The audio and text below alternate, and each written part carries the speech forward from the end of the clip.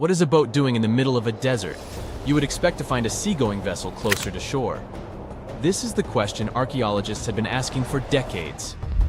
In 1988, there was a storm near one of the most important archaeological sites in ancient Egypt. A wooden structure emerged from the sand. It was hollowed out by termites.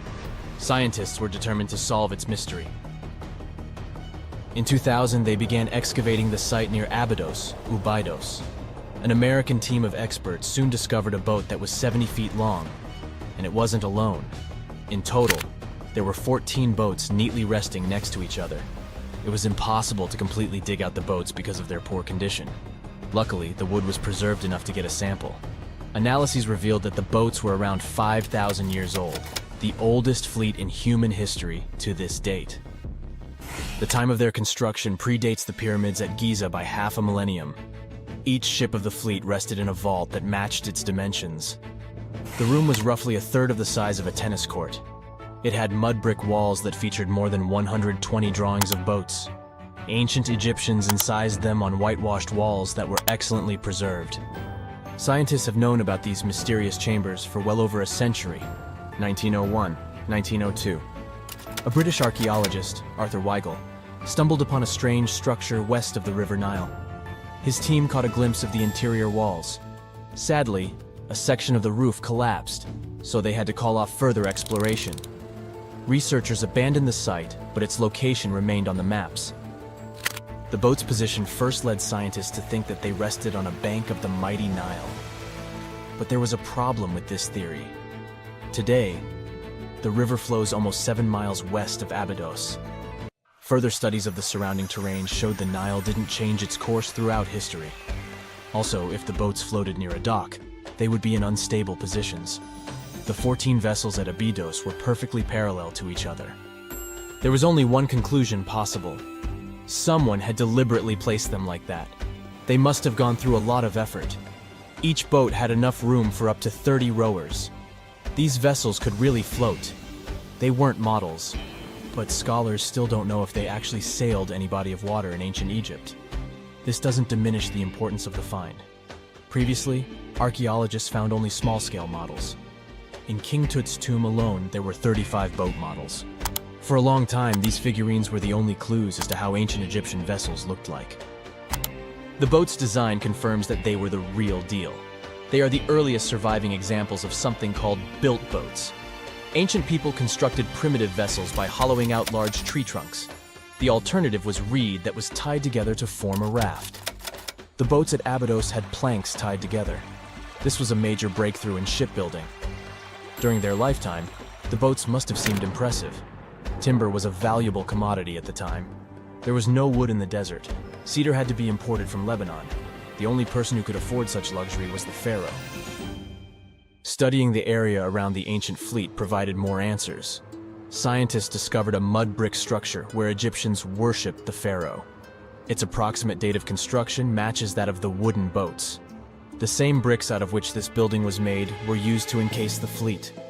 At the time of their construction, the rooms they were stored in had a ceiling. That's the section that archaeologists stumbled upon in the early 20th century. Just like mummies and coffins, these marvelous ships rested inside splendid vaults. The exterior of these rooms was also impressive. The outer walls originally had a plaster of white limestone. It reflected sunlight. In the desert sun, the structure housing the boats must have shone from miles away. Ancient Egyptian builders used the same technique to cover the pyramids 500 years later. Today, their surface looks jagged, but it wasn't always like this. When they were constructed, the pyramids had a top layer of fine white limestone. Their surface was smooth and it gleamed in the sunlight. Instead of stairs, the outer layer of the pyramids was more of a sleek ramp. Archaeologists were left with one final question. Which pharaoh owned the fleet? The answer lay just a mile from the site. This is where the tomb of a pharaoh from the 5th dynasty rested, King Senwosret III. Its time and style of construction matched the ones of the chambers with boats. The very end of his rule might explain how the boats ended up in the middle of the desert. The pharaoh probably passed away in northern Egypt. Then his body was transported down the Nile to Abydos in a marvelous procession of decorated boats. The vessels were later lowered to chambers near the final resting place of their owner. This had a symbolic meaning. In the ancient Egyptians' belief system, ships played a key role. Their supreme deity was Ra. He traveled through the sky during the day in the form of the sun. At nighttime, he sailed through the netherworld in a solar boat. The pharaoh identified himself with Ra. That's why he needed boats in the afterlife. That was the only way to regenerate himself. Just as the sun rises every day above the horizon. This belief existed for thousands of years. The more famous Pharaoh Khufu also had a ship. Scientists found it in 1954 next to his pyramid at Giza. It is some 4 centuries younger than the fleet at Abydos, but Khufu's ship was almost 2 times longer. The Great Pyramid of Giza and King Tut's tomb are some of the most famous archaeological finds in Egypt. But there are many more secrets hiding beneath the endless sands of the Sahara Desert. Recently, 2020, archaeologists found a lost city there.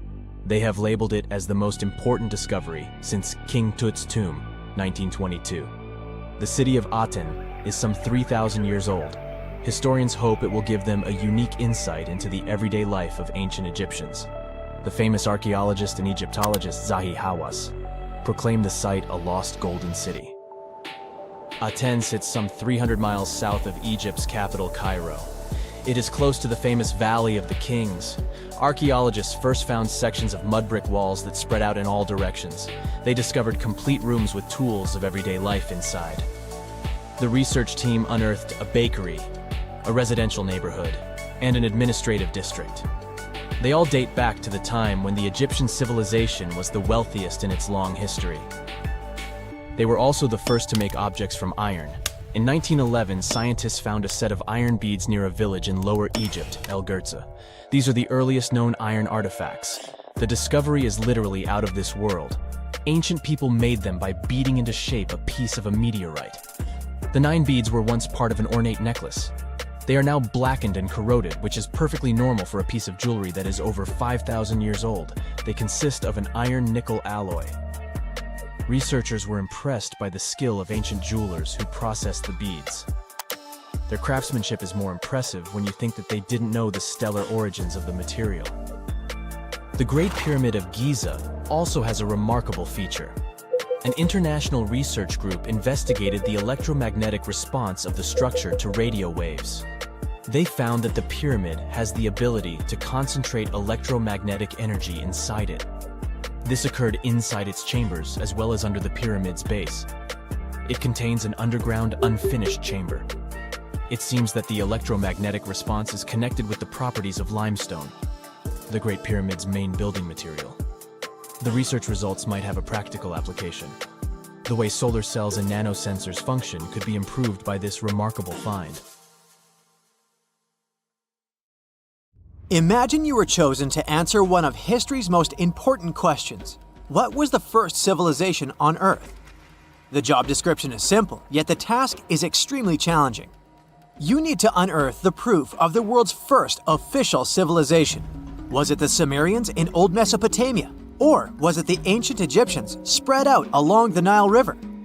Not to make you nervous or anything, but history is quite literally in your hands. Good luck! Since you can't turn back the clock and visit Old Mesopotamia to get the answers to your questions, you'll need to research museum databases in order to get some clues. First things first, we need a definition of what is considered a civilization. It's not just thousands of people grouped together and living harmoniously. There are some key elements that together make a group of people a civilization. Like, for example, the domain of urbanism, aka city building, irrigation systems, and writing. You decide to begin your search by diving deep into the history of the Sumerians, which today hold the position of the world's first civilization. Now, imagine being the first of your kind. This means having no external examples. Rather, it means starting from scratch. First thing you'll need, a piece of land. And since there were no active water companies in the world at that time, you'll need a piece of land with easy access to water. So, the Sumerians settled between 2 major rivers, known as the Euphrates and the Tigris in southern Mesopotamia around 5000 BCE. Fun fact, Mesopotamia translates to the land between 2 rivers. On a modern-day map, it's more or less where Iraq is situated today. Together with land, a civilization needs ways to get food. The Sumer civilization had to face a dry and hot climate, but they managed to make agriculture thrive in the region. By diverting river waters and creating reservoirs and dams, the Sumerians allowed for a series of settlements to emerge across Mesopotamian plains. The famous city of Babylon was one of them. You know, the city that supposedly had those hanging gardens? I say supposedly because no definitive proof of the real existence of this monument has ever been found. However, it was considered one of the 7 wonders of the ancient world, and cited as a remarkable feat of engineering in an ancient book published around 290 BCE. Although no record was found of the Gardens of Babylon, the Sumerians were recognized as extremely skilled builders. Their cities were filled with mud brick constructions, and the most impressive ones were known as ziggurats, stepped pyramids that were built for spiritual purposes.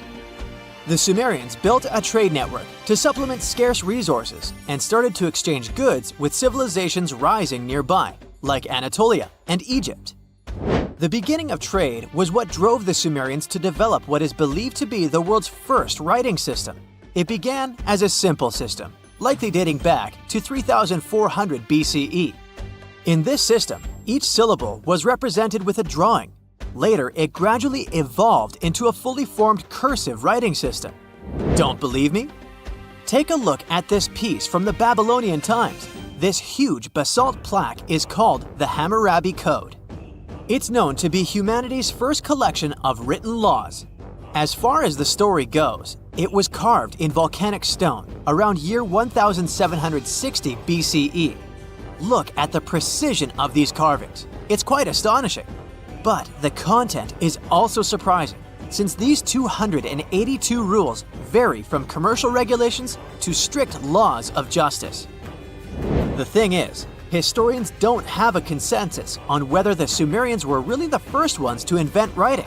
Some think it might have been old Egyptians. Let's pause here.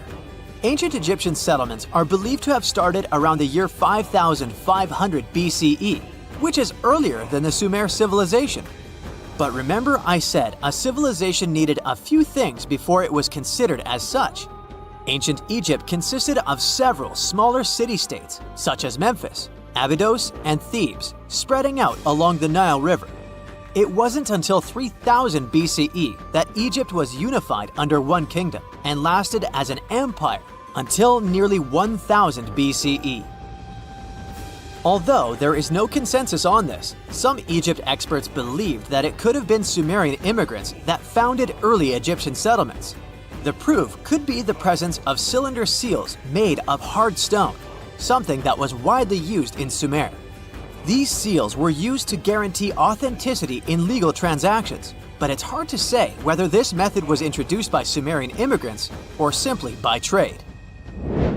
Since the time period is not one of the criteria we can use to determine who came first, we'll have to turn to something else. But what?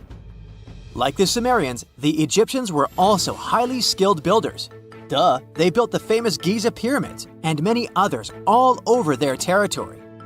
In order to enhance their building techniques, they delved into developing a more profound understanding of mathematics.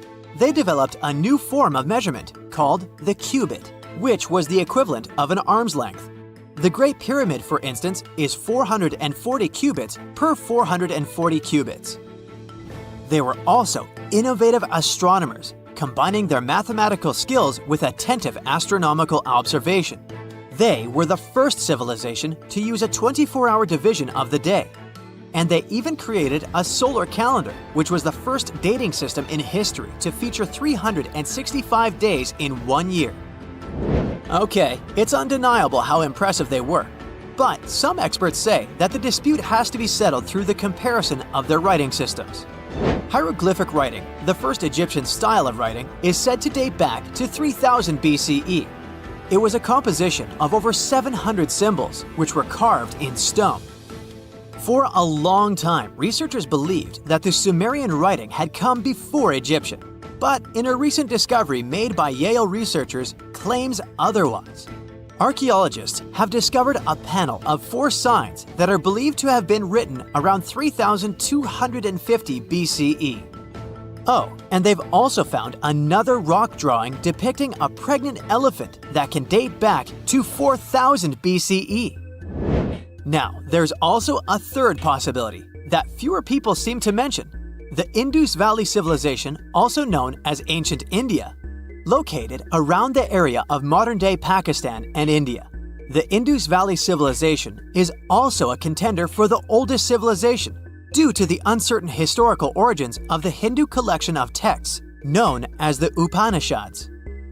The Indus Valley Civilization flourished around 3000 BCE, but records show that people in the Indus Valley were trading with Mesopotamians as early as 3500 BCE.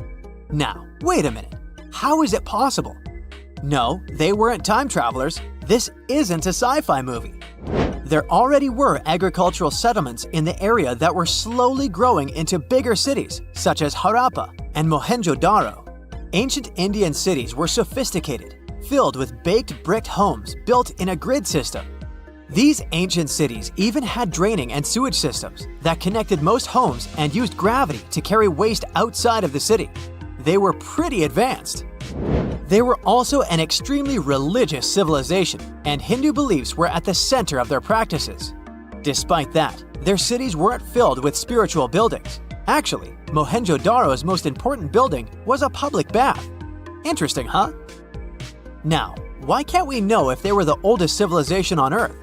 Even if some historians suspect that the origins of the Indus Valley people can be traced back to 5000 BCE, there is no concrete evidence of this, only speculation. The best proof we have is the Upanishads. The Upanishads are texts filled with philosophy, mantras, and ceremonies. The thing is, part of Hindu practices included memorizing and passing down the wisdom of the Upanishads in oral form. So, it took a while before it appeared as a written script. Well, I'd say historians aren't really sure what was the world's first civilization. We can only guess at this point, but who knows what new discoveries might reveal. Archaeologists have been studying Petra in Jordan for 200 years, and in 2024, they found something they had never seen before.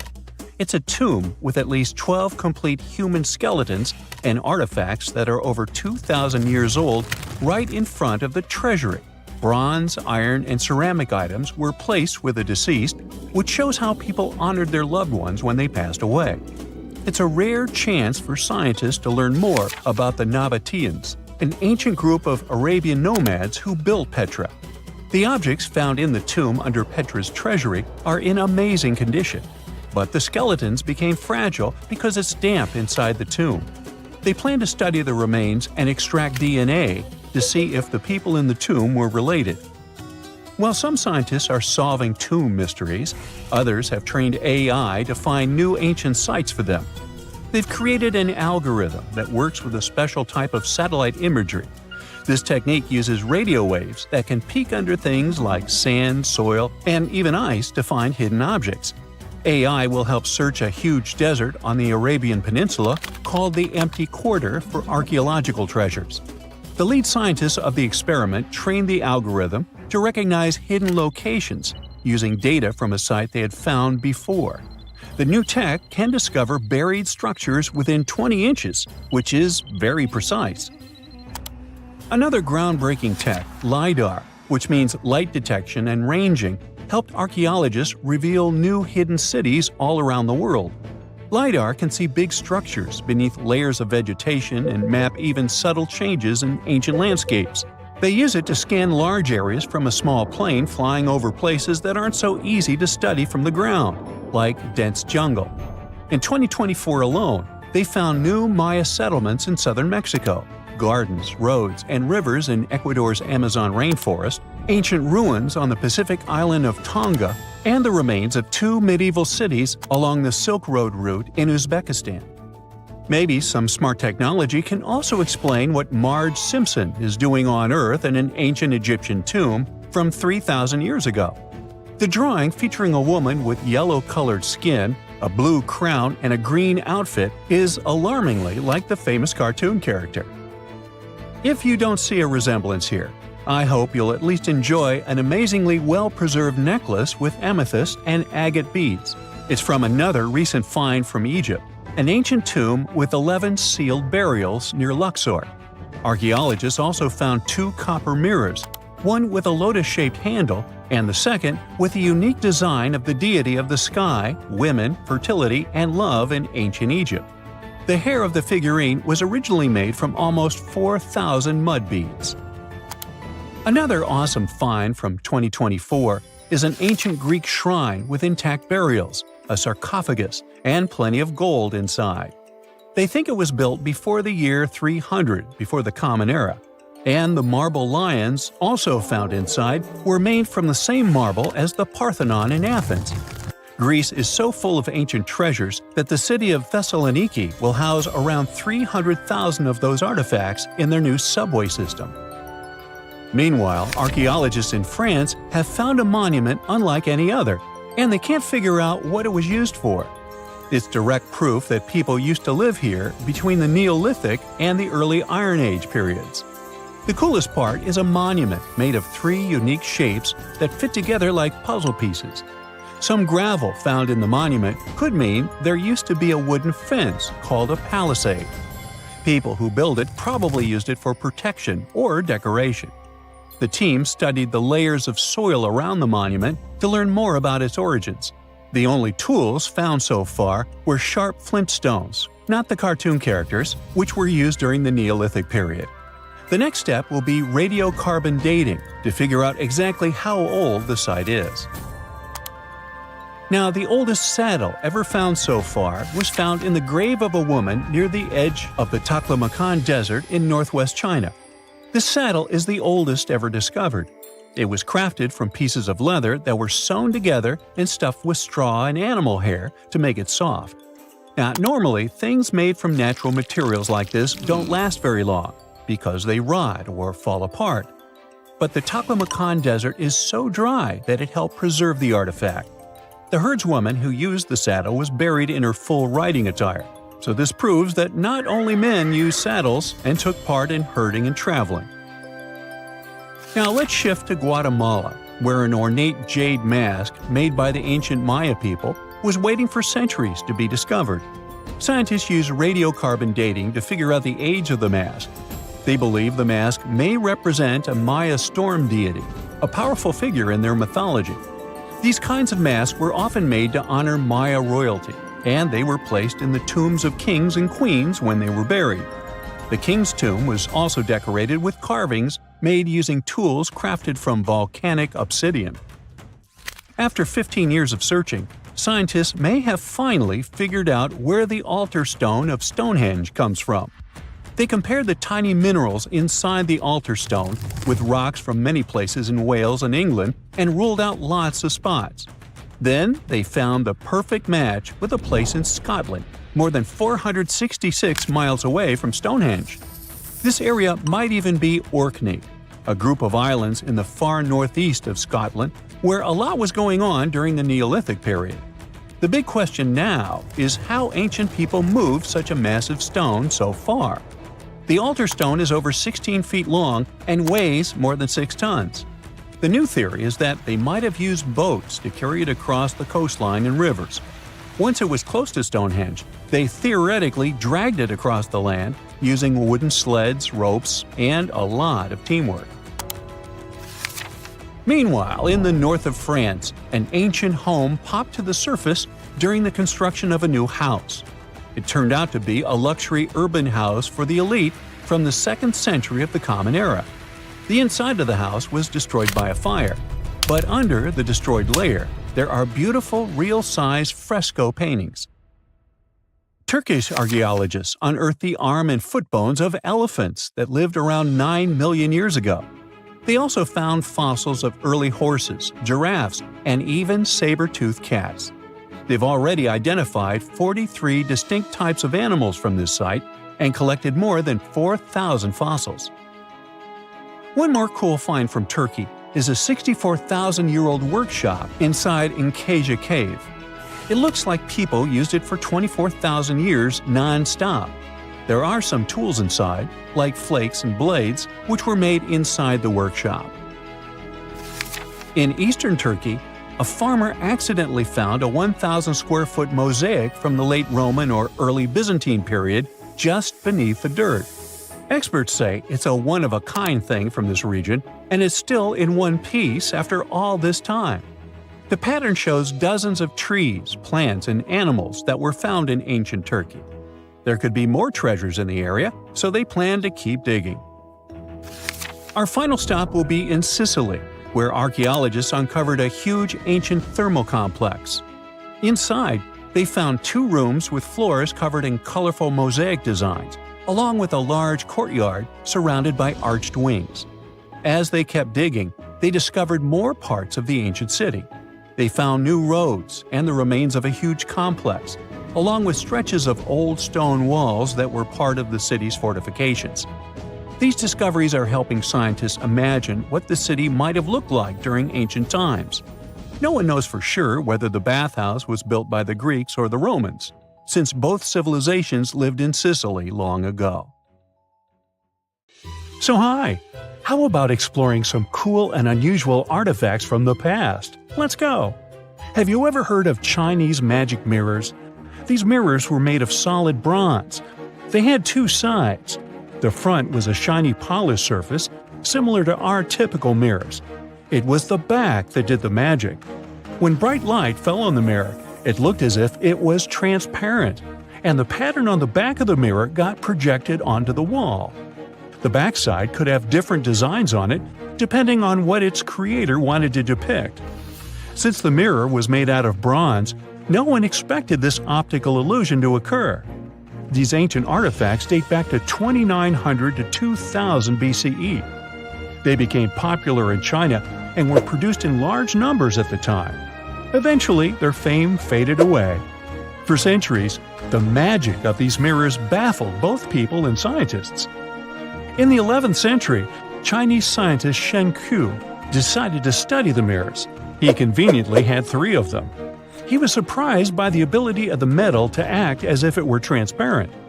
He believed that some tempering techniques created surface wrinkles on the mirror to make it translucent.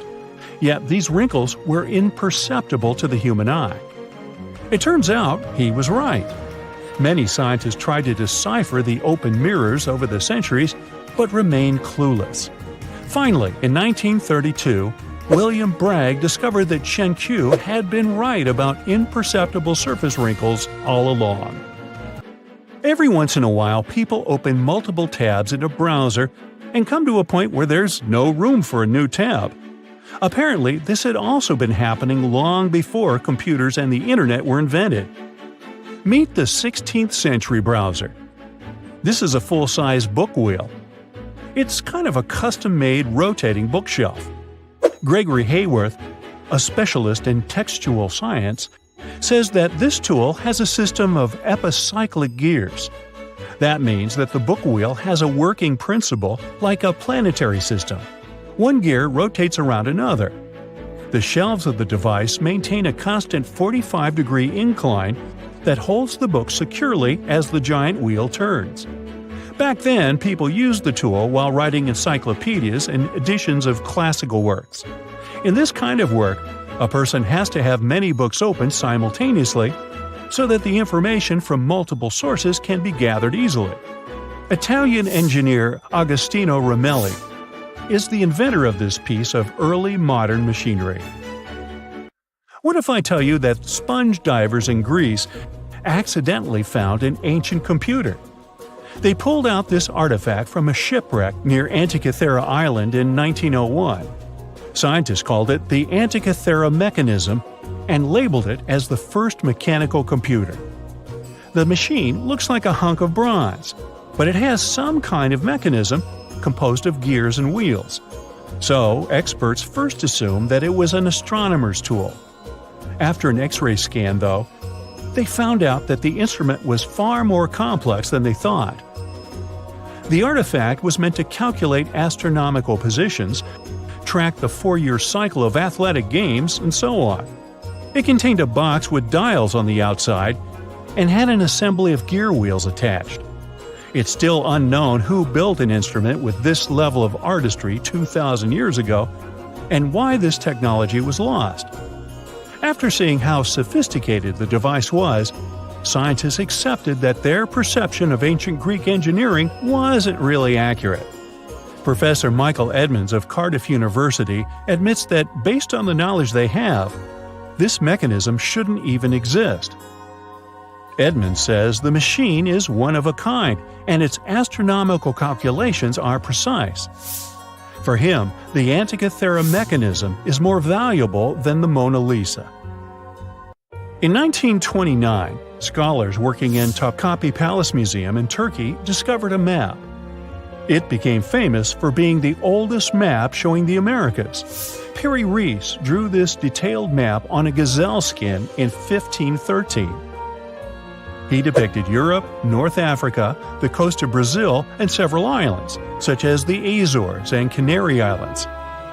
The most exciting thing is that he created the map only 21 years after Columbus had set foot in the New World. Well, it was new to him. Perry Rees was a maritime scholar and a successful naval commander leading the Ottoman fleet. Yet, while drawing the map, he relied not only on his expertise in sailing. He created it by assembling and referring to 20 other regional maps, like the Arab map of India, 4 Portuguese maps, and the map of the western parts drawn by Columbus. Yes, the part he got from Columbus raised the heartbeat of many historians. Columbus drew a map during his third voyage to the New World and sent it to Spain in 1498. It's assumed to be lost. Surprisingly, historians can now understand what Columbus noted down by looking at Perry Rees's map. Fun fact, he also drew another world map in 1528. Even though only about 1/6 of this map has survived, it's clear that it described the northwestern part of the Atlantic, the region from Venezuela to Newfoundland, and the southern tip of Greenland. The map also showed Antarctica centuries before its discovery. Historians had to rethink the chronology of history after getting this crazy information. Perry Rees described Antarctica's topography without ice in great detail. In the 1930s, workers found dozens of stone spheres in Costa Rica. Locally, they're known as bolas de piedra, literally stone balls. They were made by a civilization lost in time. What's interesting about these balls is their shape. They are perfectly spherical. How ancient people could make such precise shapes is a mystery. The spheres are of different sizes. Imagine a small one, like a tennis ball. Then put another one next to it, 7 feet in diameter. The largest spheres weighed 16 tons. Archaeologists are sure that these balls are human-made. Yet their purpose remains unclear. Some archaeologists claim that the spheres could represent the solar system or could be inspired by various stages of the sun and the moon. Others say that the stone's placement refers to the houses of chiefs. Most of the stone spheres were sculpted from granodiorite. It's a hard rock similar to granite.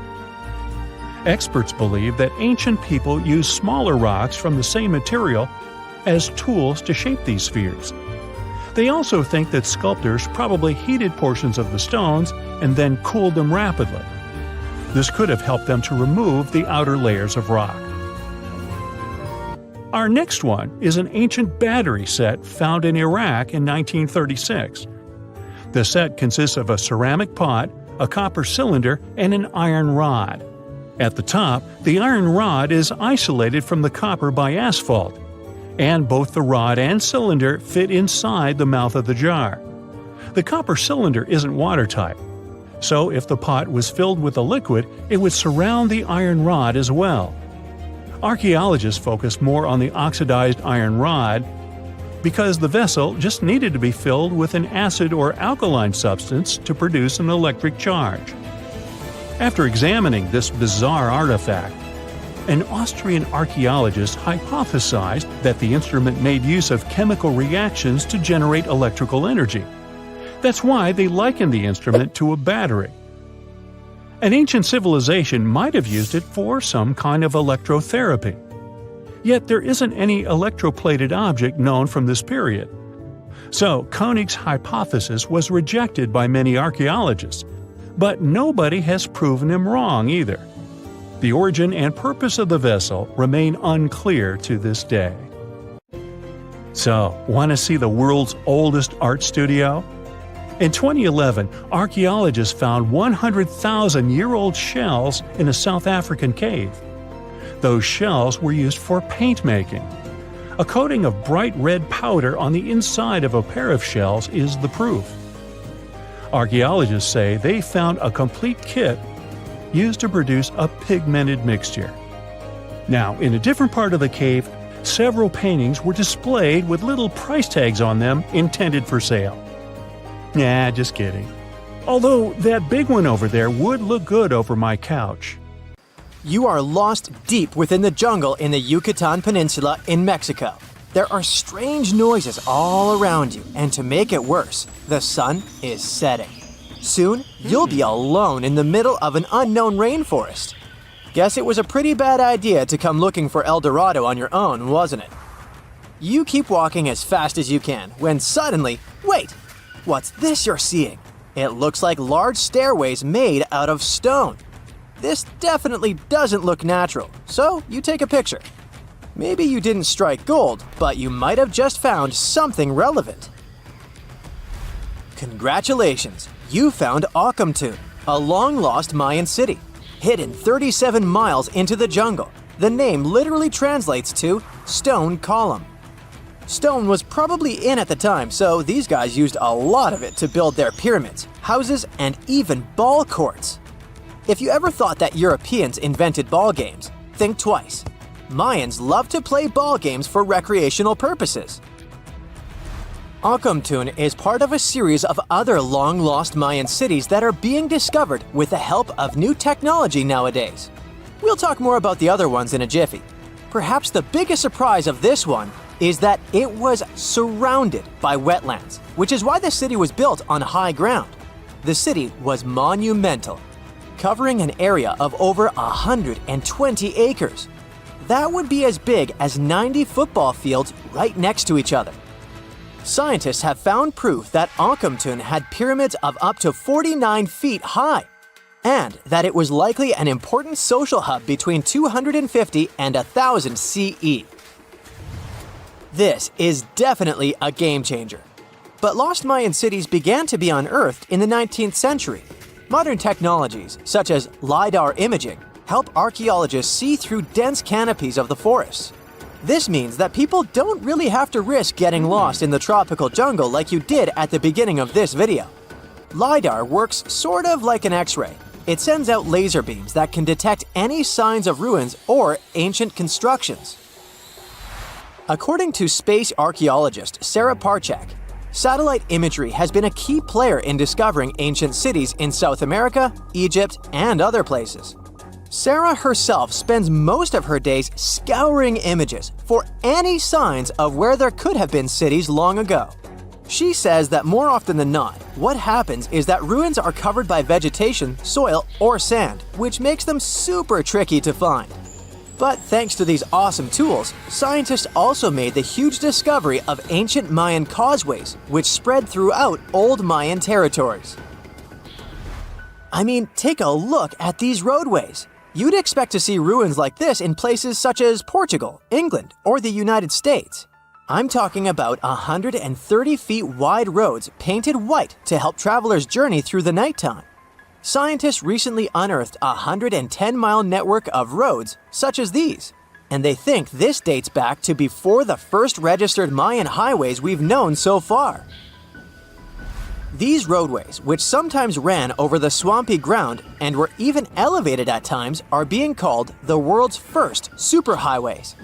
Even if there is no registry of animal-powered vehicles, it's believed that the Maya used them to travel around a network of possible 964 settlements. They were built like a huge spiderweb, and from what archaeologists have gathered, this huge system of roads worked to connect a big system of economic and social interactions between Mayan cities.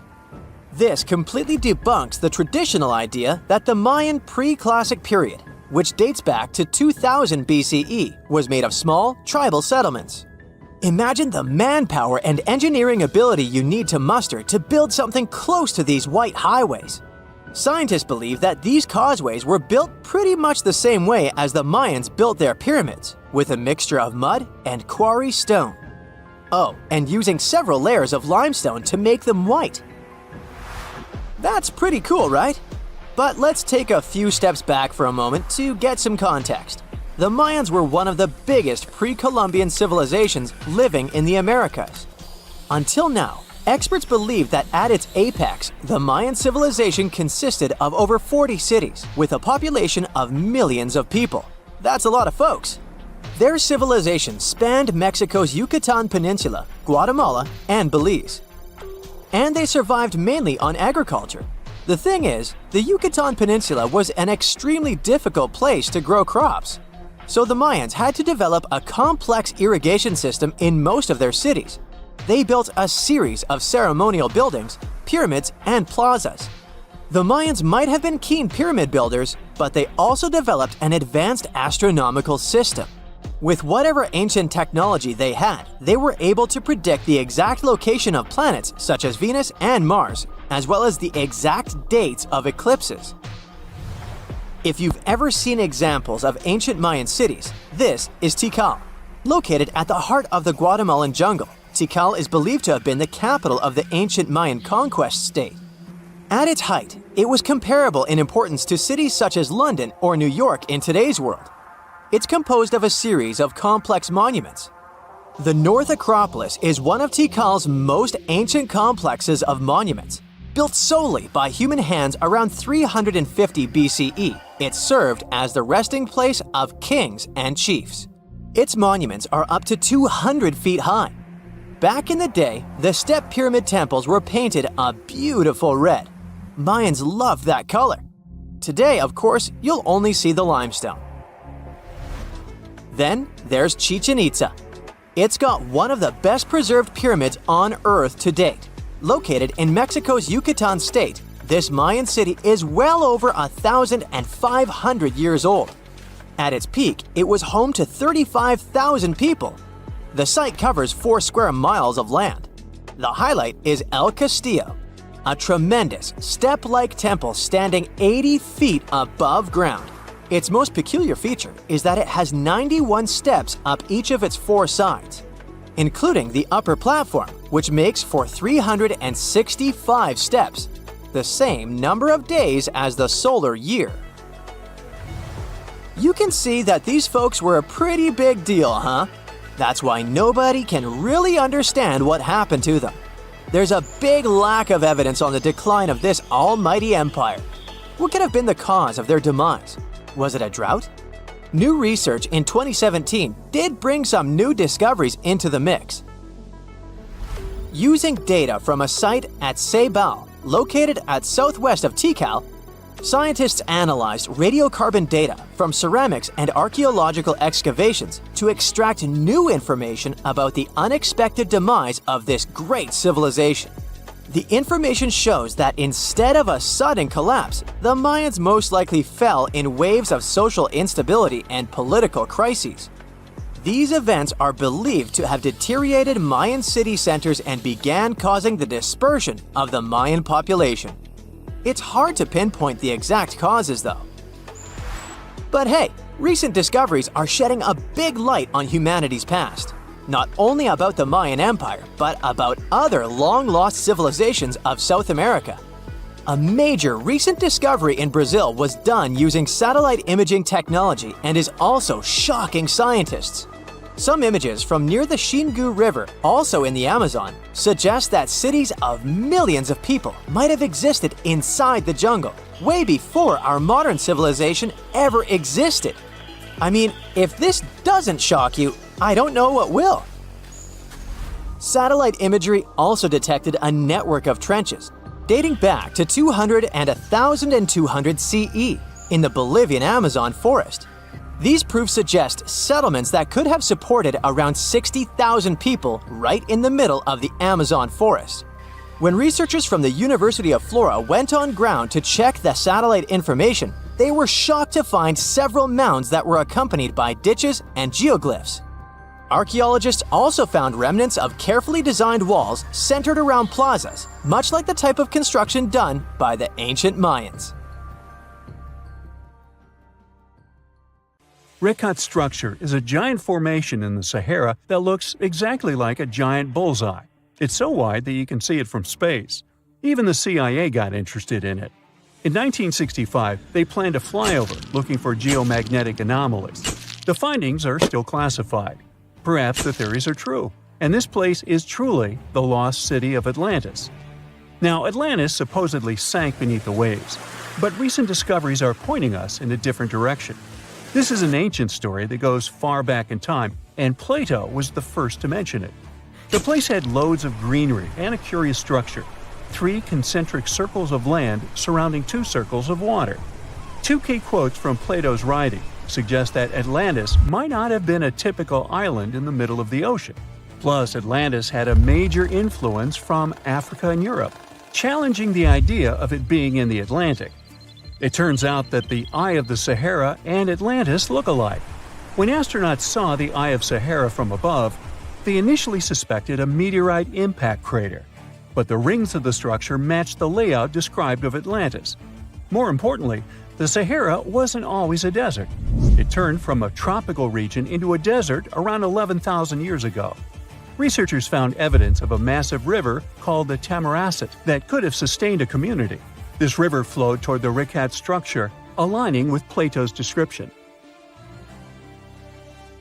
The Trans-Saharan Seaway ran through the Sahara 50 to 100 million years ago.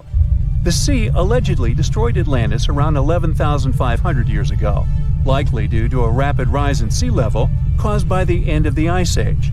NASA's worldview imagery shows patterns consistent with this theory. Those concentric rings might be a key to unlocking the secrets of our planet's evolution over millions of years. They're shaped by erosion on resilient rock layers, creating a spooky pattern of ridges and troughs. The central peak stands proud at 1,300 feet. The central part has undergone a significant erosion makeover, revealing a circular structure with a raised peak. Unlike impact craters, the Eye of the Sahara flaunts a striking balance and symmetry. Some say it results from rock uplift, sculpted by wind and water. Others think it's an ancient anticline, eroded to reveal its concentric glory. Then there's a salt diapir theory, suggesting that salt's buoyancy sculpted this beauty. Dating techniques have proved that it formed 541 to 252 million years ago, give or take a million or two. Ancient tools are scattered around the outer rings of the structure near riverbeds. Some older stone tools have also been spotted in the same areas. And still, even though some spear points from the Neolithic period have been found, there aren't many signs that people were living there back then. The area seems to have been used for short-term activities like hunting and making tools. There are other unearthly mysteries that haunt our world. One such enigma is in Norway, the ominous Hessdalen light phenomenon, also known as the Valley of Lights, leaves scientists confused. This valley is 10 miles wide. It's quite isolated, but a peculiar blue box sits high on the hillside, equipped with cameras scanning the valley. The unsettling saga began in the 1980s, when the night sky over Hessdalen erupted with burning fireballs, a recurring spectacle that sent shivers down the spines of those who witnessed it. This wasn't a fleeting occurrence, rather it became a regular thing. Terrified locals reported encounters with these unexplained luminous phenomena, some of which happened near their homes. Unease spread like wildfire. At its peak, there were about 20 sightings every week. The phenomenon made its way into newspapers, magazines, and media worldwide.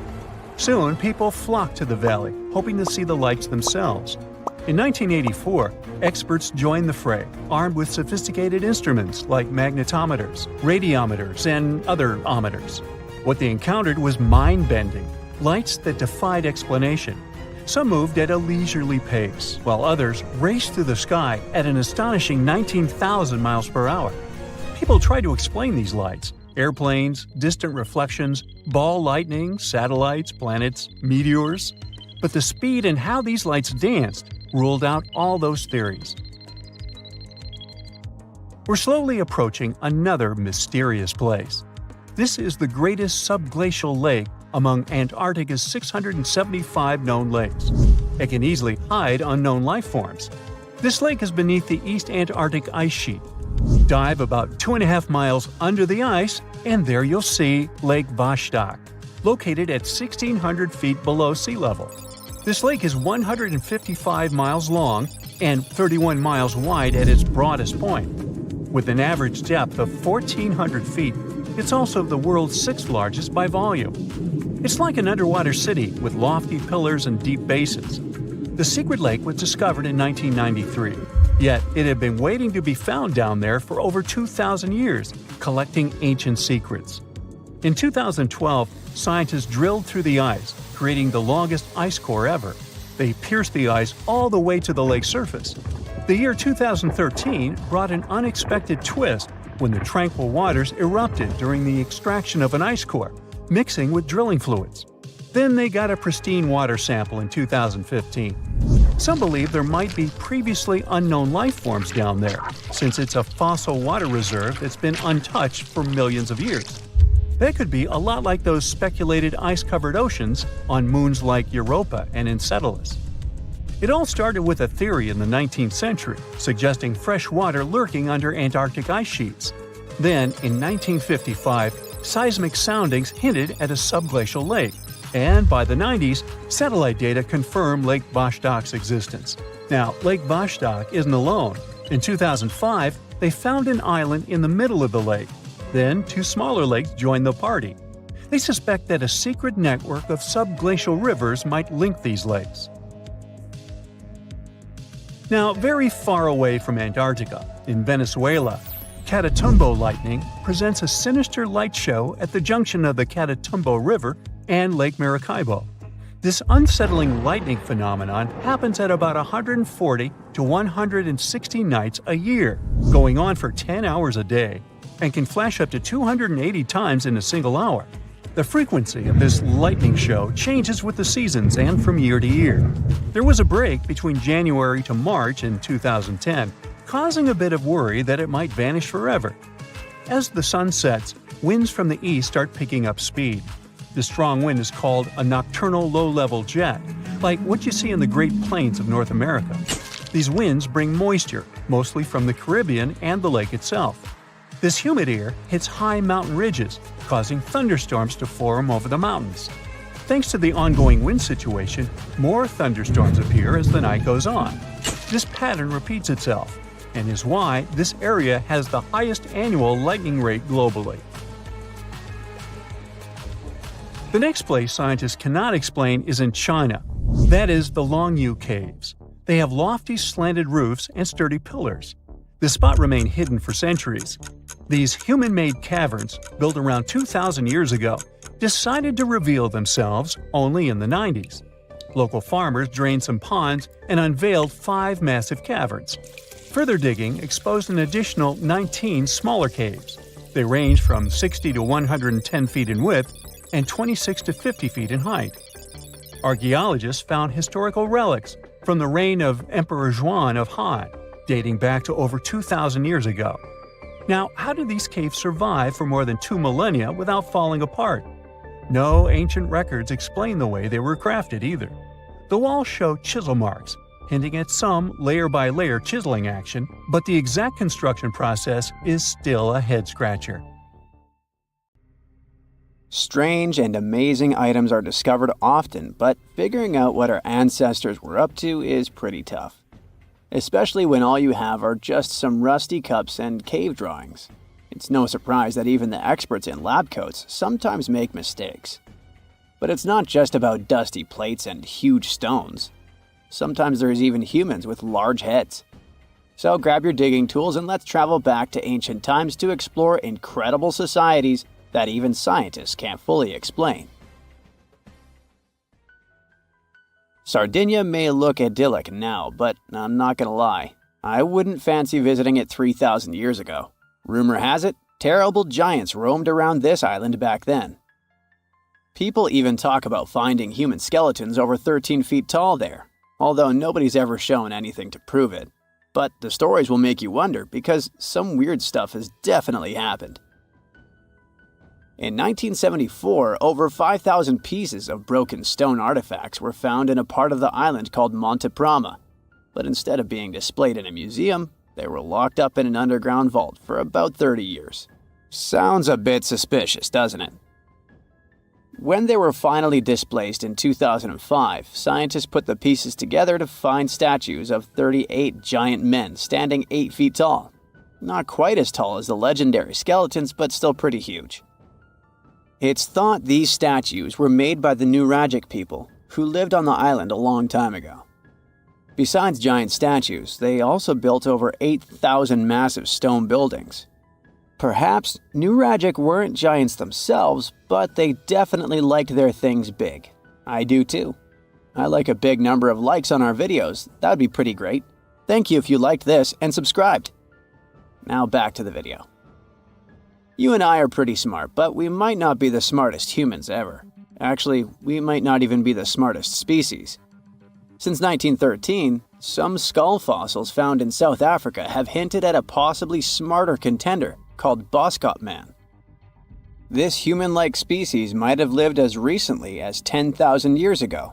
Their skull suggests they had really big heads, which means their brains could have been 30% bigger than ours. Wow! Their average IQ could have been around 149, making them among the smartest 0.05% of people today. But if a Boskop Brainiac was so much smarter, why are they not around and we are? Well, bigger isn't always better, you know. Our brains are a lot bigger than our ape relatives, mainly in the prefrontal cortex. This part helps with high-level tasks like making decisions, remembering things short-term, and being aware of ourselves. The parts of the brain that handle our senses and movements haven't really grown much. So, maybe the Boskops spent too much time dwelling on the past rather than doing practical things like hunting. But this is all just guessing. We really don't know what happened to these clever cousins of ours.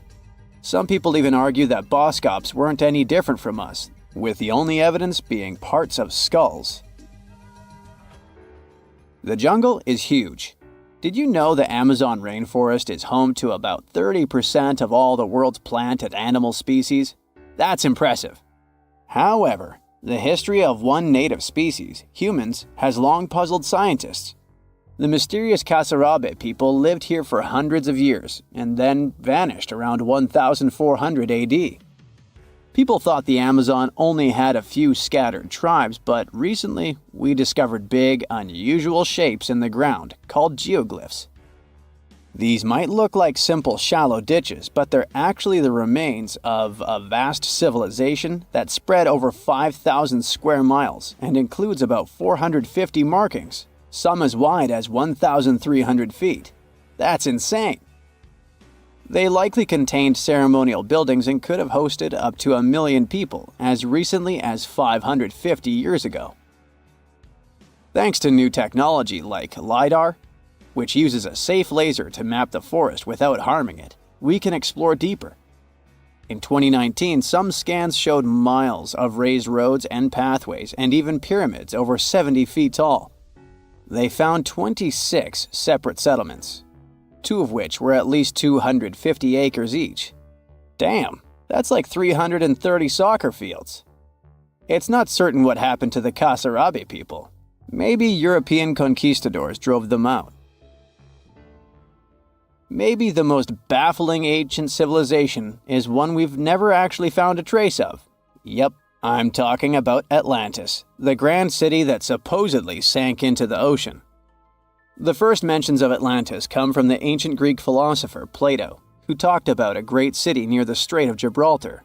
But for ages, everyone just thought Plato made up Atlantis as a perfect version of his own Athens. So why, about 12,000 years after it supposedly vanished, do we still wonder if it might be real? Well, in the 19th century, U.S. Congressman Ignatius Donnelly wrote a book giving 13 reasons why he thought Atlantis was more than just a myth. Then, in 1965, some folks thought they actually found Atlantis when they discovered the Richat structure, a massive 25-mile-wide dome in Mauritania, Africa. It's so big that you can see the whole thing from space. 2 astronauts flying over the Sahara Desert spotted this giant eye staring back at them and thought they'd made the discovery of a lifetime. Unfortunately, there's no solid evidence linking this structure to Atlantis. It's believed to have formed from volcanic activity about 100 million years ago. But it does look suspicious, doesn't it? Still, we're no closer to knowing the truth. Imagine going back to about 3,300 BCE and finding yourself in South Asia. Welcome to the Harappan civilization. These people were way ahead of their time. They had cities like Harappa and Mohenjo-Daro, complete with baked brick houses, sophisticated drainage systems, and even public baths. This place might have had over 5 million people, making it one of the densest regions at the time. They also invented a system of standardized weights that was incredibly useful for traders. And trading they did. These people had connections stretching all the way to the Middle East, thanks to their great skills in metallurgy. They even had a form of ancient branding. The seals were used to stamp clay on trade goods. Despite being so advanced with a thriving urban life, there's a whole bunch of mystery shrouding their language and script.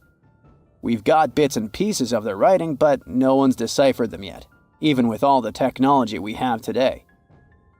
We also still don't know how exactly their society worked. It looks like they didn't flaunt their social status as much as other civilizations. No grand palaces or massive monuments. Instead, their largest buildings might have been granaries. They sure were practical. Unfortunately, all good things must come to an end. Around 1800 BCE, this bustling civilization started to decline, possibly due to shifts in river patterns. As the environment changed, the Harappans packed up, moving towards more hospitable lands. Ever heard of the Minotaur? The beast with a bull's head and a man's body, hunting the bravest travelers in a massive maze. Well, this wasn't just any old tale. It was one of the most popular dramas of the ancient world. And it was inspired by this place, the island of Crete. The Minoans lived here during the Bronze Age. They had stunning palaces, amazing frescoes, and a culture so rich it still fascinates historians to this day. They built places like Knossos, which was so complex with its multi-story buildings and elaborate hallways that it might have inspired the whole labyrinth myth. Their engineering was so ahead of its time that even their drainage systems were more advanced than what many of us have today. Let me know in the comments which of these stories you find the most fascinating, and thanks for watching. Have you heard of Göbekli Tepe? It's an ancient site in Turkey that literally made historians rewrite history books. Over 11,000 years ago, a group of prehistoric humans crafted an enigmatic masterpiece that's even older than Stonehenge.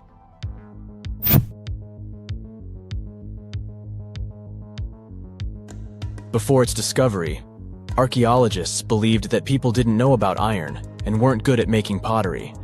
They were sure that settled life only emerged with the need for agriculture. But Göbekli Tepe changed this belief.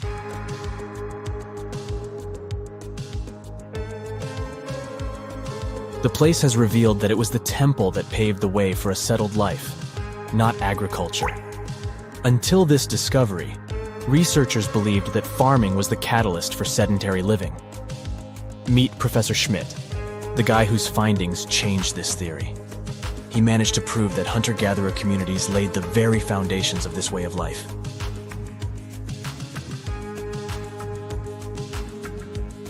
Back in the 1960s, other archaeologists visited the area, but they totally missed the mark. While surveying the region, they stumbled upon a hill with scattered limestone slabs and concluded it was just an old burial ground from medieval times. Little did they know that there was so much more to uncover.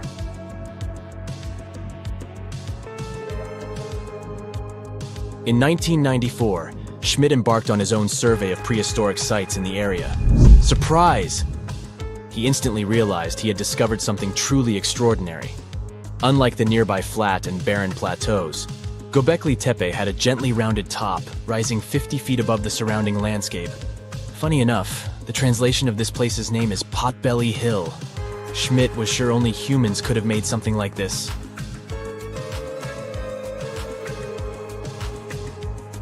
those broken limestone pieces that were mistaken for gravestones turned out to be way more exciting. It was like stumbling upon a hidden treasure. The pieces took on a whole new meaning, and Schmidt with his team was about to dive into the secrets waiting beneath the surface. To their surprise, they found no traces of a settlement, no hearths for cooking, no houses, and none of those adorable clay figurines commonly found in nearby sites of similar age. However, they uncovered that those ancient people used tools like stone hammers. So, Schmidt and his team put their heads together and took a wild guess at the age of Göbekli Tepe's stone structures. Their estimation got backed up by some limited carbon dating done right at the site. The ancient vibes of this place were finally starting to make sense. It was like a puzzle slowly coming together.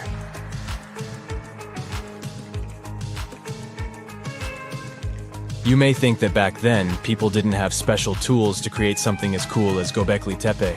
Not true. Turns out, these prehistoric folks used flint tools instead of fancy metal chisels.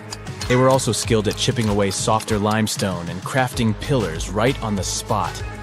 Afterward, they carried the pillars a short distance to the summit and placed them upright. Once the stone rings were complete, they covered them with layers of dirt. Over time, they added new rings, and voila! You've got a cool hill to impress people in the future.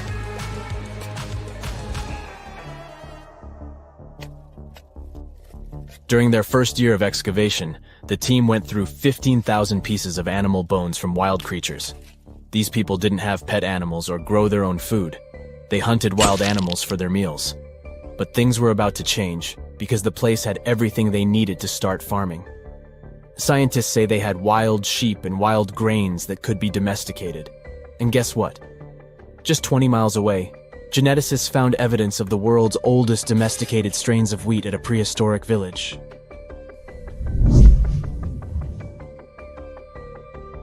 These amazing findings have completely changed how we view civilization.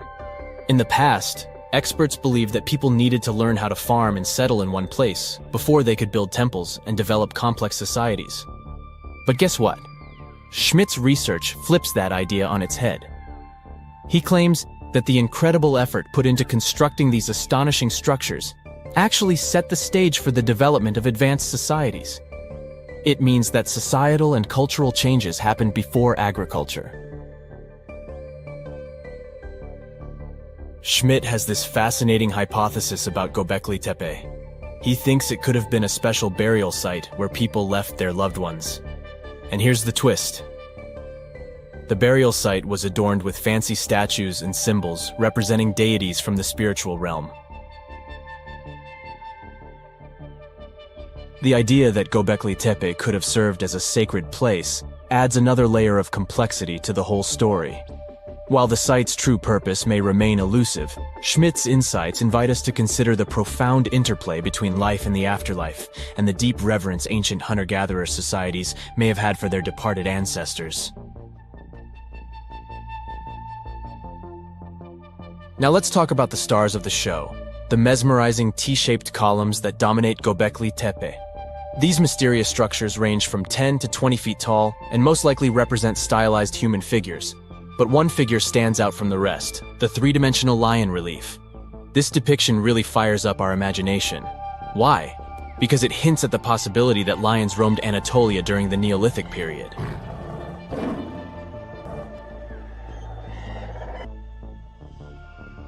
These standing stones are arranged in circles and placed in rectangular pits. Each circle has a similar setup. Two big T-shaped pillars in the center, surrounded by slightly smaller ones facing inward. Talk about a stylish arrangement. These towering pillars reach a whopping 16 feet and weigh between 7 and 10 tons. Some pillars are plain and simple, while others are like works of art with intricate carvings. Foxes, scorpions, and vultures come to life, crawling and twisting on the pillars' sides. But it's not just animals depicted on these stones. Some pillars have abstract shapes representing humans, and even small carvings of clothing items. Some of them even have belts. Now, there's one pillar that stands out from the rest like a rock star. This super old stone pillar suggests that a comet crashed into Earth. It happened during a chilly period that lasted about 1,000 years. Previous studies examining Greenland ice cores hinted at this comet theory, but now the carvings at Göbekli Tepe prove it right.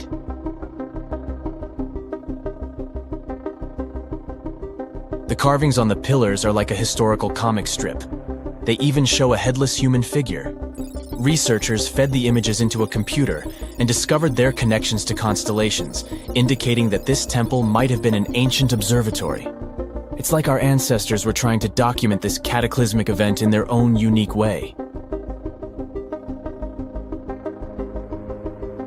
Archaeologists have been excavating and researching Göbekli Tepe since the mid-1990s, peeling back layers of history and providing us with a deeper understanding of the intricate relationship between various elements. They have no plans to stop the whole process for another 150 years. Who knows what else they'll find? You see, Göbekli Tepe has been labeled purely as a ritual site with no signs of domestic activities. We were led to believe that the absence of water meant it couldn't support semi-sedentary communities.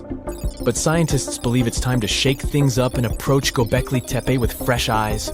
It's time to question what we believed before and use new evidence and different ways of thinking.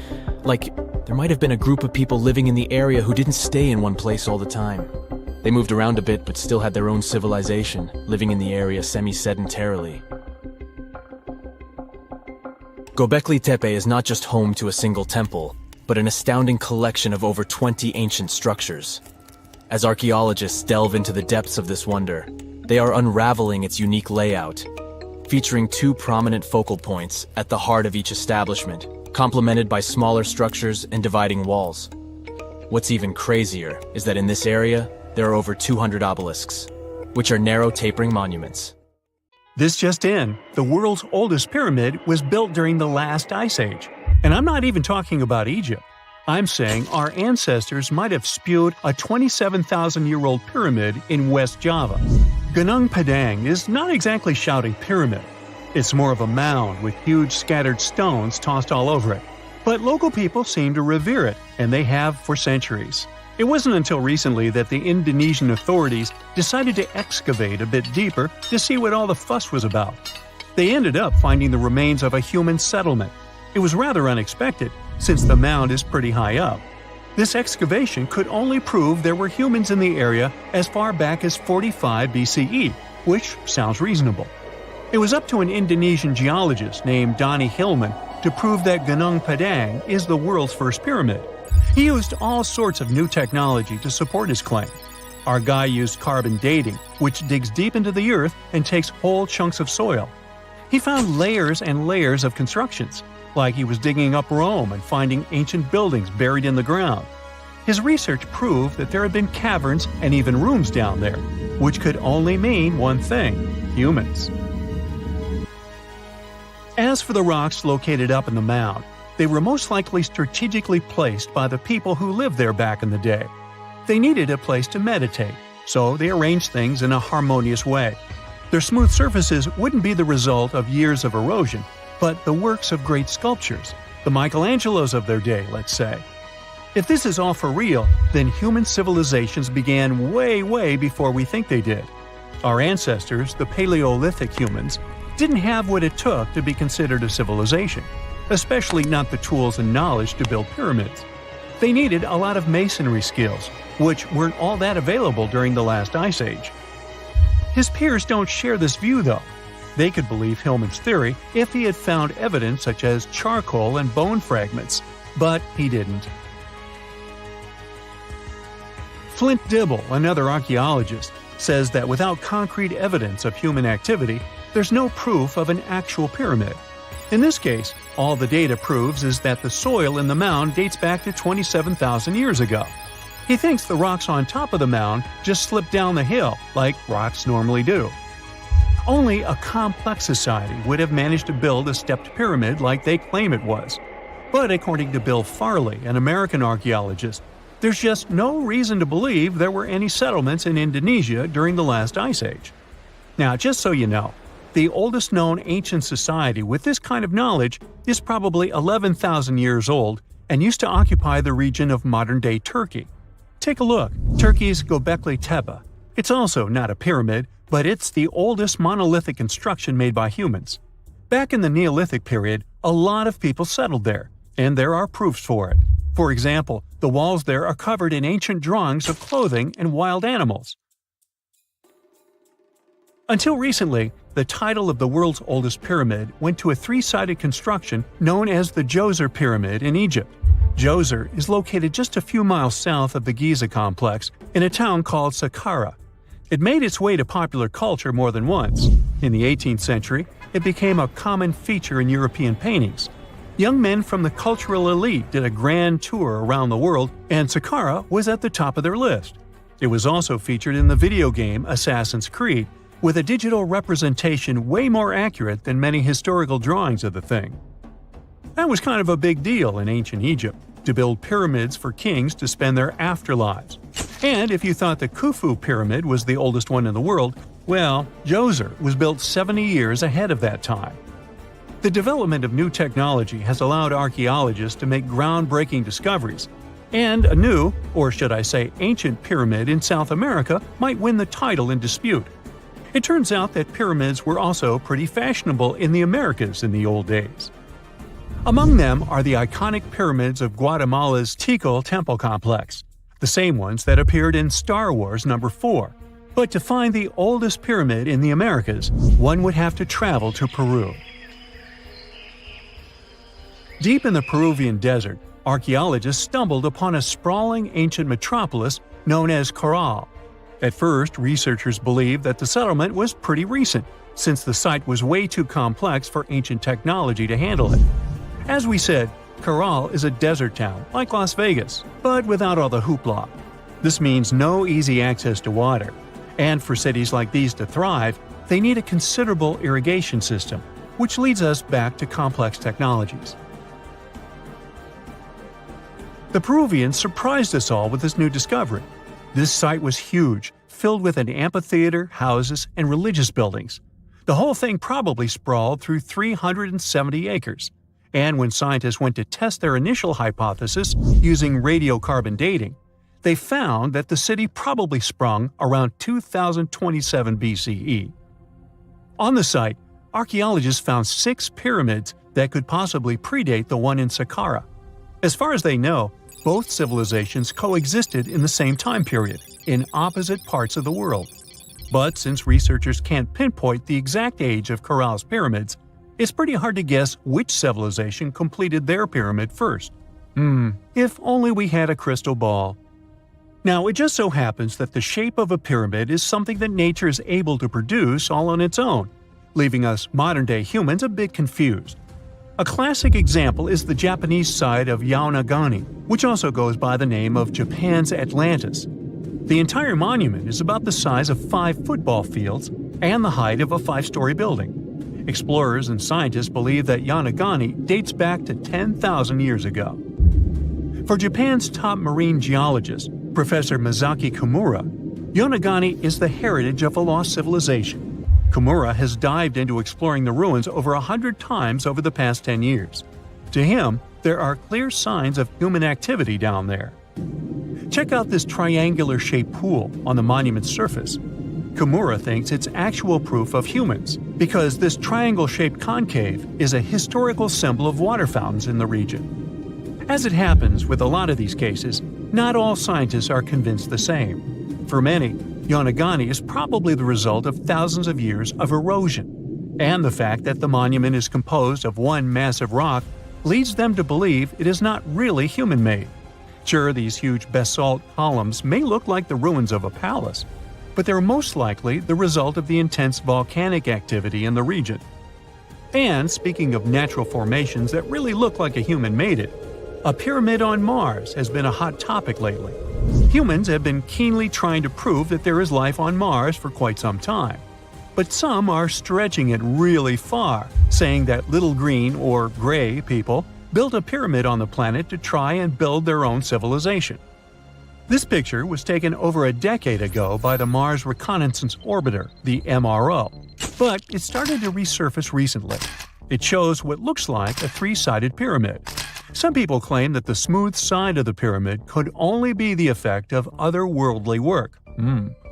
Then science comes along and explains that Mars is home to one of the deepest canyon systems in the whole solar system.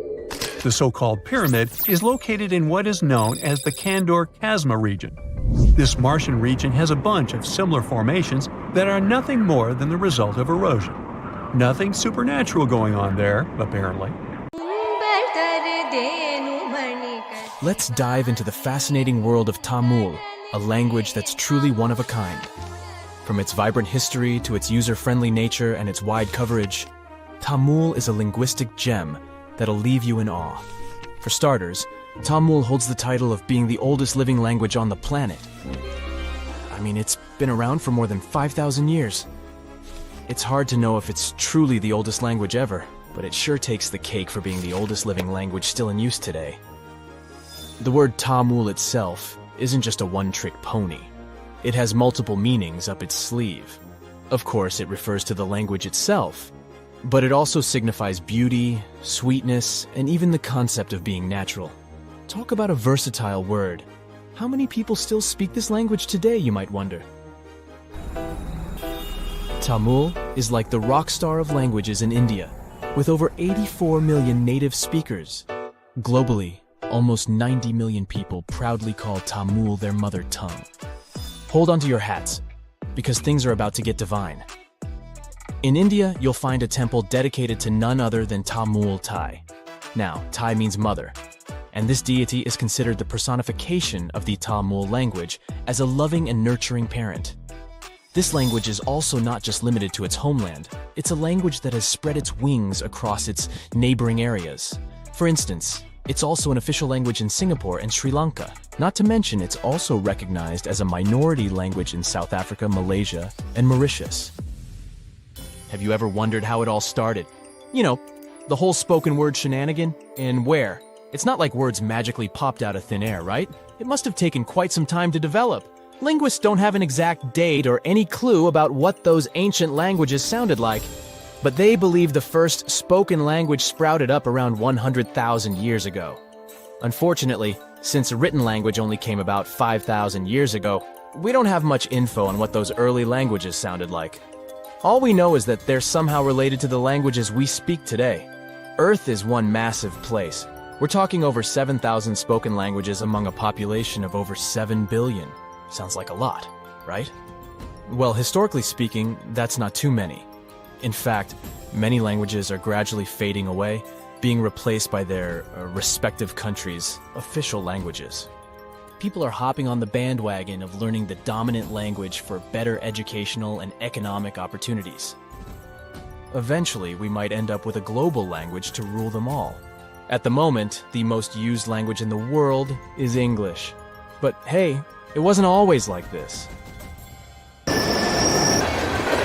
Back in the day, before the world became one huge linked web, there were oodles of small nations and communities scattered all over the globe. That means there were probably hundreds of thousands of languages evolving just like living organisms. But let's travel back in time for a bit, shall we? Picture a bunch of early humans roaming the land in their little tribes and communities. Within these groups, language became the bee's knees, the go-to for communication.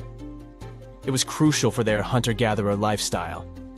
This language thingamajig allowed them to hunt like pros, multiply their numbers, build cool stuff, and survive in all sorts of gnarly conditions, even at high altitudes. Plus, it gave them a leg up on their rivals, like the Neanderthals. Sure, those folks may have been smarter and stronger, but it's widely believed they didn't gather together as Homo sapiens did. And so, about 40,000 years ago, poof, bye-bye Neanderthals. It just goes to show that language is quite a handy-dandy tool. Or at least that's one of the theories.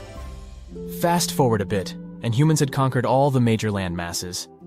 Mesopotamia, for instance, was the hotspot for this linguistic revolution, and by around 3,200 BCE, Sumerian, a totally groovy language, stole the show. To this day, it's one of the oldest ones we know of, if not the oldest. What's interesting is that Sumerian had no linguistic siblings. It was like the loner kid on the linguistic playground. Let's look into the Sumerians' writing skills for a bit too. It's nothing like what we're used to today. Scientists have named it cuneiform writing, and it emerged as a means to record trade and political information. As a matter of fact, The first recorded name in history wasn't of a king or some powerful figure. It was most likely the name of an accountant, but it's difficult to know for sure. Cuneiform consisted of a collection of pictograms that represented objects or people, much like the ancient Egyptian hieroglyphics. Sumerian culture thrived in several city-states located in the southern region of Mesopotamia. Uruk, known as the first true city, was among the stars of the show. However, these cities eventually faced some unwelcome visitors. As a result, by 2000 BCE, Sumerian had taken a back seat, becoming a classical language just like Latin. Now here's a little twist in the tale. Sumerian might not actually hold the title of the oldest known language. Egyptian, for instance, emerged around the same time as the Sumerian civilization, but along the banks of the Nile. This ancient language also made use of pictograms in its writing system, but it did undergo some serious transformations due to its interactions with neighboring languages like ancient Greek, Persian, and Latin. By the time of Roman occupation, Egyptian had become a dead language, gradually replaced by Greek. Now let's give a special shout out to another one of those old languages that are still spoken today, Hebrew. This remarkable language has been around for over 3,000 years and has managed to remain relatively unchanged throughout its long history. Hebrew is one of the official languages in Israel, and around 63% of the population in this country speaks it. Also, there are approximately 6.1 million people all over the world who can proudly say that Hebrew is their first language.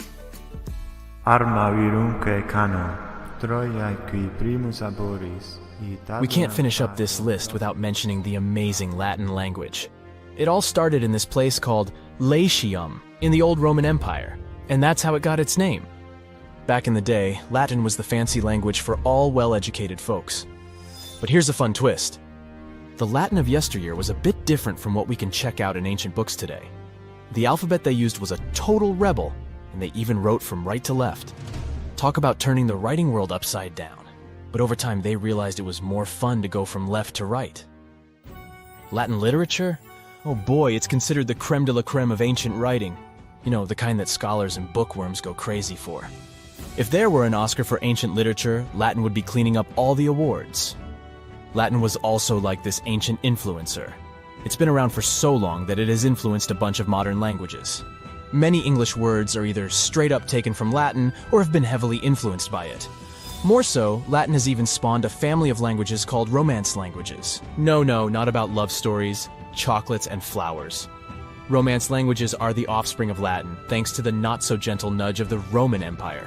We're talking about languages like French, Spanish, Romanian, Portuguese, and Italian. But here's a bummer. Latin is considered a long-gone language. It's frozen in time, like a linguistic time capsule. While living languages like English keep changing and growing, Latin is stuck in the past. It had its transformation and alteration phase when it was still spoken, but now it's just enjoying retirement in the linguistic retirement home. Regardless, Latin still sneaks into our daily lives without us even realizing it. You know when someone asks you the time and you say it's 4 p.m., well, guess what? You're speaking Latin. PM stands for post-meridiem, which basically means after midday. And AM? That's ante-meridiem, meaning before midday. This hidden village is called Aogashima. It's located right in the middle of a volcanic crater. You can find it to the south of Japan, in northernmost Micronesia. The story goes that a volcano erupted in the Philippine Sea in the 1780s, causing a lot of harm to a nearby community. Half of the population managed to escape the massive eruption and came back years later to rebuild their village.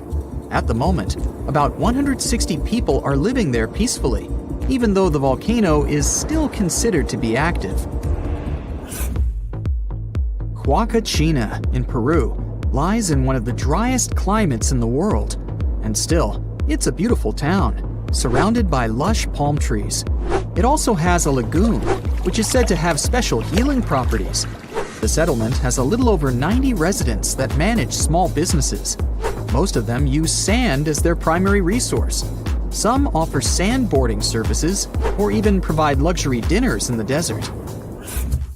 For over 500 years, a small group of people has been living on a cliffside of a peak called the Green Mountain.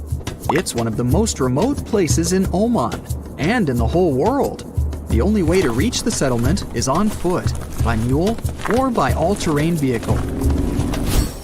It's called Al Sogara, and you need to hike around 20 minutes up a steep stone staircase to get there. The village appeared back when the locals chiseled their houses into the mountain stone to protect themselves from storms and the cold.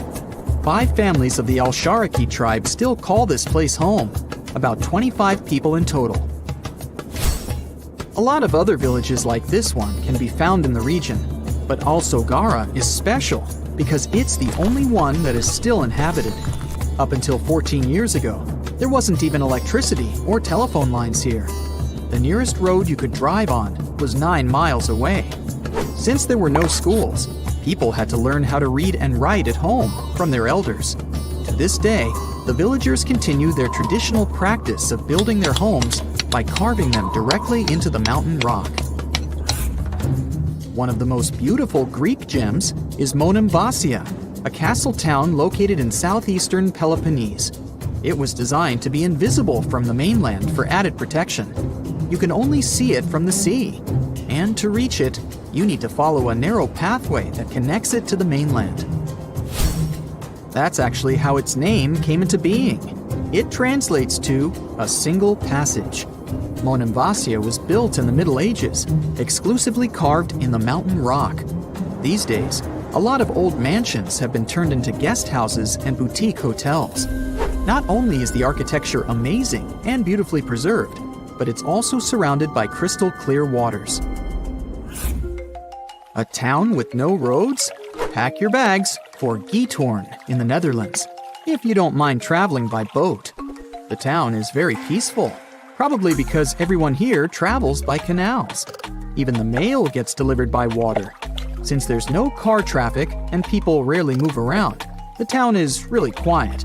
So quiet that the loudest sound one can hear is the quacking of a duck every now and then. It initially started as a movie set, but Hobbiton in New Zealand still exists, even after the filming of The Lord of the Rings and The Hobbit was finished. Tours to the charming set town are now available. There are 44 Hobbit holes in total, though only a few of them are actually open to the public. The isolated cliffside village of Gasadalar in the Faroe Islands has a population of only 11 people. It's mostly known for its scenic waterfall, which falls directly into the Atlantic Ocean. You could only reach it on foot, hiking through the mountains not so long ago. However, a tunnel has been constructed recently, making the place easily accessible by car. The 1980s musical Popeye had a custom set built on Malta. It wasn't taken down after the filming had been finished, and Popeye Village is now home to groups of beautifully colored wooden buildings and a company of actors. There's a lot of fun stuff to do there, like watch theater shows, go on boat rides, visit museums, or simply explore the creative village. The oldest and most photographed village in Austria is called Hallstatt. It's a hidden European gem with beautifully preserved old buildings and a subterranean salt lake. It's also home to a museum with artifacts as old as 7,000 years and the world's oldest salt mine. Fort Bortange in the Netherlands is a small establishment shaped like a star. Creative parts aside, it was built this way for defensive purposes. It gave the guards of the fort a strategic advantage because they had a perfect 360-degree view. These days, the construction is perfectly preserved, including its old buildings, cobblestone streets, wooden windmills, and sophisticated bridges. In Morocco, there's a traditional earthen village made entirely from clay bricks. You can find it in a valley close to the Atlas Mountains, 32 miles from the capital of Morocco. Merchants who followed the trans-Saharan trade route went through this town, carrying spices and gold. As the trade route became less and less popular, many of these fortresses were abandoned and are now preserved relics. It's one of the best places for skiing in the world, but it's still hidden from the public. No wonder the locals call it the secret side of the valley. Located in Austria, the tiny village of Barth has only a couple hundred inhabitants. Not only is it the snowiest village on Earth, but it also has access to one of the biggest ski slopes in the world. Its popularity increased a bit in 2013 when the construction of a high-speed road was completed nearby. Pirano in Italy is one of the most colorful islands in the world. Because of its vibrant colors, it almost looks tropical. It features emerald green waters, beautiful houses, and a 17th century bell tower. Its lace-making tradition brought Leonardo da Vinci to the island back in the 1400s. He bought a piece of cloth there and later used it for the design of the famous Dome of Milan. If you have a UK passport, you must be familiar with the beautiful small town of Bibury, as its scenery is featured in your ID. It's surely one of the most charming towns in Europe, as it's made up of stone buildings standing on the River Colne. The image in the UK passports is that of Arlington Row, a line of weavers' cottages that date back to the 14th century. The town of Coober Pedy in Australia is partially underground. It all began back in 1915, when opal deposits were found in the area. To this day, the town is still the biggest opal mine in the world. People living there figured out that it would be more comfortable for them to stick to the underground, as the temperatures outside can reach 125 degrees Fahrenheit. So, the settlement now has underground stores and galleries. Coober Pedy is also home to the world's first 4-star underground hotel. To visit the most remote location in the whole world, you'll need to prepare yourself for quite a journey. If you're traveling from the United States, for example, the easiest route is a 15-hour-long flight to Cape Town, South Africa, followed by a 6-day boat ride. Only after that will you reach Tristan da Cunha. Or you can take a month-long cruise across the South Atlantic Ocean, whatever works better for you. Planning in advance is a must, since there are only 9 boat trips to the island yearly. The island itself is just 7 miles long. Sitting right in the middle of the South Atlantic Ocean, it covers a mere 37.8 square miles. The 300 residents are all farmers. They have the internet, but it's really slow. As for a phone network or a local newspaper, neither is available. The inhabitants of the island speak a dialect of English that is used by the smallest number of people in the world. Experts found the oldest lakeside village ever discovered in Europe underneath the waters of Lake Ohrid in Albania. The lake itself is ancient too. It's said to be one of the oldest lakes in the world. Before this discovery, a village in the Italian Alps held the record. It was about 7,000 years old. But radiocarbon dating shows that the village under Lake Ohrid was built between 6,000 and 5,080 BCE, which means it's around 1,000 years older than any other village in Europe. Around 200 to 500 people lived in this village. It goes back to the time of the Neolithic period. In fact, these people were likely one of the first ever communities that decided to settle down. This discovery wouldn't be so interesting if it didn't have an enigma. Villagers made a wooden fortress of spikes all around their village to stay safe. But safe from what? Something mysterious. These locals went through all the trouble of building their homes on stilts over the lake and surrounding it with spikes for defense. Why did they make things so complex? That's what archaeologists are trying to figure out. Are there any other unusual settlements? Sure thing. For example, Göbekli Tepe. This place takes us back to the very beginning of permanent settlements. It also makes us question everything we thought we knew about how organized societies started.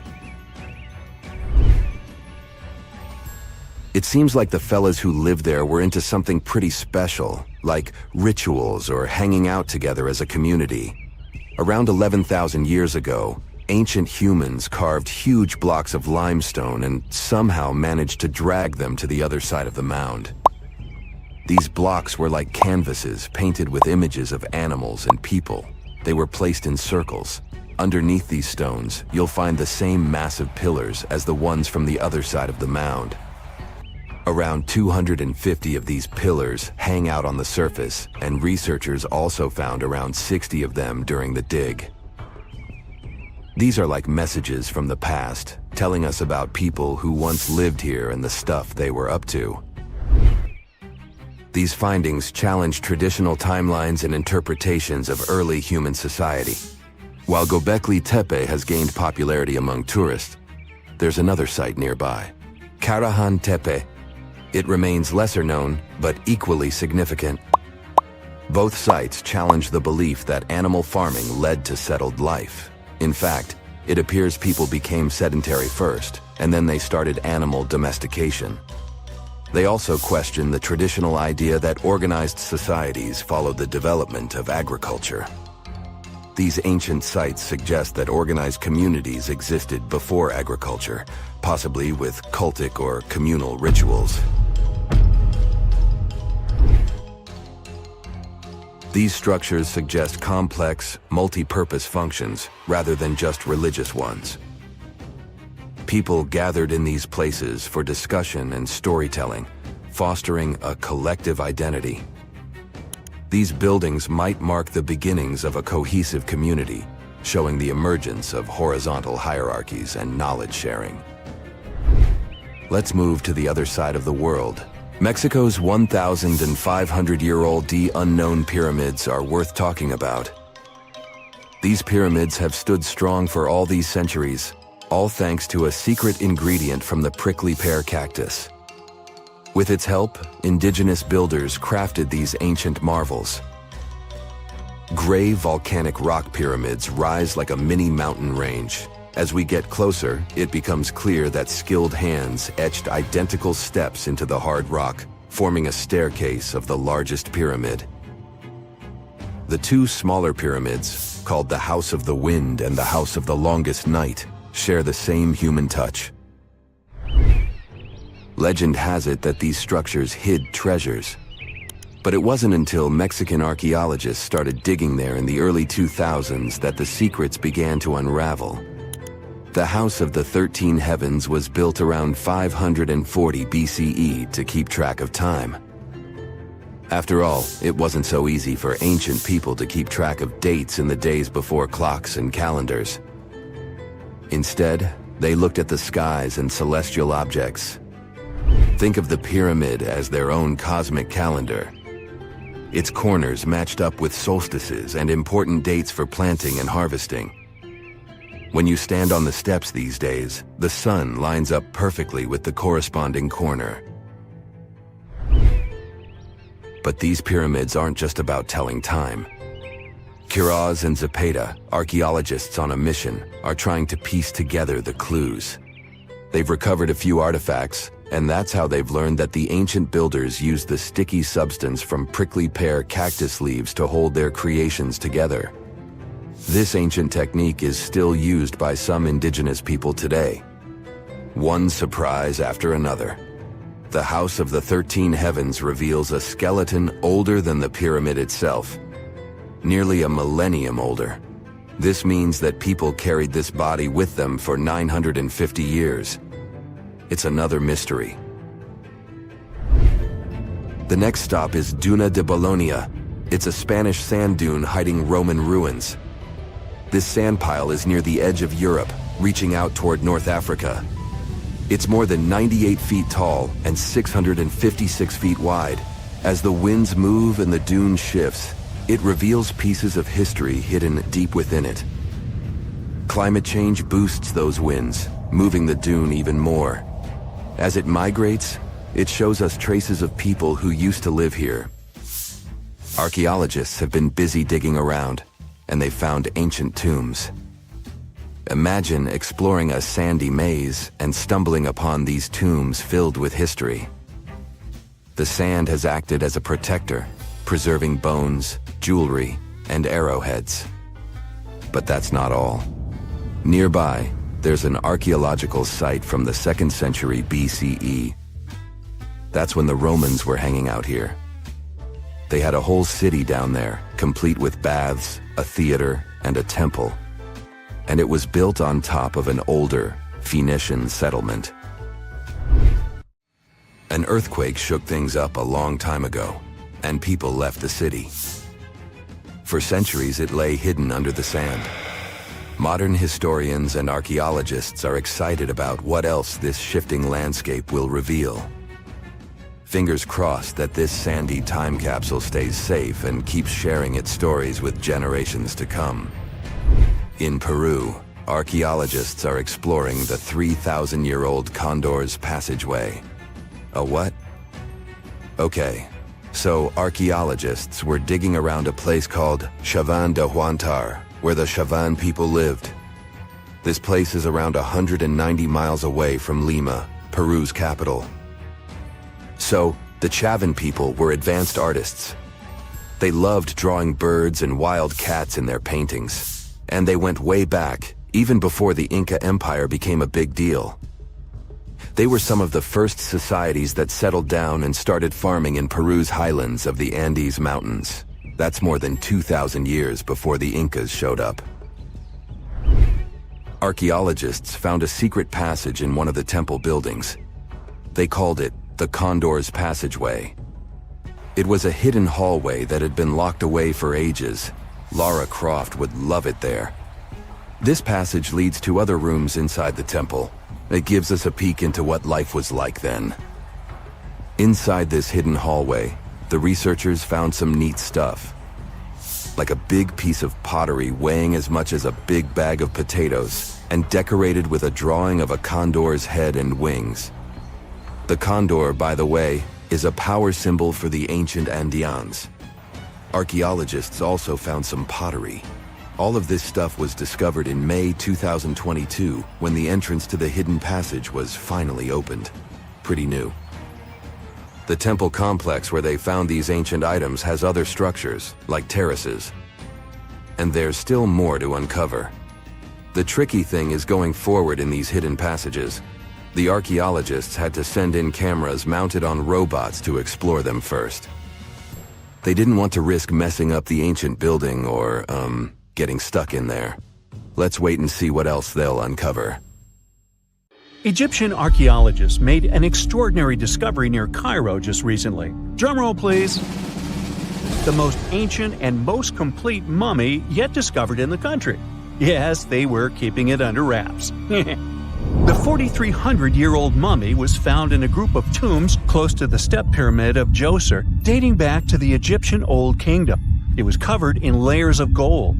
The team also found several other tombs, including one belonging to an ancient Egyptian official and another belonging to a secret keeper who had the power to perform special ceremonies.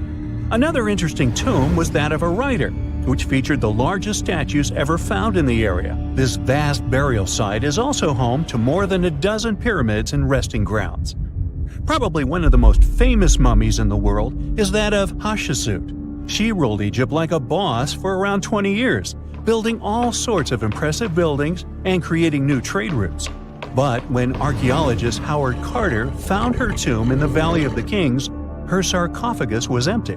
However, Carter did find two coffins in another tomb, one of which belonged to Hatshepsut's wet nurse and the other to an unknown woman. In 2006, a team of specialists decided to investigate whether that mysterious lady was the queen herself.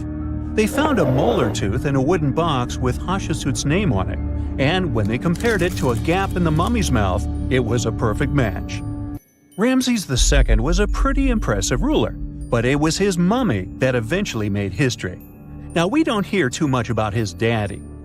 Okay, I'll stop. Ramses is considered to be the most powerful pharaoh in all of Egypt, as he reigned for a whopping 6 decades. He also lived to be over 90 years old. Now that's pretty amazing, considering the time he lived in. Ramses II supposedly had over 100 offspring too. Talk about a big family.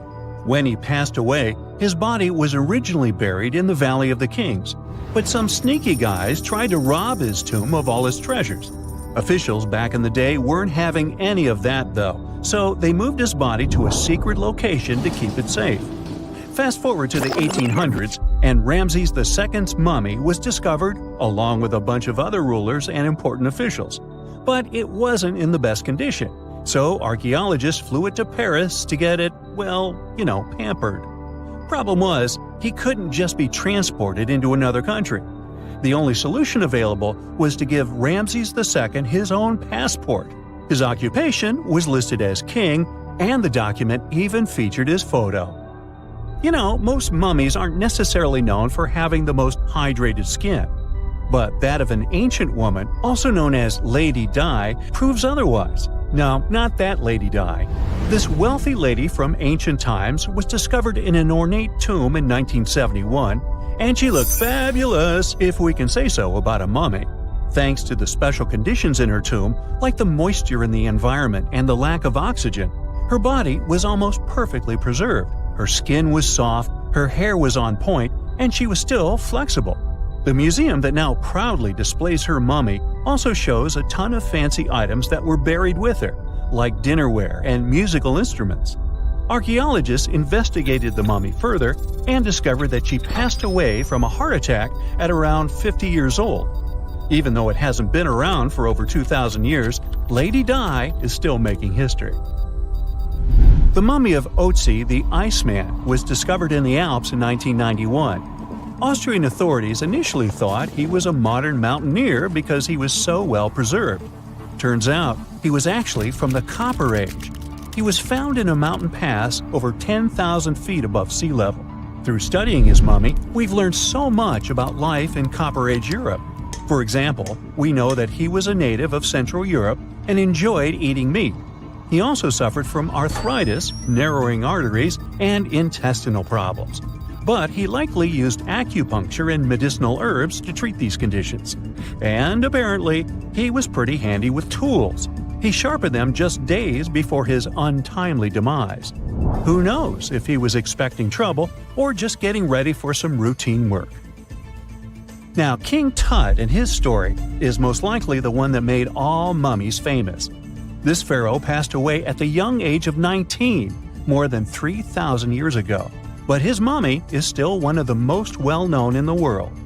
When his tomb was opened in 1922, people went wild because it was still intact, unlike many other royal tombs. It had some seriously blinged-out coffins, including one made of solid gold.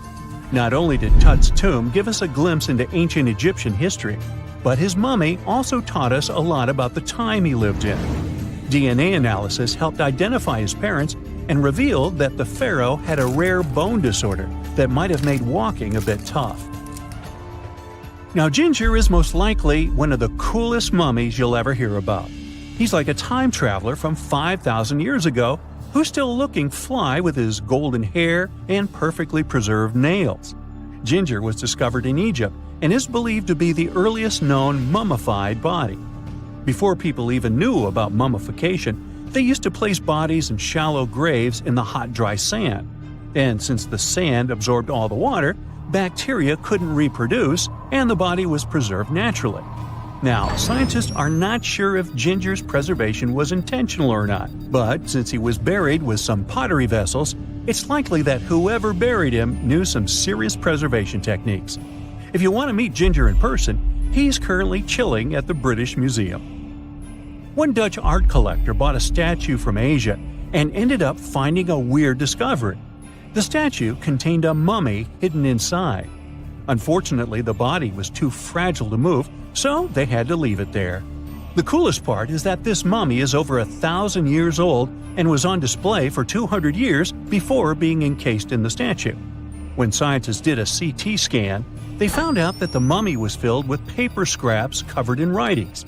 Experts think he might have done this thing called self-mummification, which is a pretty intense process involving a special diet and tea that makes your body less prone to bacteria. Only a few people could handle this ritual, and those who managed to do that were seriously respected. No other Egyptian queen has baffled scientists and historians like the stunning Nefertiti.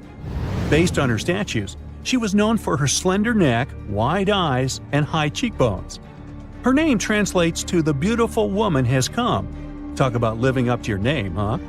Even though she wasn't a pharaoh herself, Nefertiti still managed to leave a lasting impression. Written records suggest that, as a wife and queen, she held an incredibly influential role. Because of her power, she was indeed admired, but she also managed to make quite a lot of enemies throughout her life. She was also related to King Tut, but not biologically. Rather, she was his stepmother. So far, locals have yet to identify her mummy, but that may soon change.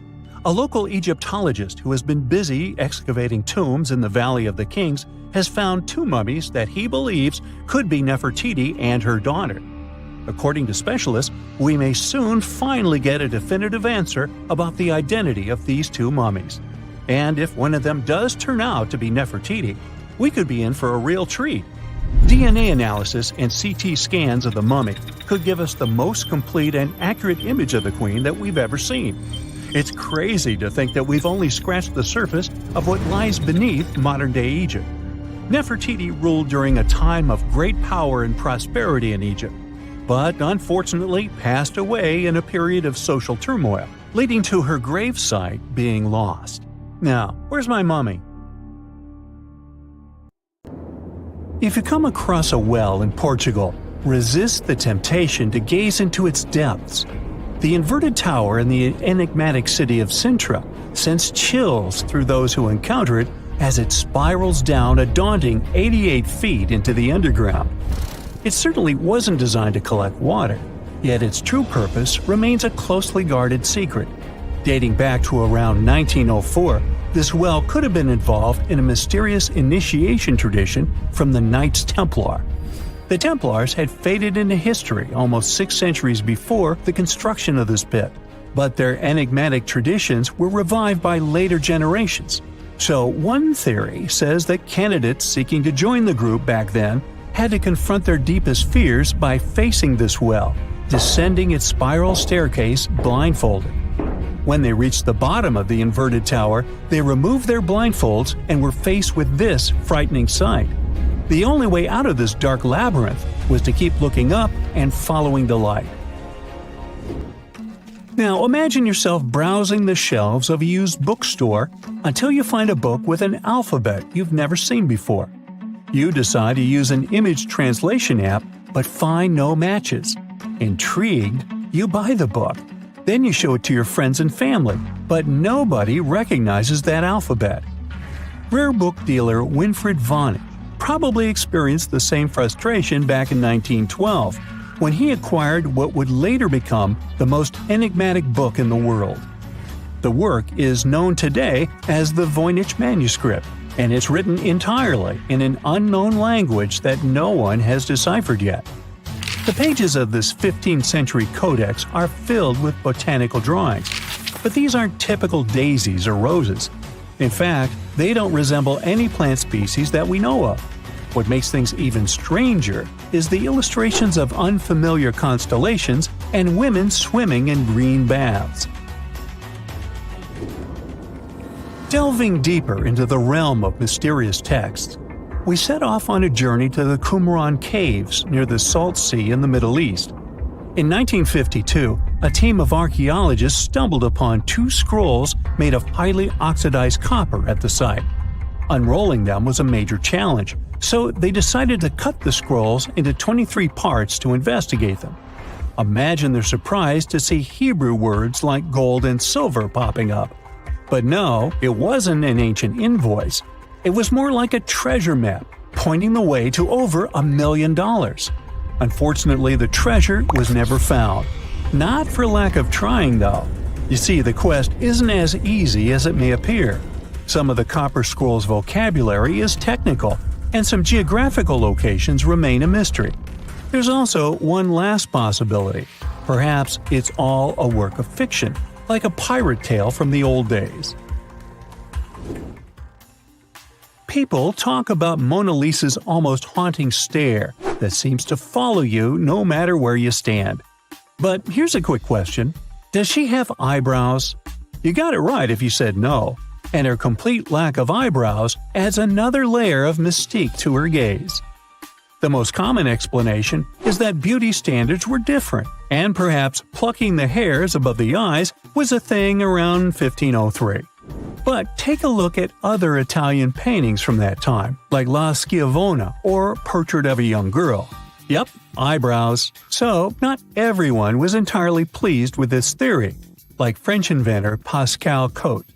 He spent 3,000 hours analyzing scans of the painting to dig through all the layers of Leonardo da Vinci's masterpiece. Now he claims that the Mona Lisa once had eyebrows, but they disappeared over time due to cleanings and restorations. Some historians, however, still question his findings, which means that Mona Lisa's style, or lack of it, remains an unsolved mystery. So, you decide to travel to Rio de Janeiro, and everyone tells you that Sugarloaf Mountain is a must-see. When you spot the mountain from a distance, you realize that the stone has a cavity. But around noon, the whole view changes. The shadow in that cavity takes the shape of a bird, an ibis to be precise. A local legend links this bird shape to the ancient Egyptian deity Thoth, as if the ancient Egyptians once visited Rio de Janeiro and were somehow inspired by the natural phenomenon. But it's probably just a big coincidence. I mean, literally. The real mystery, however, lies in the waters around Sugarloaf Mountain. In the 80s, archaeologist Robert Marks got a tip from locals about a treasure hidden beneath Guanabara Bay. He dove in and found quite a few Roman amphorae. You know, those ancient vases with two handles? His discovery could potentially provide evidence of a Roman shipwreck that might have reached Brazil 17 centuries before the Portuguese even set foot there. However, he couldn't proceed with his research, and to this day, the idea of the Roman presence on Brazil's coast remains uncertain. The true location of Cleopatra's tomb isn't the only ancient Egyptian mystery. Many secrets are carved into the walls of ancient structures, like in the Temple of Seti I. Take a close look at this hieroglyph, and you'll notice that it resembles a modern-day helicopter. Look to the right, and you'll see an engraving that looks like a submarine. Odd, right? The most reasonable explanation for this has to do with the legacies of different rulers. When a new pharaoh came to power, they had their own hieroglyphs added over the original ones. But this is still a topic of debate, as some Egyptologists believe that these mysterious hieroglyphs may represent some kind of ancient technology. The same applies to the Dendera light. The image found in the underground passageway of the Hathor Temple is a subject of significant controversy in Egyptian history. Some researchers suggest that the inscription simply represents a rising sun, while others interpret it as evidence of some kind of modern lighting system. And it does indeed resemble Crookes' tube, one of the early experiments with electrical discharges. Although there's no concrete evidence of ancient Egyptians having modern electricity, some historians believe that this theory could help explain why many discovered tombs don't have any residues left behind from the use of oil lamps or candles. A lot has been said about the mysterious pyramids of Egypt, but many people tend to forget that other inexplicable structures had already existed even before them. Our next stop takes us to Turkey. The top of a hill known as Göbekli Tepe, near the city of Urfa, holds an ancient secret. It features more than 20 circular stone enclosures dated back over 11,000 years. Many of these have heavily carved stone T-shaped pillars adorned with eerie human figures with folded hands.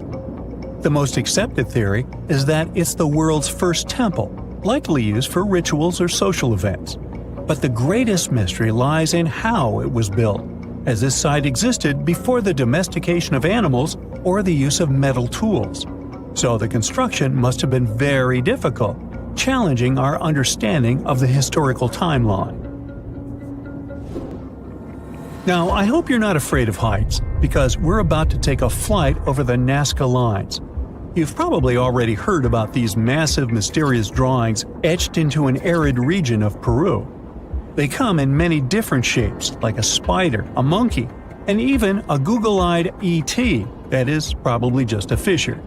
Anyway, this story got some fresh chapters in 2022 when an additional 168 new drawings were discovered. The original ones could only be seen from the air, but these new ones are much smaller and can be observed from the ground. However, one thing they have in common is that their purpose remains totally unclear. Some might call them the largest scale calendar in the world. Others suggest that they served as a tool for agricultural purposes. Of course, many theories have emerged in an attempt to give the Nazca lines a meaning, but the truth is that they remain some of the most important unsolved mysteries in history. There are countless doors all over the world that haven't been opened for decades, and even centuries. The question is why? It seems that nowadays you can open any door you want. The truth is that some doors were sealed for a grave reason. And so far, nobody has found out what treasures and mysteries they hide. Here are 4 doors that keep their secrets all too well. The Taj Mahal. First up, we've got the Taj Mahal in India, one of the most romantic places in the world. Shah Jahan commissioned it in 1631 and dedicated it to his 3rd wife, who he loved like crazy. They were married for 19 years and had a whopping 14 kids together. But unfortunately, she passed away while giving birth to their last baby. Shah Jahan was heartbroken and decided to build an epic tomb to remember her by. The construction took a whopping 20 years to finish. The building has quite an interesting layout. The design is super unusual with these 4 massive 130-foot tall minarets that stand on the corners of a huge platform. They're not just there for looks. Back in the 17th century, architects were having some serious issues with buildings collapsing under their own weight. So, the chief architect of the Taj Mahal made sure to place those minarets as far away from the tomb as possible. And he even tilted them in a way so that if they did fall, they wouldn't wreck the rest of the Taj Mahal. Talk about planning ahead. The Taj Mahal is hiding some crazy secrets. There are sealed rooms all over the place that nobody is allowed to enter. And if you check out photos of the building from the riverside, you can spot 2 basements. But guess what? They're sealed up too. Nobody knows what's inside or why they've been locked up since the time of Shah Jahan. Apparently, there's a good reason why those rooms are off limits. Some researchers think that they were built using marble, which turns into a different substance called calcium carbonate if it's exposed to carbon dioxide. And when that happens, little bits of marble start chipping off like crazy. To make matters worse, there's no air flowing into these rooms. That means that if too much CO2 builds up in the basement, the 4 minarets could collapse. But wait, there's more. Some people think that the body of Shah Jahan's wife can be found in one of these sealed-up rooms in pristine condition. Why not? Who knows what the mysterious rooms might keep? The Great Sphinx of Giza. The Great Sphinx of Giza is shrouded in mystery. It's not just the largest monolith statue in the world, but it's also a hybrid creature with a woman's head and a lion's body that originates from Egyptian and Greek mythology. It's also very ancient. It's estimated to be around 4,500 years old. The construction of this marvel took about 3 years and required 100 workers who were not slaves and were treated with delicacies like sheep and goat meat. It is also thought that it used to be much more massive than it is now. Archaeologists found huge stone blocks and abandoned toolkits near the site. However, the real secrets of the Sphinx lie underground, near its paws. A group of scientists used a seismograph to detect 2 hidden chambers beneath the Sphinx's paws. Some people think that these rooms might be the legendary Hall of Records, which holds ancient scrolls revealing the secrets of the universe. I mean, that's way cooler than any library I've ever been to. Rumor has it that the Egyptians even had info on Atlantis stashed down there, which is like a super old version of a conspiracy theory. Unfortunately, we can't go on an adventure to check it out just yet. The chambers presumably have 2 entrances, but both remain sealed. The researchers haven't yet received the green light to check out their theory. Let's hope they won't keep us in suspense forever. Sri Padmanabhaswamy Temple. This temple is located in the beautiful state of Kerala in India. This temple is famous for more than just its breathtaking beauty. Underneath the temple there are 6 vaults, creatively named A, B, C, D, E, and F. The enormous iron doors to these chambers add to the mystery of what's behind them. A few years back, the authorities decided to open these vaults to the world, but it wasn't an easy task. You can't just open the doors and enter the vaults. It required a lot of work. It took them a while, but finally, in 2011, they opened 5 of the 6 chambers. And guess what they found? Tons of treasure. bags of gold, precious gemstones, and priceless diamond jewelry. The estimated worth of everything found in the vaults is a whopping $1 trillion. It's like the temple was the real-life inspiration for Aladdin's Cave of Wonders. But wait, I said 5 of the 6. What happened to the last one? Vault B has remained closed, but not for lack of trying. They simply didn't manage to open it. There is even a belief that it's fatally cursed. Legend says that only a saint or sage can break the curse by chanting a specific mantra. But no one has been able to do this yet, presumably because we don't have saints or sages at our disposal.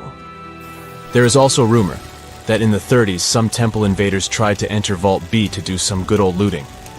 But they never reached their target. Apparently terrible snakes materialized out of nowhere and chased the gang away. But of course, this is just an urban legend, and there is not proof of that. However, it is said that the Auditor General dealing with the temple claimed that Vault B had been opened at least 7 times since 1990, and nothing bad happened to anyone who entered. Who knows? Maybe we should send Indiana Jones to check it out. The First Emperor's Tomb. Deep under a hill, completely undisturbed and surrounded by dangerous traps, lies an ancient 2,000-year-old tomb. It belongs to Qin Shi Huang, the first emperor of China. He was born in the Qin state and became king when he was just a boy. But when he grew up and gained full power, he united the warring states ancient China was divided into by conquering them.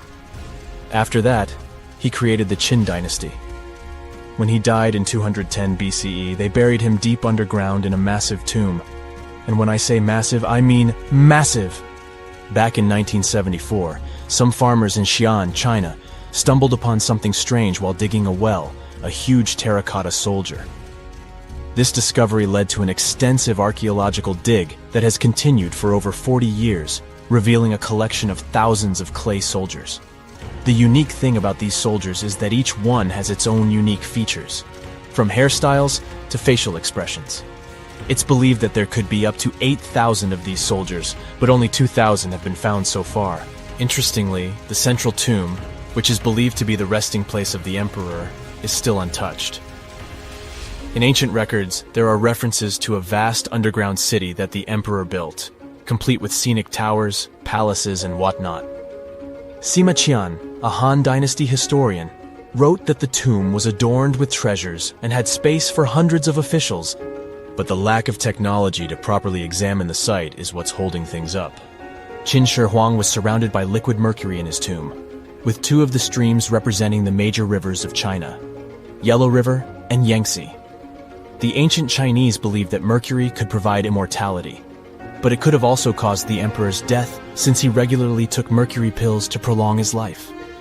The dangerous levels of mercury contamination in the soil near the tomb are the main reason why scientists are reluctant to explore it. It could be very dangerous both for people and for the environment. Now, if I had to choose which door to open, I'd probably go for the one that doesn't lead to a tomb surrounded by poisonous mercury. Call me crazy, but I'd like to avoid any potential health hazards.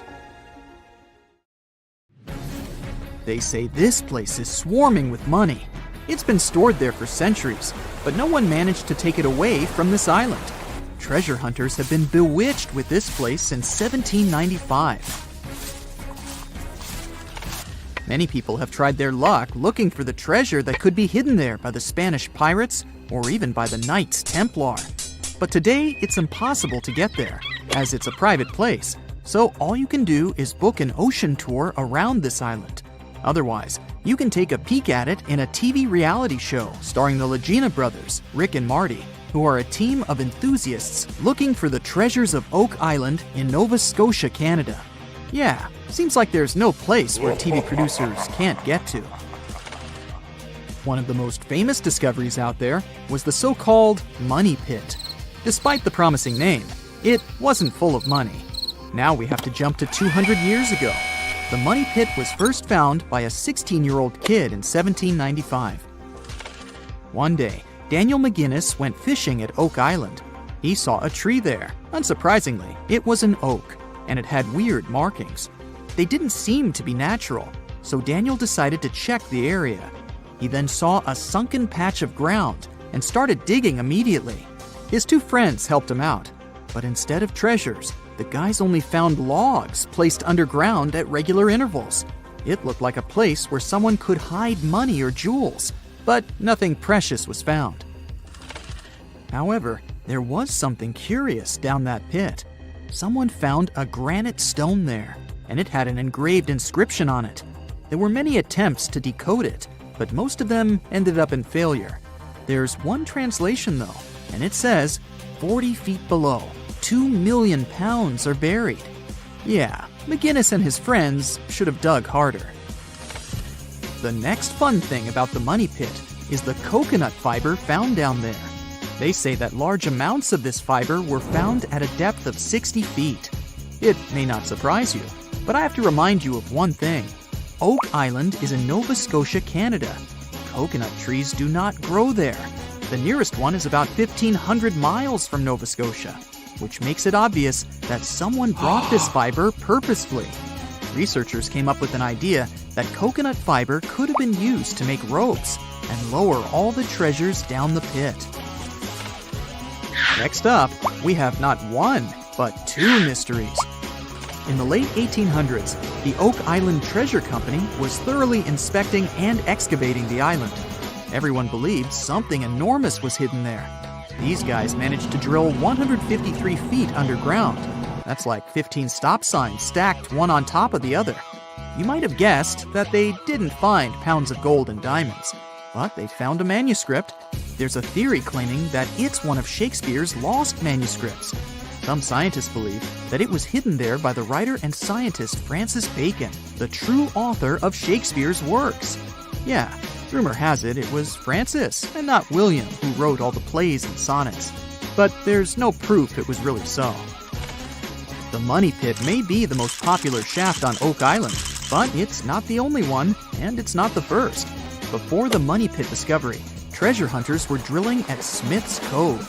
While damming there, they found a wooden piece. It was a U-shaped formation that had Roman numerals. After a more thorough inspection, the specialists realized it was supposedly dated to 1769. The Money Pit was discovered 26 years later. This fact created many speculations that this structure might have been part of the real shaft with treasures everyone was looking for. Now, look at this Templar coin. It wasn't the first discovery on the island, but it was crucial in some way. Even if it may not sound like a big deal today, in medieval times, those coins would amass an insane amount of wealth. They were typically stored in European fortresses. For the treasure hunters, this coin was a sure sign there was more to be found on the island. The logic is simple. If there's one coin of that kind, there must be something else. And they were right. It wasn't the only Templar discovery. On the southwest shore of the island, a crossbow bolt was found. Experts say it dates back to the 13th century. But, once again, that wasn't something the treasure hunters were after. Some more coins were found on the island. Rick and Marty Legina retrieved this precious piece from a swamp. The coin is made of copper, and this time, it originated from Spain. When it was found, the Legina brothers could only see the number 8 engraved on it. But later on, some experts studied this coin and claimed it was made sometime around the 17th century. They managed to clean it well and saw the date 1652 engraved on the back of this coin. There's a theory stating that Spanish explorers found some treasure but hid it instead of taking it to the king. So maybe this coin just dropped out of the chest full of coins and jewels and is part of the treasure everyone was after. Or someone could have accidentally lost it while looking for the treasure. Who knows?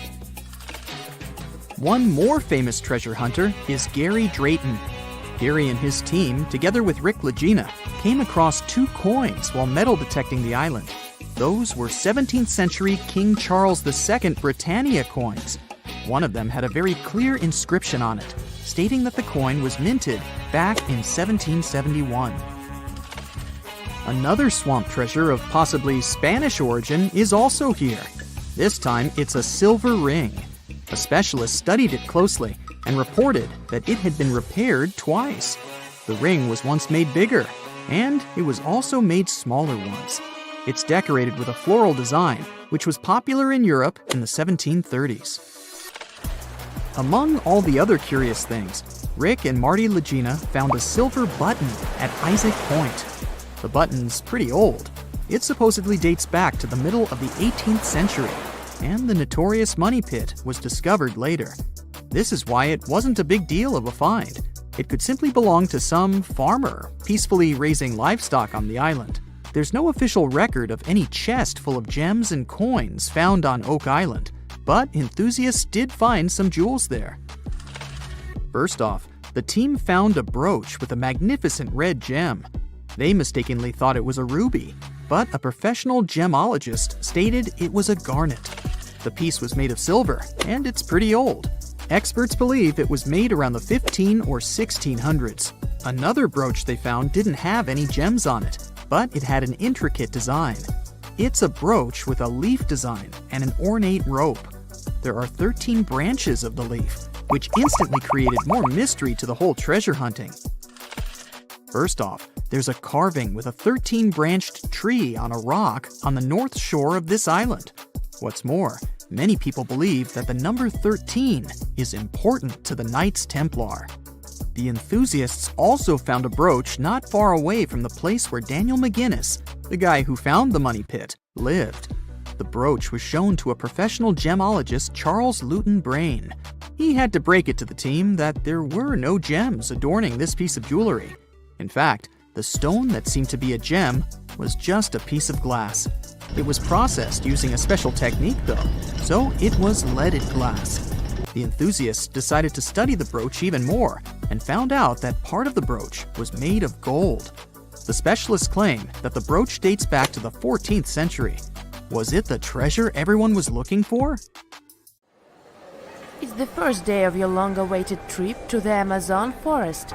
You flew all the way to South America. More specifically, you landed in the city of Manaus. It's the heart of the Brazilian Amazon. So far, you've traveled by air, car, and now water. You are on a tiny boat, moving through the dark waters of the Amazon River. Yes, the river is also called the Amazon. And just FYI, it's the second longest river in the world. It loses only to the Nile River in Egypt. The Amazon sprawls for an impressive 2,700 square miles, beginning in Peru and ending only when it meets the Atlantic Ocean off the coast of Brazil. To get a closer look at the forest, you decide to start by exploring it by boat. First up, you watch some piranha fishing. You can even try to catch one yourself if you like. As you may know, piranhas are carnivorous fish that inhabit the Amazon River, so it might not be your best option to go swimming in these waters. One of the most emblematic species of alligators present in the Amazon River basin is the broad-snouted caiman. It looks pretty much like a regular alligator, except for the fact that it has a yellow chin. Your guide leaves the boat and searches the water to show you a caiman up close. He also tells you of another legendary creature that lives in the dark waters of the river, the pink dolphin. Lucky you get to witness a family of pink dolphins showing their fins near your boat. They look magical from the place where you're sitting. You've probably never known dolphins can be pink, huh? After a few mesmerizing moments, you discover that the dolphin's pink color is nothing but an illusion. The animals are originally pinkish-gray, but due to the brown colors of the Amazon River, they look vivid pink when you stare at them from above. Your guide tells you that the pink dolphin is a central character of Brazilian folklore. Locals believe that the pink dolphins can turn into humans and wander off into towns at night. You get off your boat near one of the entrances to the forest. Now you're going to continue your trip on foot. Your guide says that you are venturing into very dangerous terrain. The Amazon is home to some of the creepiest species of wildlife on the globe. But don't worry, we'll get to see a lot of them today. You've come prepared, of course. Bug spray, a raincoat, and your sharp eyes.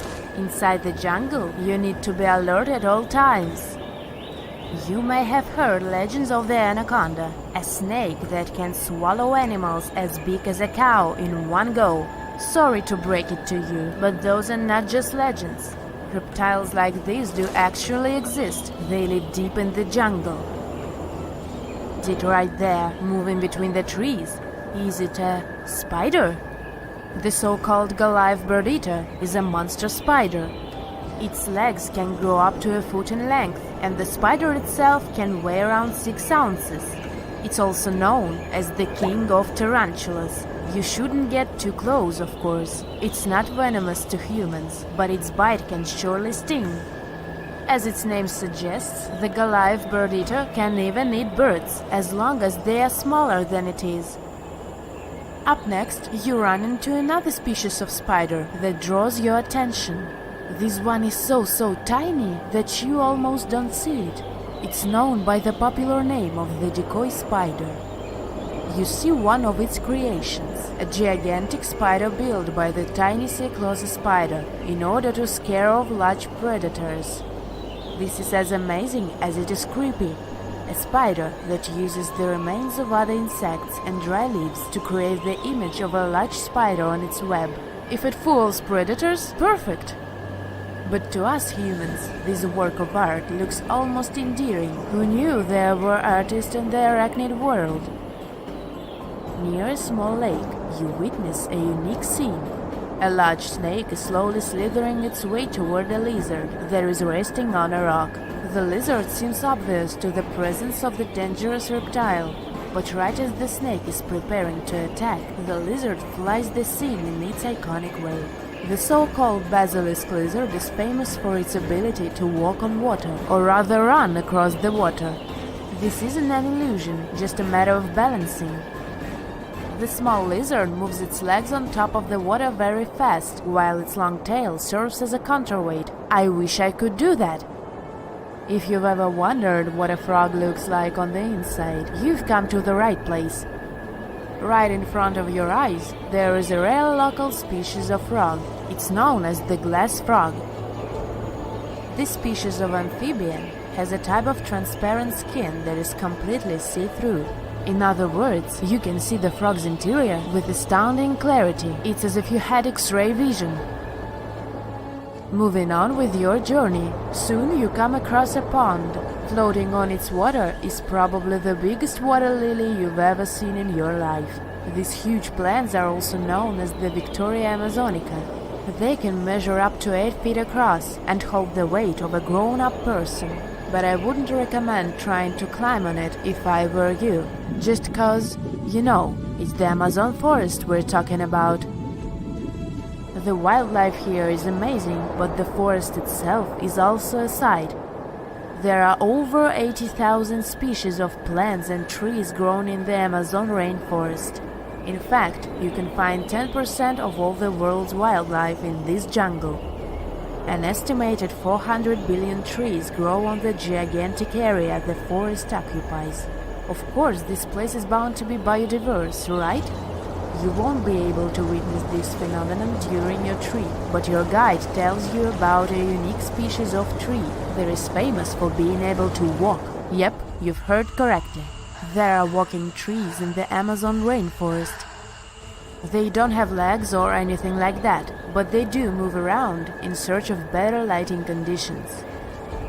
The Amazon canopy is so thick that only 1% of sunlight can reach the forest floor.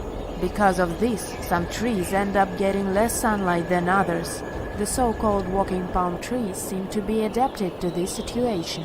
They grow new roots, which helps them move for 1 to 2 inches per day. They can walk up to 65 feet per year. Maybe that's what inspired John Ronald Reuel Tolkien to create ants, huh?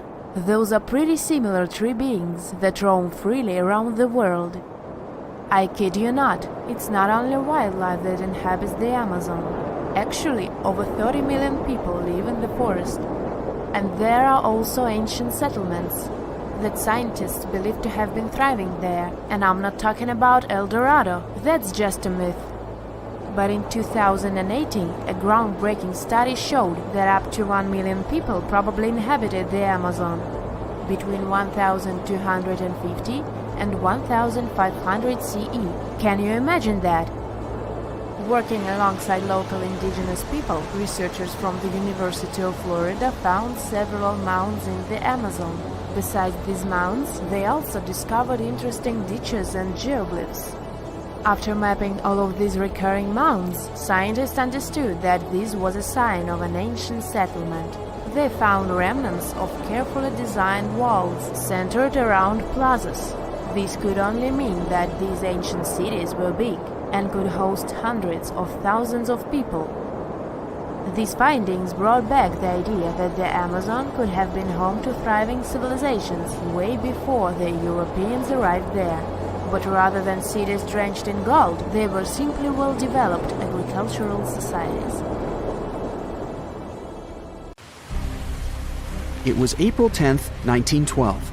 Richard had just departed from Southampton, England, aboard the most famous ship of the time, dubbed the Unsinkable. Since he had just witnessed a near collision with the SS City of New York, he decided to write to his wife and report the unfortunate and frightening event. "My dearest Sal," he wrote, "we got away yesterday after a lot of trouble." Little did he know that a mere 4 days later, both his pen and the ship he was on would be lost forever at the bottom of the North Atlantic Ocean. Was this some sort of bad omen? Did Richard actually foresee what was about to happen to the ship he was on? In case you haven't figured it out by now, Mr. Richard Geddes was aboard the Titanic on the day that he wrote the letter to his wife. On April 14th, 1912, the ship seemed to have been lost forever. Along with it, so many secrets and treasures have settled at the bottom of the ocean. It took until 1985 for the Titanic's wreck to be finally rediscovered using state-of-the-art sonar technology. Ever since then, they've managed to recover thousands of items from the Titanic, and many of them went on display or auction.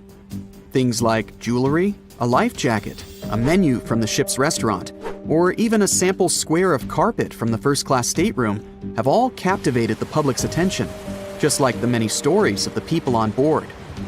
Scientists have even tried to come up with strategies to get the Titanic back up altogether to properly study it and stop it from getting more and more damaged at the bottom of the ocean. Some have suggested filling the wreck with ping pong balls to make it float, while others even considered injecting it with 180,000 tons of Vaseline. Another idea was to use 450,000 tons of liquid nitrogen to trap it in an iceberg that would float to the surface. But they eventually had to let go of all these potential strategies since the Titanic is way too fragile to ever be recovered. The Titanic may be one of the most interesting ships lying at the bottom of the ocean, at least in popular culture, but deep-sea divers have a lot of other stories to share. Planes also sometimes find their way to the bottom of the ocean. Deep-sea divers in Oahu, Hawaii, came across the wreckage of an F-4U Corsair plane. It seems to have crashed into the ocean in 1946, as it didn't have sufficient fuel. If you can dive deep enough, you might even stumble upon statues and lost artifacts, like those found in the world's only underwater archaeological park off the coast of Naples, Italy. It features the ruins of the ancient Roman city of Baia. The underwater statues found here are breathtaking, to say the least. In an ironic twist of events, some of the equipment we intended to use to get us to the moon was lost at the bottom of the sea for a very long time. But how did that happen? Beginning from the late 1960s and ending in the early 70s, many Apollo rockets were launched to orbit the Earth and the Moon. When reaching altitudes of about 38 miles, the first portion of the spacecraft, including the engines, needed to separate. People thought these components got destroyed or lost forever. But were they really? In 2012, a team of specialists discovered a bunch of rocket engines 14,000 feet off the coast of Florida. They have since gone through a 2-year renovation plan and are now on display at Seattle's Museum of Flight. Can you imagine stumbling upon a whole city underwater? Back in 2001, a lost city was discovered in the Gulf of Cambay, off the coast of India. Some archaeologists believe it to be the oldest city in history. By comparison, it's almost the size of Manhattan and features massive walls and even plazas. They stumbled upon pieces of sculpture, artwork, and even what looked like ancient wooden furniture, believed to date back up to 9,500 years ago, and 5,000 years older than any city previously discovered. Okay, how about an underwater river? I can't even imagine what that would look like, but some deep divers claim to have seen it south of Tulum, Mexico. Is that even possible? Well, not really, since the Cenote Angelita Cave is not a true river, but a very special type of optical illusion. It's formed by a halocline, meaning a cloud of hydrogen sulfide at the bottom of this underwater cave. Turns out you can actually swim right through this cloud, which makes you feel like you're swimming through a flowing body of water. Not all things discovered underwater are inanimate objects. Some of them are actually quite scary sea creatures. A jellyfish might not be on your list of things to look out for if you can avoid the stings. But this giant one, also known as a lion's mane jellyfish, is the largest known species of its kind. In all fairness, you'll only uncover it if you happen to dive into the waters of the Arctic, Northern Atlantic, and Northern Pacific Oceans. You surely won't miss it, since it stretches across 120 feet from the top to the bottom of its tentacles. When it comes to deep-sea diving, a lot of people are looking to discover some lost treasure. One diver was lucky enough to have hit the literal jackpot when he came upon nearly $1 million worth of treasure on the bottom of the seabed. That was back in 2015, when this lucky diver was swimming just off the coast of Florida. What did he find, you might ask? Well, about 51 gold coins, 40 feet of gold chain, and a rare single coin that was tailored for the King of Spain, Philip V. Speaking of people looking for lost treasures, divers also sometimes found pirate ships. They discovered one of these pirate shipwrecks in 2015 off the coast of Colombia. It dates back to the 18th century. The value of this forgotten ship was estimated to be between $4 billion and $17 billion, as it contained treasures, precious stones, gold, and countless other really valuable items. By comparison, a whole island in the Bahamas is up for grabs at $75 million. A computer is the last thing you'd ever expect to discover underwater, right? And this was no regular computer, but an ancient one. And yet, someone stumbled upon it between 1900 and 1901 on the spot of a shipwreck located off one Greek island. Researchers believe this weird stone contraption to be the earliest form of a computer. It was designed to serve many purposes, such as predicting astronomical positions and eclipses on the calendar. Since humanity lost most of the technology used back then, it was wonderful to rediscover it so many years later. It let us piece together many of the ancient Greeks' accomplishments. The computer is now at the National Archaeological Museum of Athens, should you ever want to check it out in person. This has to be one of the most mysterious places on Earth. It's called the Mariana Trench, and it's the deepest part of the Earth's oceans. We really don't know how deep it is, since it's so difficult to measure, but it's somewhere around 7 miles deep and 5 times longer than the Grand Canyon. They first studied this massive underwater hole back in 1875 using a weighted rope. Back in 2012, a Canadian film director named James Cameron reached the bottom of the trench in the submersible vessel Deep Sea Challenger. Some of the most bizarre creatures on the planet call this place their home, including the Dumbo octopus, the sea cucumber, and the goblin shark. The Mariana Trench took its name after the nearby Mariana Islands, which are named Las Marianas in honor of the Spanish Queen Mariana of Austria. The ancient city of Taposiris Magna is hidden on the northern coast of Egypt. These days it has very little of its former glory, but what lies beneath it may hold the secret to uncovering a famous mystery, that of Cleopatra, the most memorable Egyptian queen in history. The recently discovered tunnel is also known as a geometric miracle for its time. Excavations have uncovered a 43-foot-long structure below the ground, which is partially submerged in water. Its shape and construction technique are similar to that of the Eupalinos Tunnel, another amazing ancient discovery. This one is located in Greece and was built by excavating simultaneously from 2 points, aiming to have them meet in the middle. The use of math and geometry to make this construction was astonishingly precise for those days, more so since it was built near a mountain. Archaeologists that have been working on the Taposiris Magna site since 2004 believe this tunnel may lead to the lost tomb of Cleopatra. The clues they found so far seem to back up this theory.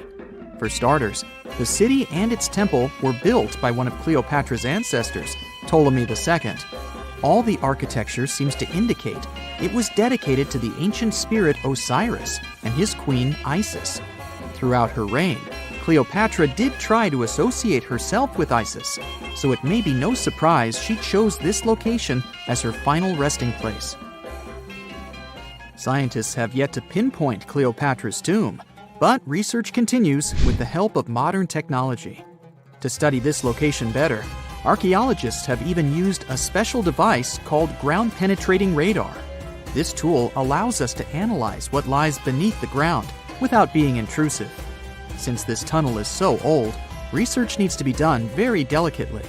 Seeing pictures of what's underground before you start digging is incredibly useful and has been done here since 2011.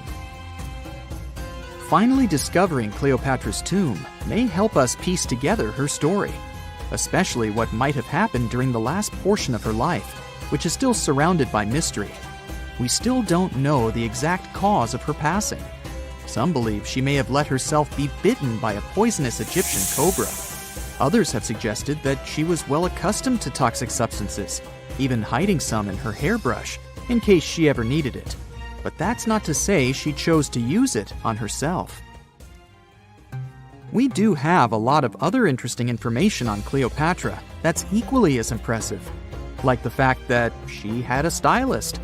Most of the images you've seen depicting this famous queen show her wearing black eyeliner.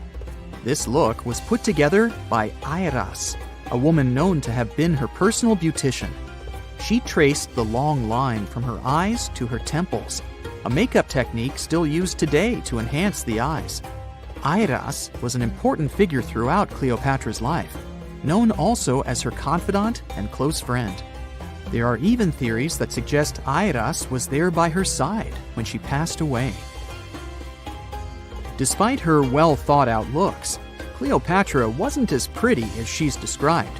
Or at least, that's what recent research has pointed out. Sure, if we look at movies and modern imagery, she's depicted as this incredibly beautiful woman with symmetrical and delicate features. However, if we look at coins showcasing her image from back in the day, her looks are rather average. Her image on the coins might have been adjusted, too, to make the queen look stronger in the eyes of her people. So there is no trusted source available to confirm her image, but her description in most pieces of ancient literature speaks of her other qualities, like her voice and personality, not of her beauty. Cleopatra might have been the most famous Egyptian queen to this day, but she wasn't the first choice. She did have an older sister, Berenice, that was initially supposed to take the throne. Berenice passed away before she could do that, so Cleopatra took on the role and began investing in her education. She traveled throughout the country quite frequently, so she could become accustomed to her people and their needs. She was only 18 when the responsibilities were passed down to her, and immediately gained popularity because of her intelligence and education. Her taste in literature was quite good too. She was known to be a fan of Homer, the famed Greek philosopher and poet. Cleopatra loved to write as much as she loved to read. There are even claims that she wrote a book on medicine and cosmetics, but we have no evidence to this day that such work ever existed. Part of being a great leader back then meant you had to speak multiple languages. Cleopatra clearly understood that, and that's why she's rumored to have known many languages to varying degrees. Some archaeologists suggested she spoke Greek, Egyptian, and Ethiopian, as well as many Arabic dialects. She might have even spoken Latin, but there's little evidence to support this claim. She might not have had angelic looks, but Cleopatra was really careful with the way she looked, even with her diet. She was known to have enjoyed simple meals, including a variety of fish. Since she lived close to the Mediterranean Sea, it's really no surprise. As a treat, she liked to eat stuffed pigeons, which she also served to her guests. Other dishes on the menu included vegetables and fava bean soup. Fruits and nuts weren't missing from her diet either, and she was also a big fan of honey. Recently, a team of experts has even tried to recreate her famous perfume. Think of it like the ancient equivalent of Chanel No. 5. Cleopatra was known to be a fan of luxurious scents, which she believed could even influence how people treated her when they met. The basis of this scent is myrrh, a resin gathered from a local tree. Other ingredients added to the mixture were also found back in the day, like cardamom, olive oil, and cinnamon. The results may not be quite as delicate as the perfumes we know and use today. Its consistency was way thicker, and the scent lasted way longer. When she was at the height of her power, Cleopatra might have been the richest person in the world. Back in the day, she ruled over a territory that stretched across the Mediterranean, from modern-day Libya in the west through Egypt to Syria in the east. This is the largest territory ever ruled over by a woman. In today's currency, her worth might have been somewhere around $95 billion. The calendars we use today may have been introduced by Cleopatra herself. She presented the idea of leap years and leap days to Caesar, the Roman emperor she was known to have been close with.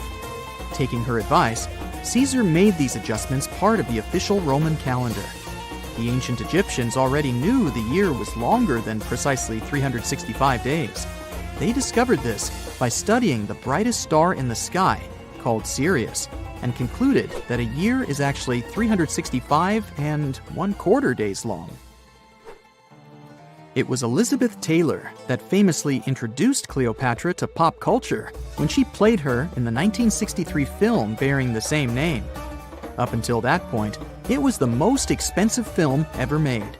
It was originally supposed to cost somewhere around $2 million, but ended up costing a mind-boggling $44 million. That's mostly because of script and production issues. To make this iconic movie, producers created 79 sets from scratch, as well as over 26,000 costumes for the cast. Elizabeth Taylor's Cleopatra costumes alone cost somewhere around $200,000. Thankfully for the producers, the movie made headlines and was well received by critics, making it a box office success. A lot of people associate Cleopatra with another famous Egyptian ruler, King Tutankhamun, nicknamed King Tut. Surprisingly, apart from both of them being Egyptian pharaohs, they have nothing else in common. For starters, King Tut lived around 1,300 years before Cleopatra did, and there is also no connection regarding their ancestry. Cleopatra had Macedonian Greek roots, while King Tut was a native Egyptian. Over millions of years, our planet has changed a lot. Ice ages, shifting tectonic plates, global floods, meteorites. Whole species of animals have come and gone over millennia. At some point in all of this, we humans came along. Now imagine a place that was cut off from the rest of the world for 5.5 million years, possibly much more. A place that no human had ever set foot in before. In 1986, we finally found it, Movila Cave. You head to the airport and buy a ticket to Romania. Next, you rent a car and drive southeast. You're looking for Constanța County, right near the Black Sea. Your phone says you're there, so you stop the car and look around. You're in the middle of a deserted field, nothing but a wide, lifeless plain. Then, you see it. A hole in the ground. As you move closer, you realize it's a shaft that leads deep down into the Earth's crust. Before you descend into the darkness, you take a rope, a hard hat, a powerful flashlight, and an oxygen tank. Don't forget to wear your protective suit and oxygen mask. You climb down slowly and look around. It's pitch dark below you, and you feel a little uneasy. But something's off. The darkness. It's not cold. Warm air wafts up from the depths. Finally, you feel the ground under your feet. You look around and see a lot of tunnels ahead that lead into the depths of the cave. The tunnels are covered with dry clay. Moving forward on all fours, you notice something. The air is getting warmer and wetter. You come out of a narrow tunnel and find yourself in a huge cave with a lake in the center. Now for the hard part. You have to dive in. The moment you get in the water, you get attacked by the smell of rotten eggs. You've just touched sulfide water, and now smelly hydrogen sulfide is everywhere. That's not all. The cave is also filled with carbon dioxide. Normal fresh air on the surface is about 20% oxygen, but here it's only 10%. Not enough for us to survive without our trusty oxygen tank. Still, all those other gases give you a nasty headache. You turn on your flashlight to full power and dive under. Somehow, you need to swim through these narrow underwater rifts. There are a lot of them. It looks like an underwater maze. You're a little worried, but your O2 tank is still pretty full. You squeeze through the rifts and finally find an open area. You freeze. From above, below, from all sides, you start to hear the sound of crawling creatures. The flashlight beam catches thousands of slippery, fast insects. This cave contains 48 species, 33 of which are completely new to us. Strange white snails crawl along the walls, and transparent shrimps, even small leeches, swim in the water. White centipedes with huge whiskers and transparent spiders shuffle around under your feet. There are even 2 species of scorpion, as if you weren't scared enough. Water scorpions, and another kind, as yet unidentified. It's not exactly your typical desert scorpion. Actually, nothing around here looks normal. All the creatures here are white or transparent. They don't have eyes, just long legs and whisker antennas that help them navigate in the watery darkness. It's a sci-fi director's paradise. You couldn't make this stuff up. The deeper you go into the cave, the less oxygen there is. Amazingly, there are even more small monsters running around. The air is all methane and carbon dioxide. These bizarre little things have never seen the sun, never been out of this cave. The spiders, scorpions, and leeches get hungry, right? They feed on smaller creatures, snails and worms. But what do the smallest creatures eat? Just then, you notice something very strange on the surface of the water. There's a gross white substance that looks like foam. You touch it carefully. It's like wet toilet paper, and it tears as soon as you touch it. But it's not foam or paper. It's billions of living organisms, bacteria, called autotrophs.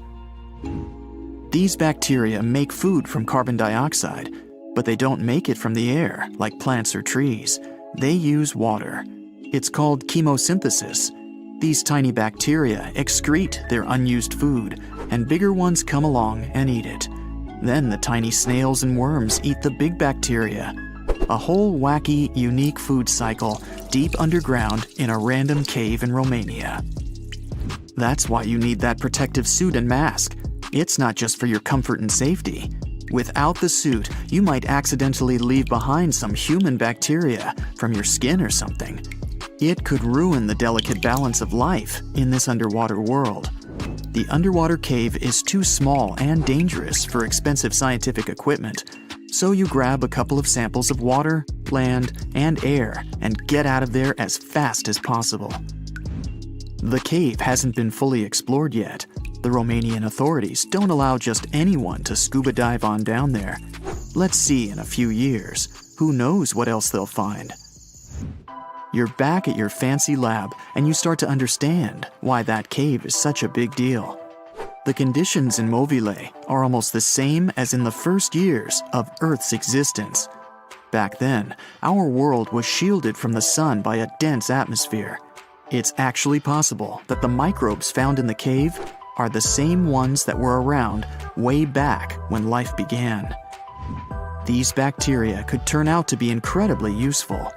They oxidize the dangerous gases, methane, and carbon dioxide. Basically, they make them harmless. Thanks, little guys. Mobile Cave isn't the only extreme place on Earth where life still finds a way to survive and thrive. Picture the Eiffel Tower in Paris. Now imagine 10 of them on top of each other. Now imagine drilling down that deep. Got it? Life still goes on, even this far down. There's almost no oxygen there. The pressure is insanely high, and it's hotter than the hottest desert. Welcome to the nematode empire. Nematodes are worms, and these wiggly dudes are tough as nails. When there's no air, no food, or it's just too hot, they transform. It's called the dower stage. It's a state of stasis, of deep hibernation. The worm's metabolism slows way down. It's like they go to sleep for a long time and only wake up when there's enough air or food around, or when it gets cool enough. And you don't have to dig that deep to find these creatures. Nematodes are found all over the world. They live in hot springs, in deserts, high up in the mountains, in the harsh cold of Antarctica, inside animals, and even inside the human body. You don't have to travel to Mars to find out of this world scenery. There are places on Earth that look unreal. The Danakil Depression in Ethiopia is one of the hottest, driest, and most inaccessible places anywhere on Earth.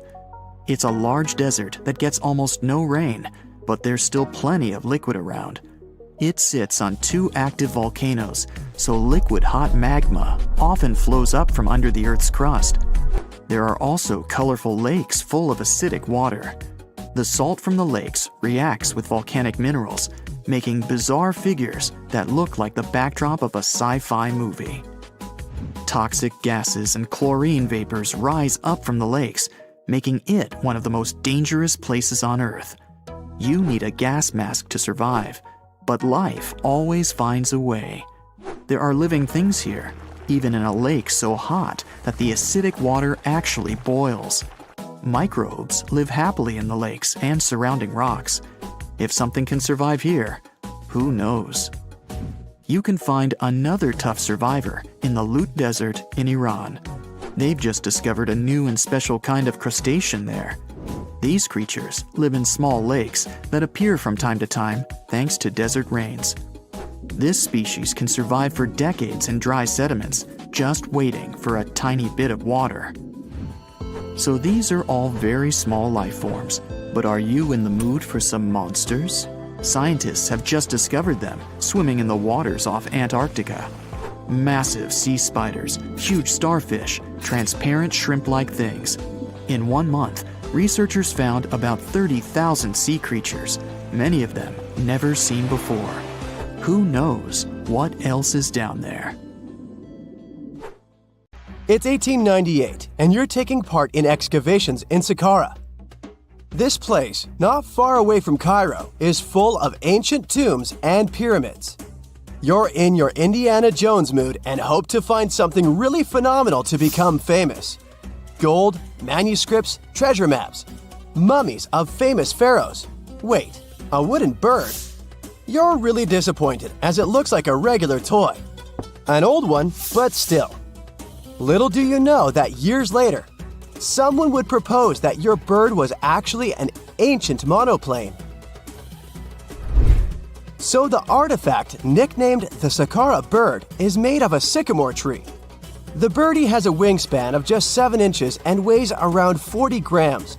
A perfect original souvenir from Egypt, I would say. It's over 2,000 years old and looks pretty plain, without any carvings of feathers or other intricate ornaments. It has a beak and eyes, though, which makes our find look like a hawk, the emblem of the deity Horus. Its tail is rather unusual as it's squared, looks weirdly upright, and it seems like the sunken part of it was the place for a now missing piece. Humans love solving a good mystery, so there have been several attempts to explain the use of the birdie. First, quite simply, is that it was a ceremonial object. The second idea is that it was a toy for a child from some well-off family.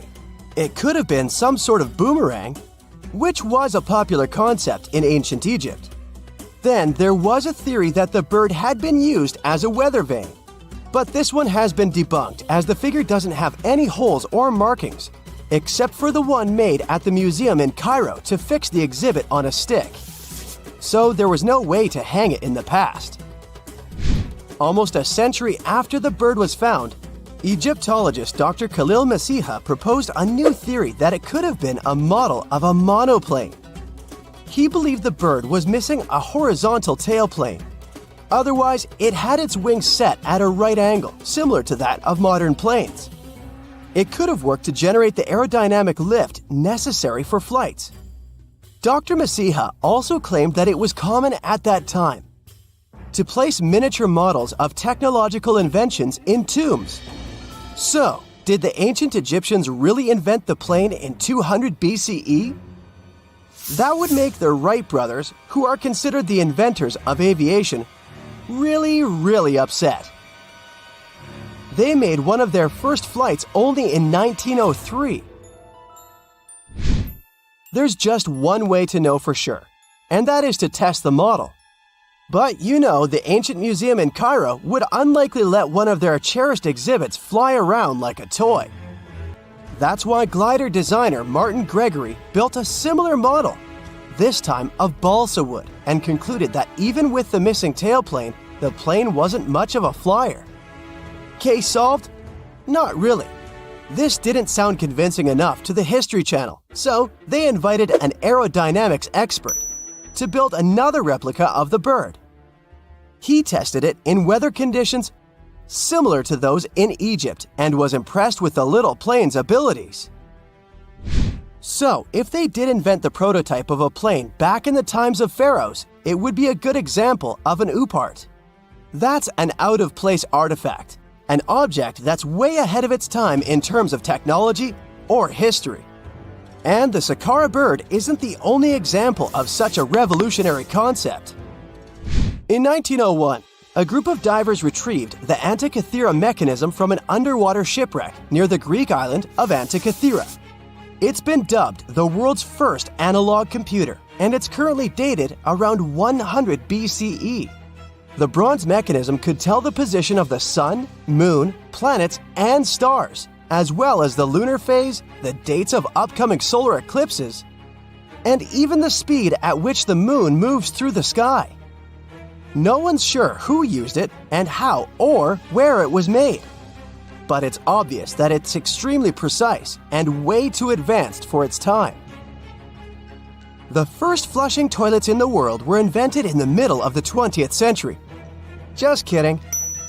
The ancient Minoans on the Mediterranean island of Crete and the Indus Valley civilization both came up with this brilliant invention at the same time, around 4,000 years ago. The plumbing and sanitation were so well done that no one managed to design anything better until 2,000 years later. One ancient Minoan lavatory was discovered at the Palace of Knossos. It looks like it had a wooden seat set over a tunnel that directed water from a rooftop reservoir to an underground sewer. Other varieties got water from jugs. Only the super rich people could afford all this glory. So if you wanted to shop for real estate back then, the flushing toilet would be a telltale sign you were in the rich neighborhood. Automated doors became a cool, seemingly new invention back in 1931. But the technology behind them is actually much older. Think the 1st century CE old. Mathematician and engineer Heron of Alexandria came up with a hydraulic system to open and close temple doors. To bring it into action, you need to light a fire to produce heat. There was a brass pot under the fire, half filled with water. The inventor connected the brass pot to containers that acted as weights. When the fire was burning, the water moved into the containers. They went down and pulled the ropes. It was nothing like a supermarket door that opens in front of you before you even have time to think. Heron's door took hours to open, and there was no way to stop the process. That's why they only opened the doors once a day before people entered the temple, to add some mysticism at the temple during ceremonies. Spooky. Looks like the first ever battery was invented in Baghdad around 2,000 years ago. A German archaeologist found this oval-shaped clay jar in 1938. Scientists are still not sure what purpose it served and who exactly invented it. There is a theory that it was used for electroplating objects with precious metals. When they filled it with a weak acid like vinegar, the battery produced around 1 volt of electricity. Another theory says it was a vessel for sacred scrolls. Would you like to buy contact lenses designed by Leonardo da Vinci himself? In 1508, he invented a glass lens with a funnel on one side. You were supposed to wear it with water inside to improve your vision. Sounds a bit uncomfortable, doesn't it? So, around a century later, French scientist René Descartes decided to improve the idea and make the cornea contact the future lenses. Contacts because they contact your eyes, get it? The glass tube with liquid did help improve vision, but blinking was sadly impossible. 2.5 centuries later, new technologies in the glass industry let scientists design contacts that would fit in the eye and even let the wearer blink. Thanks, guys! Still, those lenses were made of heavy blown glass and didn't let the eye breathe. About 50 years later, contacts became plastic, lightweight, unbreakable, and scratch-resistant, but still covering the entire eye. And then, in 1948, an English optical technician accidentally sanded down a plastic lens and figured out they'd still be in place even if they covered only the cornea. Imagine you're living in 19th century London and need to send a message to New York. It would have taken about 10 days to get there by ship. So when delivery time went from days to hours in 1850, sadly, the new cool invention only lasted a few weeks. It took years to bring it back to life. You're walking down the street. You see a strange-looking antique shop called Ageless Trinkets of Mr. Bright. You're curious, so you enter there. You take a look at all the weird stuff. Suddenly, an old folded parchment paper catches your attention. It's a world map, but something's off with it. Instead of showing the countries as you know them, it shows the locations of 4 mythical lost worlds and civilizations. Mr. Bright, the shop owner, comes next to you after realizing your shock. This map won't let you find these places or anything, but I can explain to you the legends behind them if you want, he says. Let me begin with Atlantis. You might know it as Aquaman's underwater kingdom, but Atlantis, the fictional island, was actually first introduced in 2 of Plato's works. According to him, Atlantis was a highly advanced civilization that existed about 9,000 years before his own time, and its story had been passed down by poets, authors, and others. He wrote about Atlantis and its citizens to give a moral lesson and to teach about the dangers of arrogance, as well as the eventual downfall of those who are after too much power. In his dialogues, Plato stated that Atlantis was a great and powerful empire that was respected in all parts of the world. It was founded by beings who were half deities and half human, and became a great naval power after a while. Being an island filled with gold, silver, and other precious metals certainly helped their case. But besides that, it was also known for its breathtaking architecture and state-of-the-art technology, as well as its countless rare and exotic wild animals. Atlanteans were proud of their great achievements and the perfection of their civilization, but their excessive pride was going to bring their downfall. They believed they were so superior that they could gain control over any nation. This led them to launch a series of invasions. They conquered many of the Mediterranean lands, but when it was time to enter Athens, Athenians pushed back with an extraordinary force, so the Atlanteans were finally defeated. Plato stated that deities then got angry at Atlanteans because of how wicked, greedy, and immoral they became. So they punished them by sending earthquakes, which caused Atlantis to sink beneath the sea.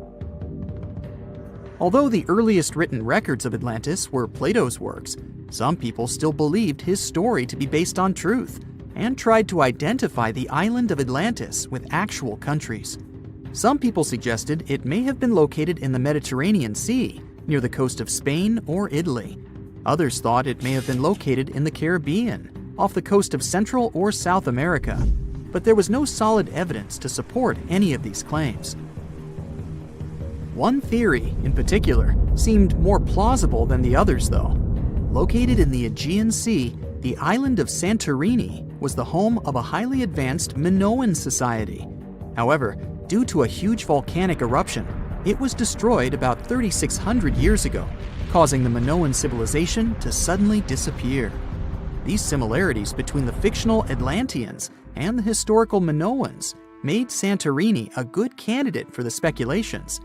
Yet again, there were still major flaws with it, such as how the time when Plato said Atlantis was destroyed doesn't coincide with the time of Santorini's eruption. So Atlantis still continues to be regarded as nothing more than a popular legend in the scientific world.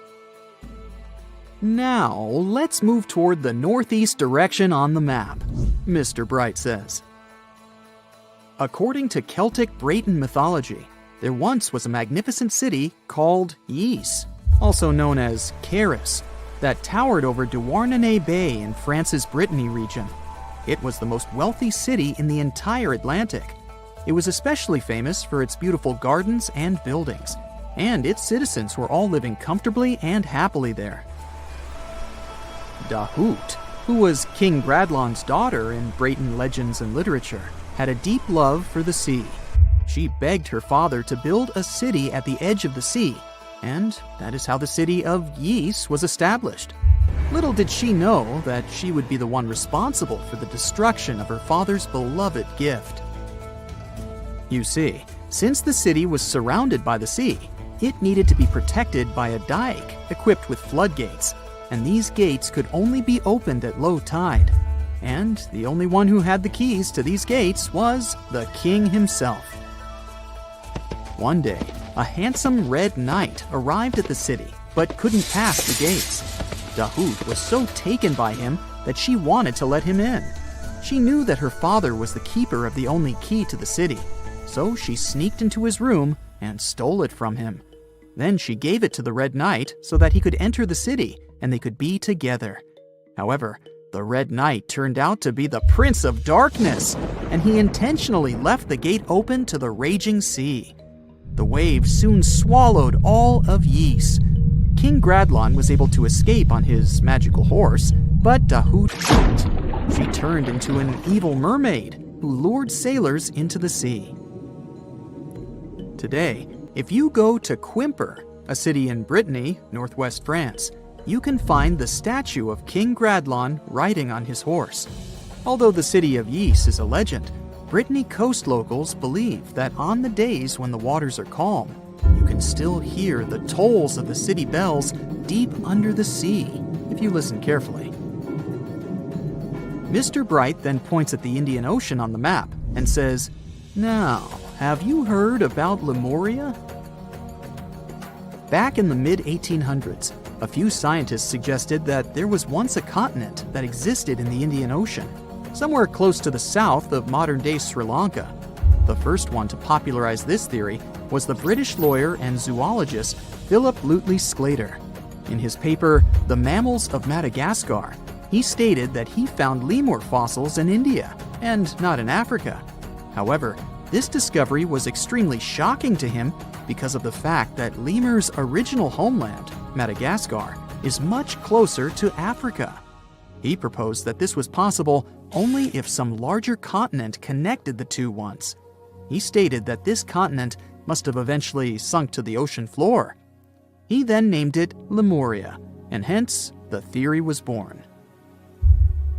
People who came after Sclater took his theory a step further and thought that Lemuria was also the home of an extinct race of humans called Lemurians, who had 4 arms and enormous bodies, and were also the ancestors of modern-day humans, as well as lemurs.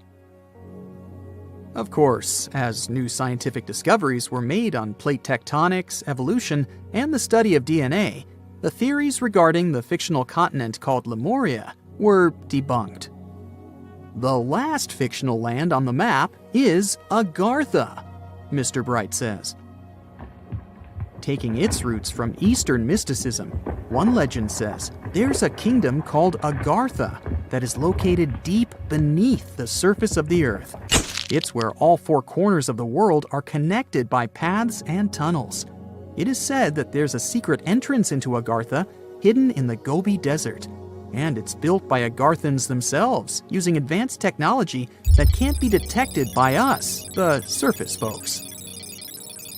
According to some beliefs, Agartha exists to counterbalance the energies of those who live above the surface. While we live in a state of rush and heightened emotions, this world beneath us is the total opposite.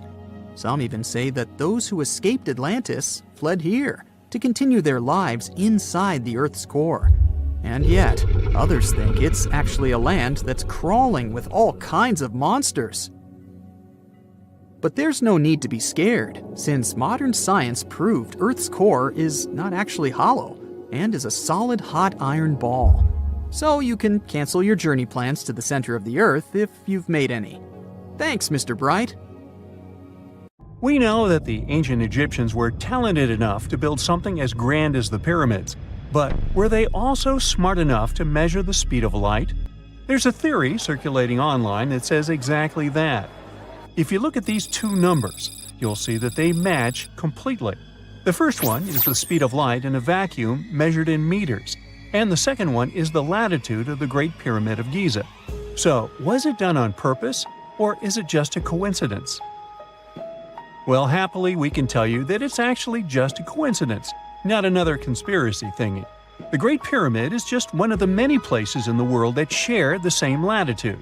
And more importantly, even if the ancient Egyptians had somehow measured the speed of light and chosen to keep it a secret from the rest of the world, they wouldn't have used meters to put it down. Meters were only defined at the end of the 18th century. The builders of the pyramids used a different unit of measure called cubits. 1 cubit is equal to 1.5 feet. Cubit was based on the length of the arm from the elbow to the tip of the middle finger, and it became popular in the ancient world. So if they wanted to impress the rest of the world and set the pyramids at a point that matched the speed of light in cubits, they would have to build their iconic constructions somewhere in Europe. And then the Danish astronomer who first measured the speed of light in 1676 would have been really upset to know that someone had done it centuries before him. So although they were ahead of their time in many aspects, the ancient Egyptians never measured the speed of light or used longitude and latitude to map their locations. The base of the Great Pyramid of Giza might seem like a perfect square, but it's actually an 8-sided structure, not 4-sided. Each of its 4 sides has a subtle concave indentation that splits it evenly from base to tip. The official version is that a British pilot was the first to notice it in 1940 while flying over the pyramid. He took a photograph that showed shadows highlighting these indentations. Some people think these lines are only visible from above and can best be seen at dawn and dusk during the spring and autumn equinoxes. This has led to a freaky theory that the ancient Egyptians might have designed the pyramids to communicate with something looking at them from above. Now, the Great Pyramid is one of only 3 pyramids that used to have a swivel door. It weighed around 20 tons, but they could still easily open it from the inside. Its precise fit made it nearly invisible from the outside, with no visible latch or handle. There were only slight variations in the exterior stone that gave out an opening. The other 2 pyramids with similar doors belonged to Khufu's father and grandfather. The Great Pyramid also has a hidden void at least 100 feet long that was only found in 2017. We still don't know what lies within the space, what purpose it served, or if it is the only space of its kind. Researchers used the same tech to see through cathedral walls, Mayan pyramids, and even volcanoes. It depends on a natural shower of subatomic particles called muons. They pass more easily through empty space than through solid materials. So if they arrange multiple muon detectors around a structure, scientists can map out its solid and empty areas. A team of scientists placed muon detectors inside the Great Pyramid and allowed them to gather data for months. Scientists have analyzed samples of the mortar used to build the pyramids many times. Although we know its composition, modern technology still can't replicate it. The mortar is mostly made from processed gypsum, but it wasn't used like the cement we use for bricks today. Instead, they used it to support the joints between the massive stones as they were set in place. The estimated amount they needed to construct the Great Pyramid was around 500,000 tons of mortar. The gypsum mortar is stronger than the stones themselves and has held up for thousands of years. Now, all four sides of the Great Pyramid are aligned with the cardinal points – north, south, east, and west. According to geologist and engineer Glenn Dash, the alignment is accurate to within 4 minutes of arc, or 1/15 of a degree. The architects managed to achieve this without modern tools like drones, blueprints, or computers. Many researchers try to explain this construction miracle. Maybe they used the pole star or the sun's shadow. Dash recently proposed a new, simpler idea. The Egyptians might have used the autumnal equinox to align the pyramids. It happens twice a year when the Earth's equator passes through the center of the sun's disk, making day and night nearly equal in length. To test his theory, Dash conducted an experiment on the 22nd of September 2016, the first day of the fall equinox. He used a special rod the Egyptians had to cast a shadow and tracked its tip at regular intervals, forming a smooth curve.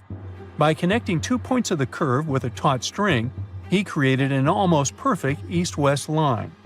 Dash noted that on the equinox, the shadow's tip runs in a straight line, nearly perfectly east-west, and with a slight counterclockwise error. There's a similar error in the pyramids. Although his experiment was conducted in Connecticut, Dash believes that the same method would work in Egypt. All the ancient Egyptians needed was a clear, sunny day. They could determine the fall equinox by counting 91 days from the summer solstice. But they left us few clues, and no engineering documents or architectural plans have been found that explain their methods. So they might have mapped shadows, but it's not definite. Now, scientists have long wondered how heavy stone blocks were carried to the pyramid sites, and they might finally have an answer. A research team from the University of North Carolina, Wilmington, has discovered that 31 pyramids are likely to have been built along a long-lost ancient branch of the River Nile. It's now hidden under desert and farmland. For many years, archaeologists have thought that ancient Egyptians must have used a nearby waterway to transport materials, equipment, people, and whatever else they needed to build the pyramids on the river. But up until now, they weren't certain of the location, shape, size, or proximity of this waterway to the site of the pyramids. The group of researchers used radar satellite imagery, historical maps, geophysical surveys, and sediment coring to map the river branch. They believe it was buried by a major drought and sandstorms thousands of years ago. The team managed to go below the sand surface and get images of some hidden features thanks to radar technology. They found hidden rivers and ancient structures running at the foothills of where most of the ancient Egyptian pyramids lie. The discovery of this extinct river branch helps explain the high pyramid density between Giza and Lisht, in what is now an inhospitable area of the Sahara Desert. Now, Egypt isn't the only country with the most pyramids in the world. The champion's title here goes to its southern neighbor, Sudan. It has between 200 and 255 pyramids, compared to Egypt's measly 138. They were built by members of the Kingdom of Kush, an ancient civilization that ruled the lands along the Nile River many years ago. They started erecting pyramids around 500 years after the Egyptians had stopped doing it. Their pyramids are much smaller than the Egyptian ones, but were built for the same purposes. Archaeologists are still working to find out how the pyramids in the Sudan were built, how long it took to complete them, and what happened to their society. Researchers have found almost 1,000 previously hidden Maya settlements in the tropical lowlands of what is now northern Guatemala. They did it with LIDAR, light detection and ranging lasers, which they used to scan areas from the air. The region we're talking about is pretty vast. All those structures and buildings they saw over there stretch across about 650 square miles. And these spots were supposedly occupied thousands of years ago.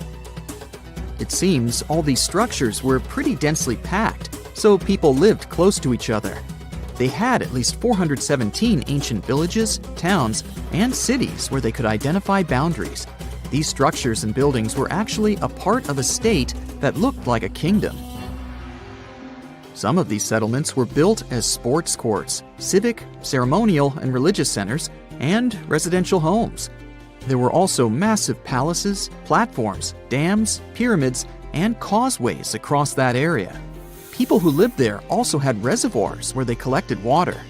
So, they needed the power to organize thousands of specialists and workers. And they also needed many skilled people to build such structures without the technologies we have today. They needed lime producers, architects, mortar and quarry specialists, lithic technicians, those who took care of legal enforcement, and other important roles to establish the true community. This cool laser scanning system researchers used while exploring this area can even penetrate very dense ecosystems and vegetation. The light bounces off different surfaces and then creates a digitally reconstructed map. This map is based on how much time it takes for the pulses to get back to a receiver. So, with this laser system, they discovered there were also lowlands for agriculture.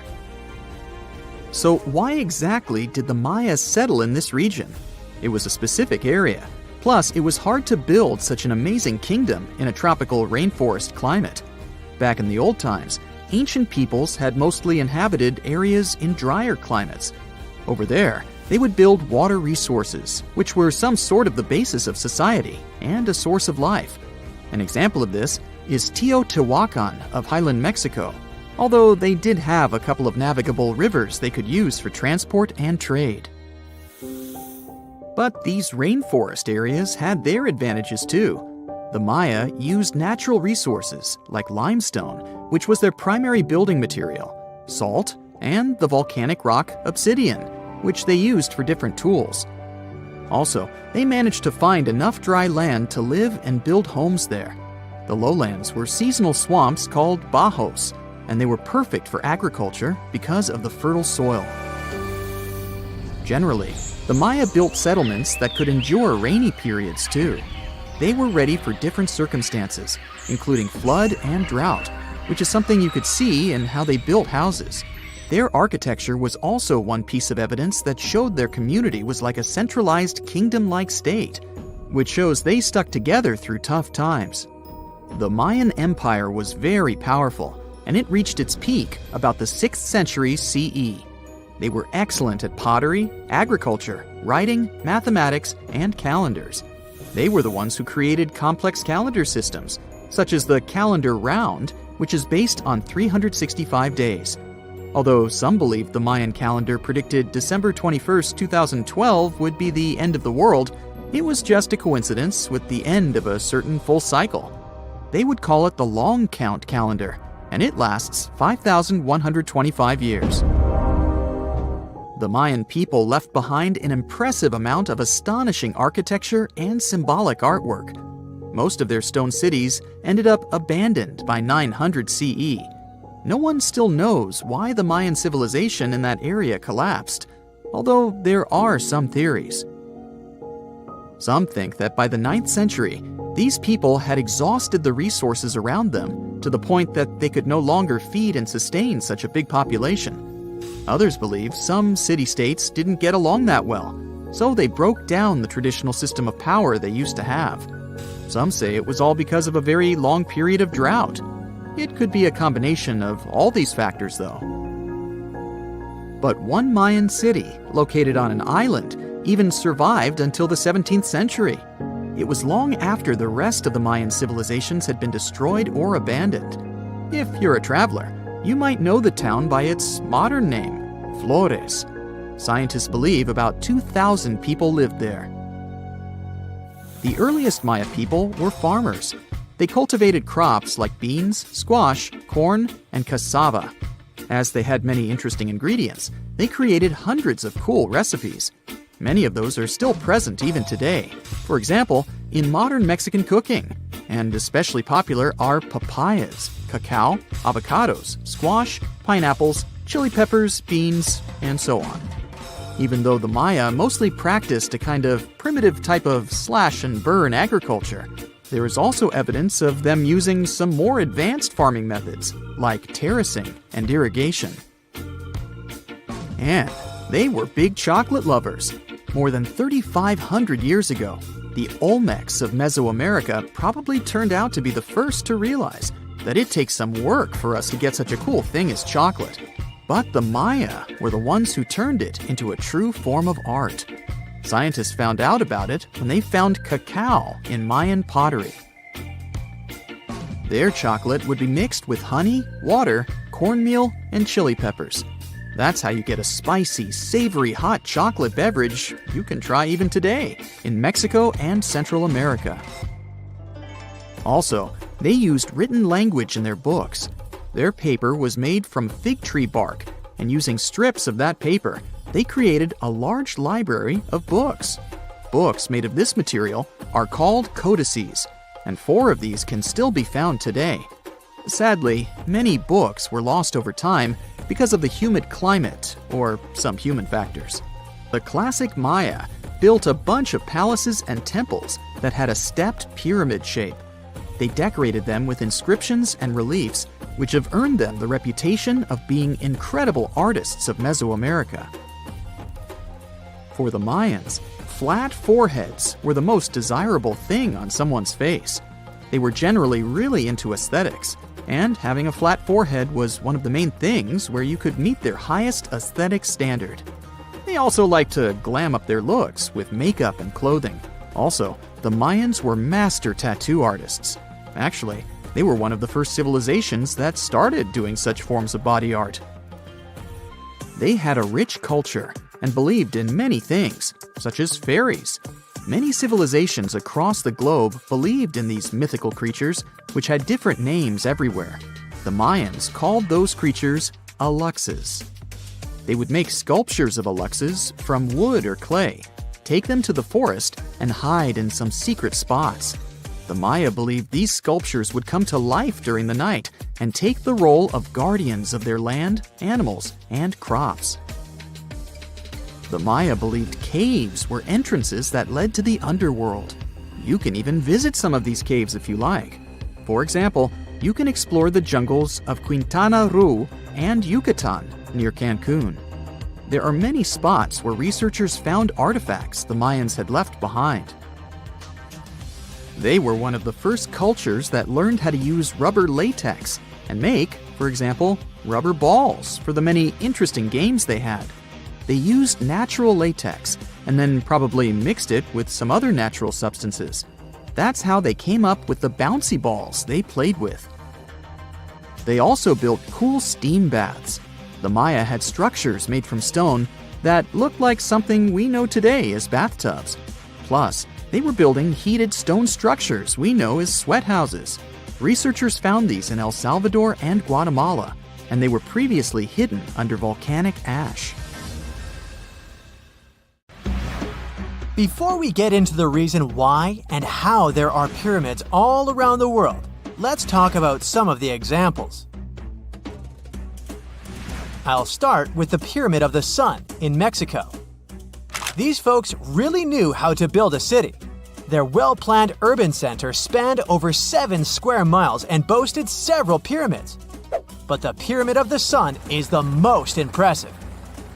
This giant pyramid was built way back in 100 CE and is one of the biggest structures of its kind in the whole Western Hemisphere.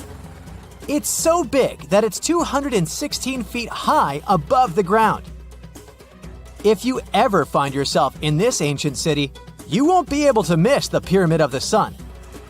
It's right there on the east side of the Avenue of the Dead, the city's main north-south street.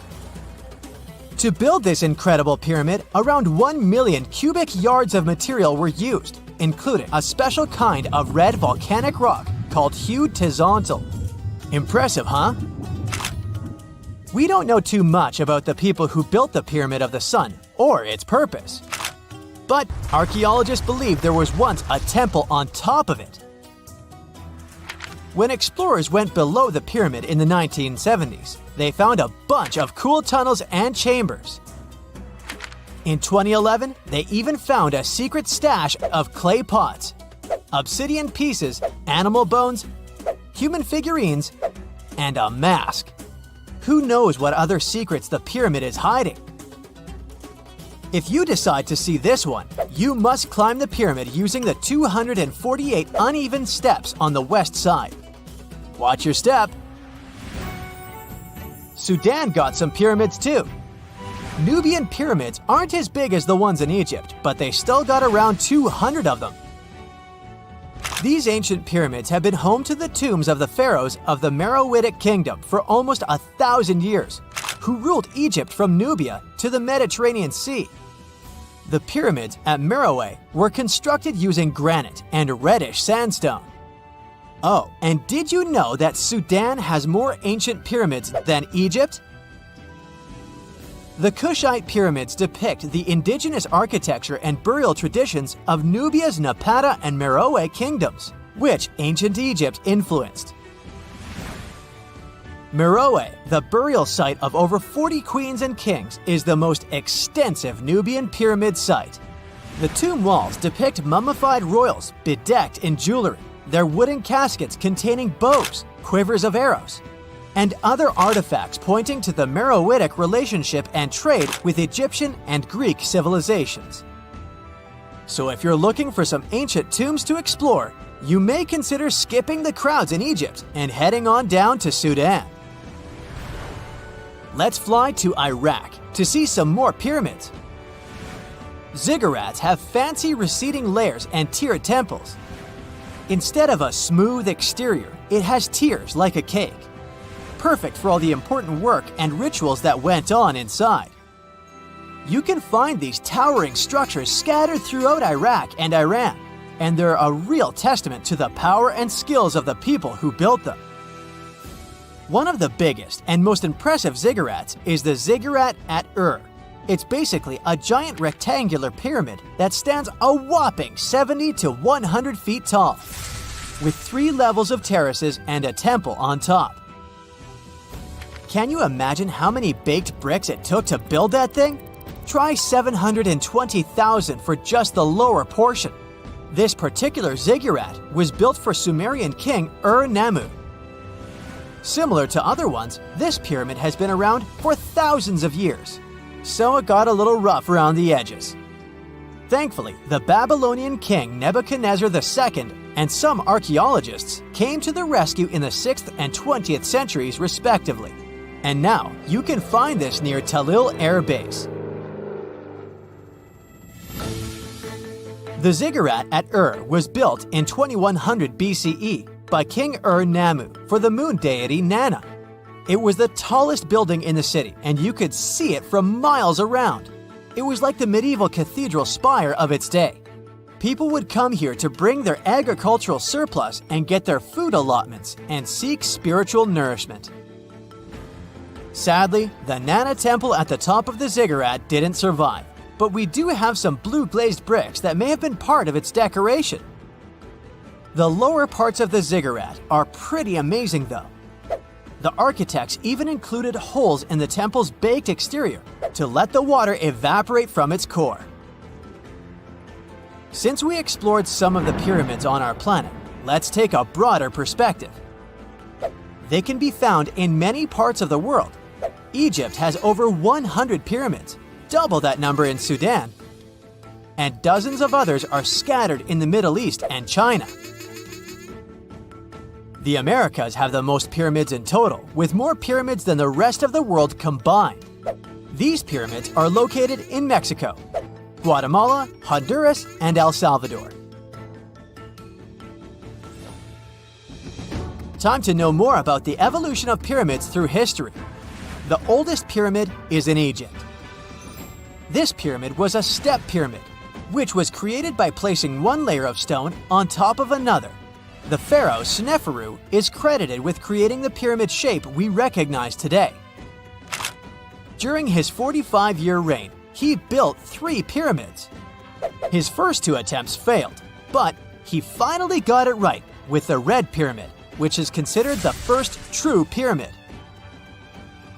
It was Sneferu's son, Khufu, who built the Great Pyramid of Giza, which was the tallest human-made structure on Earth for almost 4,000 years. Latin American pyramids are similar to early Egyptian step pyramids, but they were built independently with no knowledge of each other. The pyramids in Sudan were built around 700 BCE and are tall but much narrower than those in Egypt. How in the world did all these civilizations build these things without even texting each other? After all, the Aztecs, Mayans, and ancient Egyptians were about as different as possible. But despite their cultural differences, they all seem to agree on one thing. Pyramids were pretty cool. Step pyramids are all around the world because they were the most feasible and stable way to build large and tall structures without access to lighter building materials like wood and metal. The triangular form with a square base is the best way to build a sturdy structure, and having a cube structure would require more material for less height. Now, when it comes to pyramid design, the Egyptian pyramids were like giant triangles with a square base, smooth sides, and a pointy top. On the other hand, the Aztecs and Mayans went for a tiered cake look, with steps leading up to a flat platform on top. So, while all these pyramids share the same basic shape, they have their own unique flair. Each group built its pyramids using different materials, techniques, and slope angles. So while they may have been inspired by each other's work occasionally, they were just doing their own thing. Egyptian pyramids had smooth, angled sides that were designed to help the pharaoh's soul ascend to heaven. The Pyramid of the Sun was built over a series of caves that served as a passageway for the deities. The Maya built the temple of Kukulkan in Chichen Itza to honor the deity Kukulkan, usually represented by a serpent. Nicknamed El Castillo, it has 91 steps on each side, plus a platform. That's 365 steps, one for each day of the Mayan calendar. Tell me, Brightsiders, how were pyramids built? To begin with, humans made them, not a foreign race from space that landed on Earth. You see, one thing that all pyramids have in common is that they were built without advanced tools or even the wheel. It took a lot of people to build them, including skilled laborers and architects. For example, it's estimated that 20,000 people built the Great Pyramid of Giza, and it's believed that most of them were skilled laborers. Building pyramids was a massive undertaking that required years of planning and effort. The Great Pyramid at Cholula, Mexico, took 600 years to complete. Hey, if you think Stonehenge is one of the oldest stone monuments ever, well, let me introduce you to Göbekli Tepe. Buckle up, we gotta travel to Turkey to meet this really old guy. Yeah, he's too old to travel. Jokes aside, Göbekli Tepe, an archaeological site located in southeastern Turkey that dates back to the Neolithic period, around 10,000 BCE. It's considered to be one of the oldest and most significant archaeological discoveries in recent times.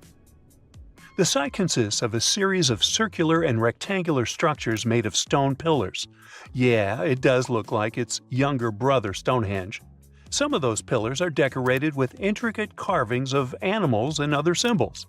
Now, you maybe wonder, hey, why on earth did they make such a fascinating building? What was its purpose? Sorry, I got no answer for that. The purpose of the site is still unknown, but it is believed to have been a ceremonial center for the ancient people who lived in the area. The discovery of Göbekli Tepe has challenged long-held beliefs about the development of human civilization, as it suggests that complex societies may have emerged much earlier than previously thought. Okay, pack your stuff, our travels just started. Next destination, Masada.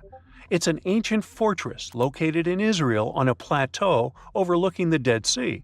Hey, look at that view, spectacular, huh?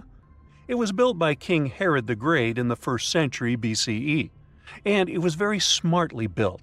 Within the fortress, there were various facilities such as storehouses, barracks, a palace, and a set of cisterns capable of holding approximately 40,000 cubic meters of rainwater.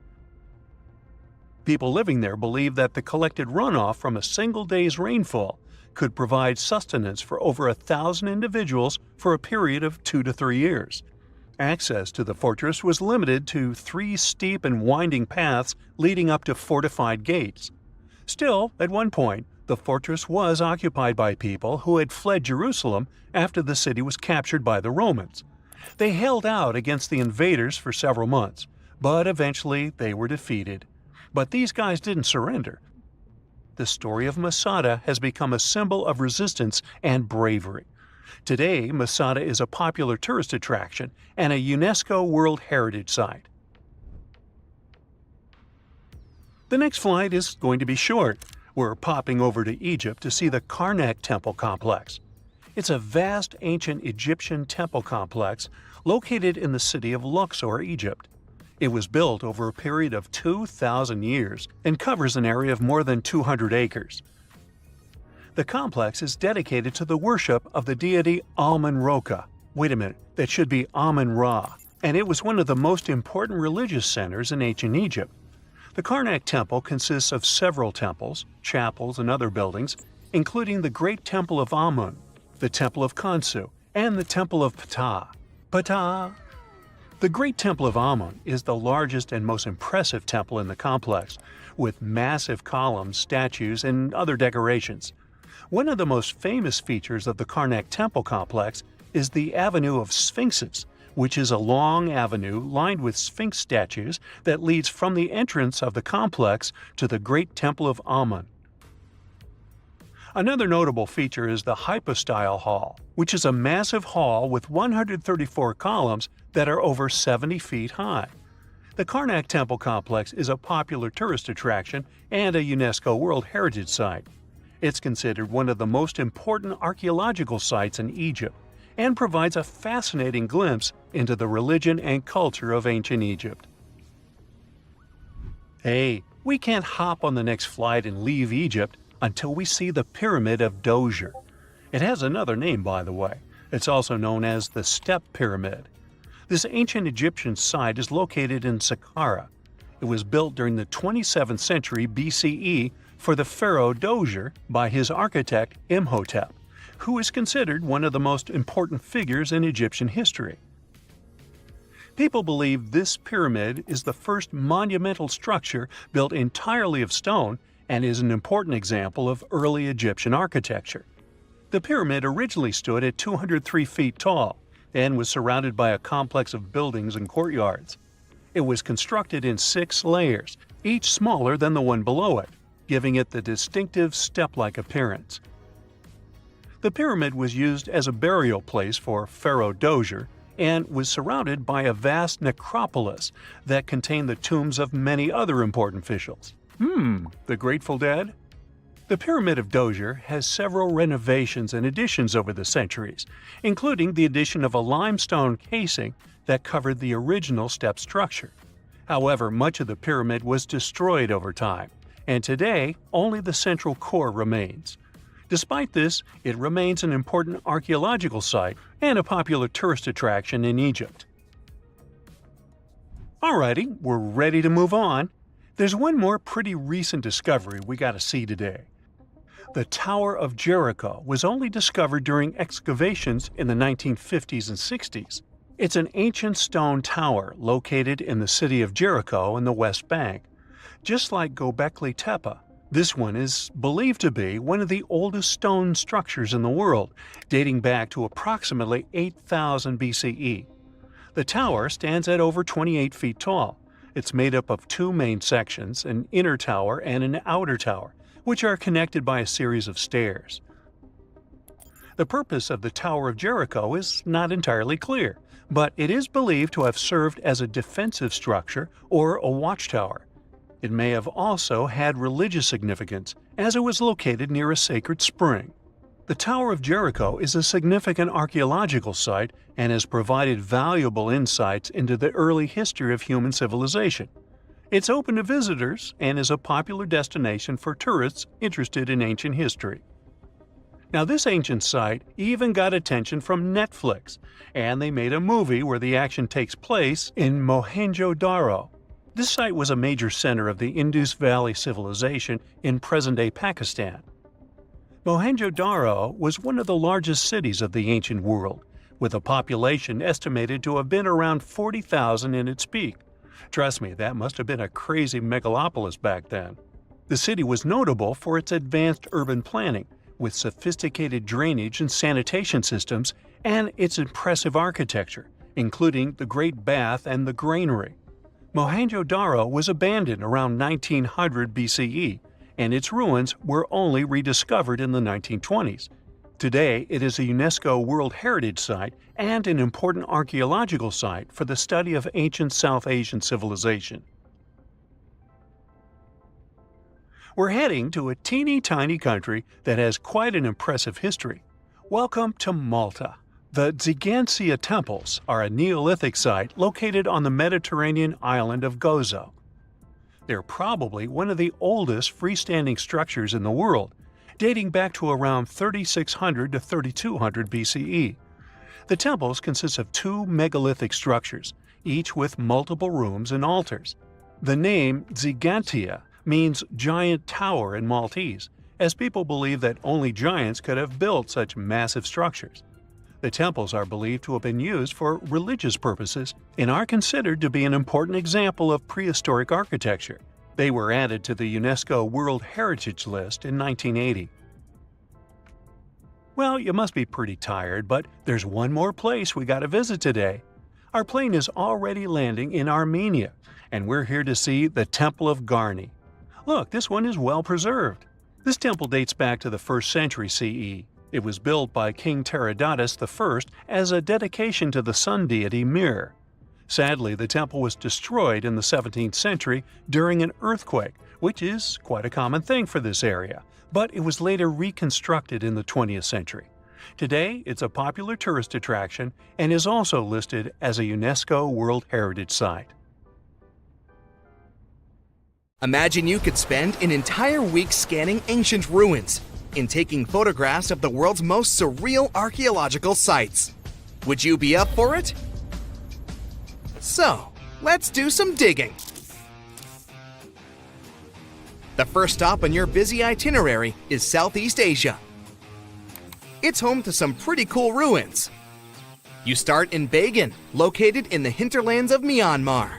There are many ways to visit the site, and you're glad you've booked 2 different experiences. The first one is a hot air balloon trip at sunrise. Right before dawn, you board the balloon, and as soon as the sun starts to appear on the horizon, you begin your flight over the marvelous area. As the sun rises, it glistens on more than 2,000 conic-shaped golden structures. The hot air balloon ride is quick, but it gives you unparalleled views of all the 40 miles over which the site sprawls. Back on land, you rent a bicycle and roam the village of ruins. Some of them are open and allow you to peep inside. These magnificent ruins were built between the 11th and 13th century CE and were mainly places of worship. There were originally over 10,000 buildings, but they were gradually deteriorating over time due to earthquakes.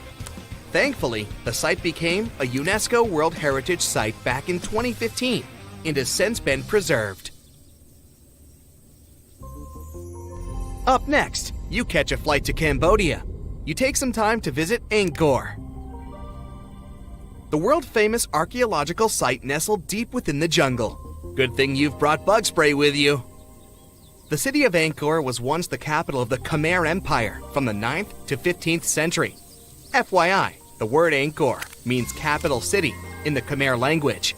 The city was founded by King Yasovarman I, and it became one of the largest cities in the pre-industrial world. Researchers say nearly 1 million people live there. Until today, Angkor is admired for its stunning architecture. The Khmer style is recognized in the use of huge blocks of sandstone. The towers are believed to have been once decorated with gold. But today, the site is a maze of vine-covered temples. The city was abandoned in 1431 and wasn't rediscovered until the 1840s. Oh, and just so you know, this is also a UNESCO Heritage Site. It became one in 1992, in case you want to brag to your friends about your culturally rich adventures in the future. Now, your trip continues in Egypt. You're here to visit the Karnak Temple in the city of Luxor. You opt for the most unusual way to get to Luxor. That is, a boat ride down the Nile River. Leaving Cairo, you head south until you reach the famous ancient city. Luxor was once the capital of Egypt and a true hub of power and wealth. That is why the Karnak complex is such a great archaeological site. You choose to visit it at night, and still at the entrance, you are struck by the site's beauty. In the evening, artificial lights cast a golden glow on the temple statues and stone columns. The temple is huge and was built mainly around the 18th and 19th centuries BCE. Each Egyptian pharaoh from that period left their own architectural mark on the site. The highlight of this tour is taking a walk through the Avenue of Sphinxes and discovering the Great Hypostyle Hall. This hall is filled with towering pylons and solid sandstone columns, a true wonder. From Egypt, you head down to Jordan. Now, if you like terracotta landscapes, you've come to the right place. The city of Petra is a marvel of the ancient world. Located in Jordan's desert, the city was a commercial hub back in the 4th century BCE. The Nabateans, an Arab Bedouin tribe, lived in the so-called Rose City and thrived for many years, having accumulated a significant amount of wealth. The city was known for its innovative water management system, which made the region inhabitable. And yes, you'll catch a glimpse of its ruins on your tour. The rock-carved gate-like structure Petra is famous for what is called the Pharaoh's Treasury. It stands at the main entrance to the site and is said to have a treasure hidden beneath it. Don't forget to stand right beneath it and take one of those classic pictures for social media. Once Petra has been ticked off the list, you fly to southern Europe.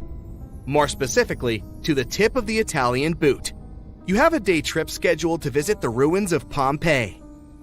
Pompeii can be reached by car from the city of Naples. It's home to the eerie yet well-preserved ruins of a city that was once engulfed by lava. When Mount Vesuvius erupted in 79 CE, it left the city of Pompeii completely buried under millions of tons of volcanic ash. The ancient city was first discovered by beneath the volcanic rock in the 16th century, but it was first cleared from debris in the 1870s. Today, you'll be able to walk down the streets of these ancient Roman ruins and imagine what the town looked like in its heyday. Pompeii was a vibrant and rich municipality. The site's ruins revealed that many areas of Pompeii had boasted impressive bakeries, markets, and even houses with balconies, which were a sign of great wealth at the time. And believe it or not, even some artworks survived the eruption. Archaeologists found well-preserved frescoes and murals with mythological creatures. All this indicates that members of the high society lived there. The city even had thermal baths and showers made from luxurious materials. While you're still in Europe, you'll hop over to visit the iconic Stonehenge. It's a perfect day trip if you stay in the city of London, just a short train journey away. Stonehenge dots the Salisbury Plain in Wiltshire, England, and is one of the world's most recognized ancient ruins. More than 5,000 years old, these curious stone rings are some of the oldest stone structures on the planet. Created out of sandstone, they are shrouded in misery. Who built them and why is still largely unknown. Popular theories claim that Stonehenge was used as a great solar calendar, built to help people keep track of days, weeks, and months. Talk about hard work to create a mere calendar, huh? And the final leg of your trip will take you to explore the Southern Americas. In Guatemala, in Central America, you'll find ancient Mayan ruins.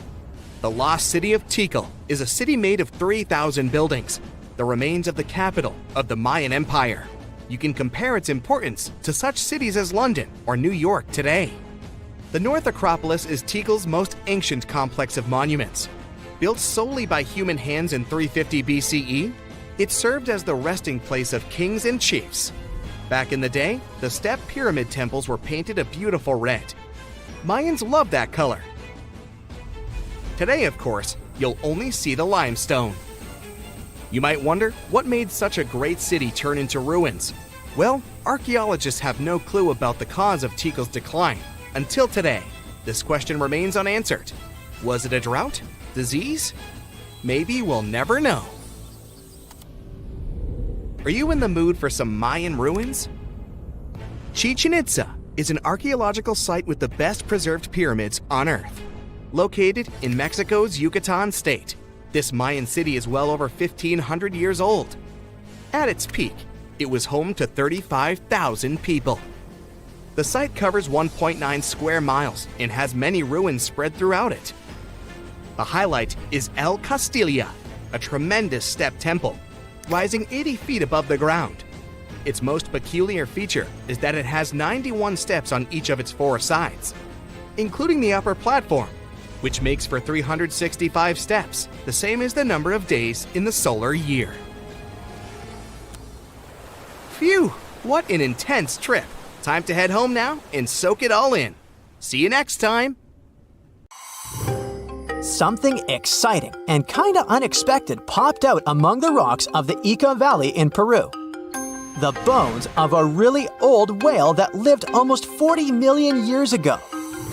At first, no one was really impressed because the bones they found were big and weirdly shaped, so people just thought they were looking at giant boulders. I mean, that's cool too, but things got way better when they realized those were the remains of a very large ancient animal that roamed along the coast of ancient Peru. Plus, it was probably the heaviest creature that ever lived. Sorry, blue whale, I know you worked hard to get to the top. The length of over 100 feet and weight of more than 200 tons brought you the status of the biggest animal on our planet. But it seems you've held the title long enough. Time to hand it over to our next candidate, and that one's really gigantic. This ocean beast was probably shorter than the blue whale, but heavier, with a weight that could be between 93 tons and 370 tons. If it's closer to the higher number, it'll make Paracetus the biggest animal ever known to have lived on Earth. And it seems its weight was the result of having extremely thick, dense bones. You can see such bones today in manatees or some other early whales. Dense bones are a great tool for such marine mammals. This feature makes them heavy and allows them to stay submerged most of the time. But at the same time, if their body was too heavy, they would end up sinking all the time, and they would waste too much energy to move back up to the surface. So, to avoid sinking, marine mammals need to have enough lighter tissues, like muscles and fat, to help them float in the water without using too much energy. Now, scientists didn't have the whole skeleton, which makes it hard to tell how big the animal was. But they used the ratio of the heavy bones to the lighter tissues in other marine mammals to estimate the overall weight of this giant ancient whale. Experts found these fossils about 13 years ago and spent the next decade freeing the whale from the rock. Its anatomy and age showed this whale was a cousin of Basilosaurus, a whale that had a long snout full of sharp teeth, and a sleek body similar to that of an eel. Even if Paracetus wasn't bigger than the blue whale, it was still a giant that ruled the ocean depths. Unlike modern whales, there's a possibility that this ancient fellow was a predator that liked to go after bigger prey. And this also changes how we see the history of whales. Scientists used to think these magnificent creatures became really big about 5 million years ago when they started eating lots of small creatures. But here's the proof that giant whales existed even before that. But it's still unclear how this whale managed to find enough food to sustain its enormous body. Plus, it's still hard to tell what exactly this ancient creature had on its menu. It was pretty large and not such a fast swimmer, so it's possible it searched for food in shallow waters. Then it probably ate crustaceans, clams, or some other small animals hiding in the sand. One theory says it was a scavenger, which basically means it munched on remains of everything that would come its way. It's not so unusual to find marine animals in deserts.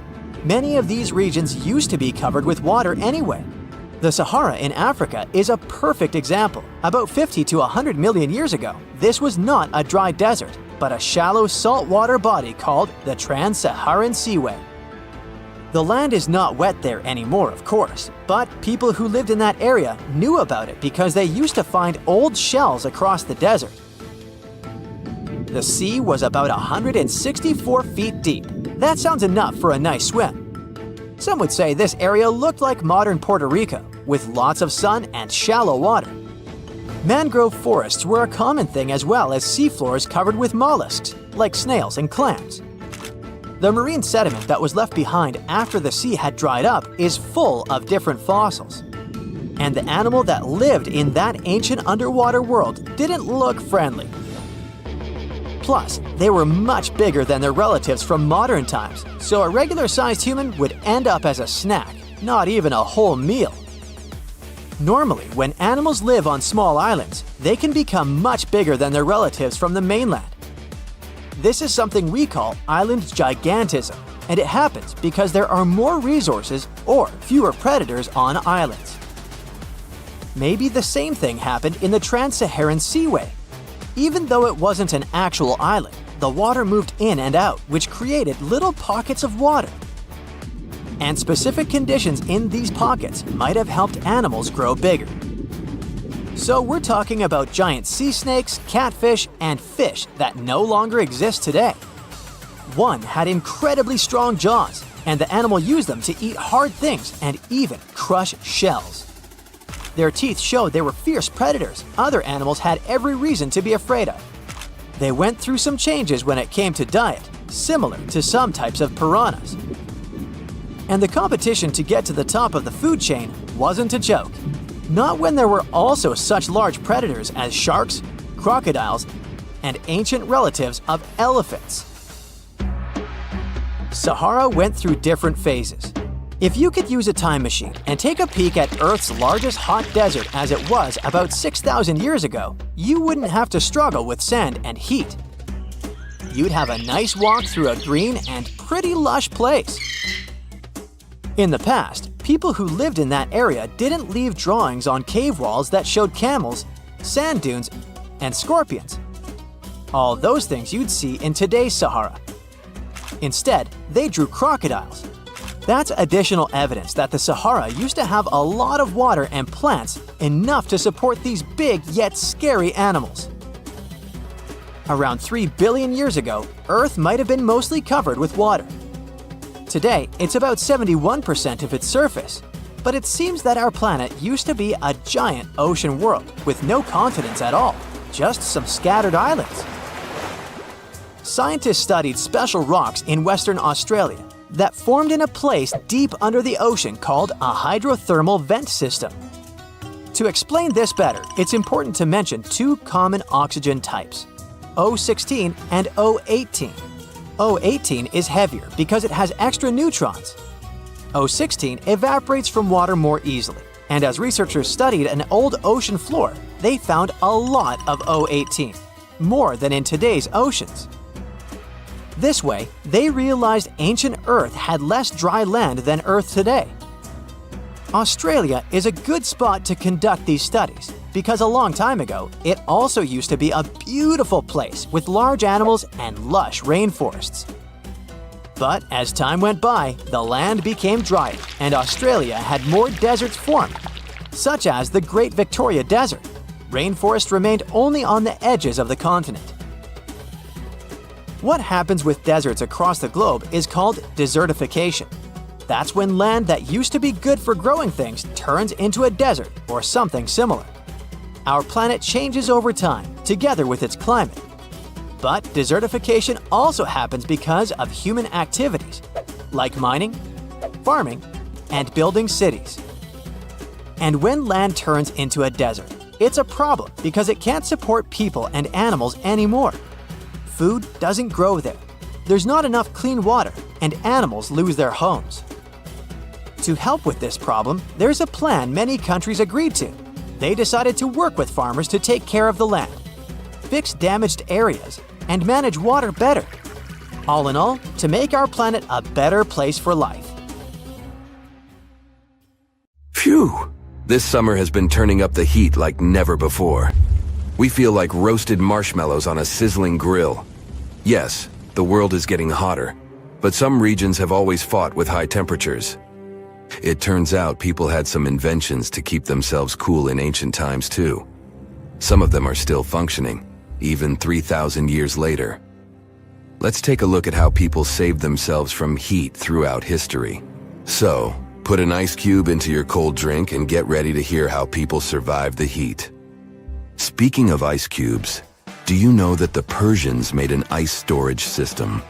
In the deserts of ancient Persia, people had an out-of-the-box idea about how to prevent their food from turning into a melted mess. These ingenious Persians stumbled upon a physics trick that allowed them to create ice in the middle of the desert. They called these cool structures yakchals, which basically means ice pits. These ice pits were not your ordinary coolers. They were like secret underground fridges. They looked like dome-shaped mud brick structures on the outside, but inside, it was a whole different world. These ice pits had an evaporation cooler system that worked like magic.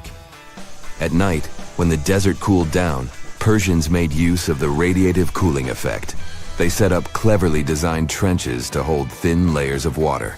The water froze, defying the desert heat. Then there were underground square storage areas. The Persians collected the melting ice water from these cooled trenches, and during the night, they froze it again, making the most of the desert's natural chill. To add to the cooling effect, they built a wall to shade the storage areas from the hot midday sun. And that's not all. They had this fantastic wind-catching contraption called a badger that caught the breeze and directed it right into the ice pits. Fresh air plus ice. Cool breeze. A winning combo. They even had intricate water channels called qanats to bring water to the ice pits and homes all the way from the nearby mountains. As time passed, these yakchals faded into history and modern technology took over. But hey, there's good news too. Some awesome folks in Iran are restoring these ancient coolers. So, if you ever find yourself in the desert, don't forget to pay a visit to these marvelous places and witness the genius of the ancient Persians firsthand. Now, I want to focus more on the wind catchers because they don't just help make ice cubes. They actually function as a cooling system as well. Back in the day, those clever architectural wonders were all the rage in places like Persia, modern-day Iran, Egypt, and the Middle East. Imagine tower-like structures with openings at various levels strategically placed to harness the power of nature's breeze. These openings were like magical portals for the wind. They captured those refreshing gusts and guided them right into people's living spaces. Basically, they were natural air conditioners. The breeze would gracefully flow downward, cooling the ground as it danced through the building. The secret sauce lies in the details. The tower's height, the number of sides, the openings, and the positioning of the interior blades. Everything plays its role in how efficiently the wind towers work out. Thanks to these wind catchers, ancient societies could enjoy comfy indoor temperatures without sweating. Can you imagine living in those times? Feeling the gentle breeze whisking through your home, keeping you feeling fresh and chilled out? The Persians are often credited for inventing these awesome wind catchers. But hey, don't forget about Egypt. There, you can find traces of similar structures dating all the way back to 1300 BCE. Yes, the invention of wind catchers may have occurred in ancient Egypt, but Yazid in Iran is the city with the largest number of wind catchers. People wouldn't have been able to live there without these ancient ACs because there was almost no rain in the area throughout the year. Now, let's look at these perforated double-skinned exteriors. Imagine dressing up a building with a fancy perforated screen. It's like giving its exterior a stylish makeover while keeping things chill inside. This genius technique, firstly, scatters the natural daylight, so no harsh sunbeams to blind you. The screen also offers shade like a pro, giving the building's interior a much-needed break from the blazing sun. Think of it as a natural sun hat for your home. Placing this screen about 4 feet away from the outer walls creates a breezy, dreamy hallway for fresh air circulation. And hey, they add a touch of elegance to the building too. These structures are sometimes called jali. Jaipur, India, for example, has an average daytime temperature of about 100 degrees Fahrenheit. so these structures are lifesavers.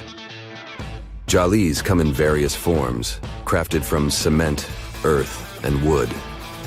It's a cultural symbol deeply embedded in Indian architecture. You can find its captivating presence in iconic historical buildings like the majestic Taj Mahal and the Grand Red Fort in Delhi. But hey, it's not just a thing of the past. It's still rocking modern architecture scenes, and its charm has sparked creativity in artists and designers worldwide. It adorns the building's exterior, its cross-section showing a larger opening on the outside and a smaller one on the inside. This is where the Venturi effect steps in to show off its physics prowess. As the air flows through the narrowing passage, it picks up speed, creating a difference in pressure between the inside and outside of the building. Air blowing at a higher speed gets compressed, and when released, it cools down. Mashrabia is a wooden lattice or screen used in the Middle East and North Africa. These decorative wonders are like window blinds, but they do more than just look pretty. They're smart too. They give privacy, shading you from the sun, and let fresh air and light in. Some people also add clay pots filled with water, sand, or damp straw to their designs. As hot air breezes through the holes, it also passes through the pot's porous surface. The moisture inside evaporates, cooling the air. This is a perfect low-cost technique for hot and dry climates. It's eco-friendly, and there's no need for electricity. Now, let's fast forward to today. Designers are getting creative, mixing traditional wisdom with modern tech. At the Al Bahar Towers in Abu Dhabi, they've got it too. Picture over 2,000 hexagonal panels that dance with the sun's movement, providing shade to the building's interior. Water evaporation was another secret weapon for ancient people. Simple, yet super effective. Plus, ancient Egyptians hung wet mats and curtains in doorways. When the air passed through them, it cooled down, providing a relief from the scorching sun. Ancient architects were the masters of maximizing airflow. They knew how to cross-ventilate and let hot air escape while inviting cooler air to the party. Speaking of ancient Rome, bathhouses were the place to be back then. It was like a community hub. People gathered to chat about politics, play sports, and, of course, take a relaxing dip. The frigidarium was the cool spot in Roman baths. After a steamy soak in the caldarium, Romans dashed to this giant pool to chill out. Then in some places, like Cappadocia in Turkey, people went underground to hide from the heat. They carved cozy dwellings in volcanic rock, harnessing the Earth's natural cooling powers. So the lesson here is simple. Architects and designers can create wonders by combining local traditions with smart tech. California's Death Valley boasts the highest officially registered temperature to date, with 134 degrees Fahrenheit in 1913. Meanwhile, Africa's sweltering record stands at 131 degrees Fahrenheit in Kebili, Tunisia, as noted in 1931. In Europe, the highest temperature ever documented reached almost 120 degrees Fahrenheit in Sicily in August 2021. Then, in 2022, the UK had the hottest summer of all time. They say nothing is ever lost, and it's true. Let's discover ships frozen in time. The first one is truly fascinating. Here, the Antikythera shipwreck. It's a Greek trading ship from the 1st century BCE. It's located on the east side of the Greek island of Antikythera and at the merging point of the Aegean and Mediterranean seas. Around 2,000 years later, in 1900, a group of Greek sponge divers discovered the wreck. They were going to Tunisia, yet they were forced to find shelter from a storm on a nearby island. Since they couldn't go anywhere due to the storm, they decided to look for sponges until the weather got calmer. One of the divers discovered the shipwreck at depths of around 130 feet. Imagine someone going for a sponge hunt, but getting out to the surface with archaeological treasures.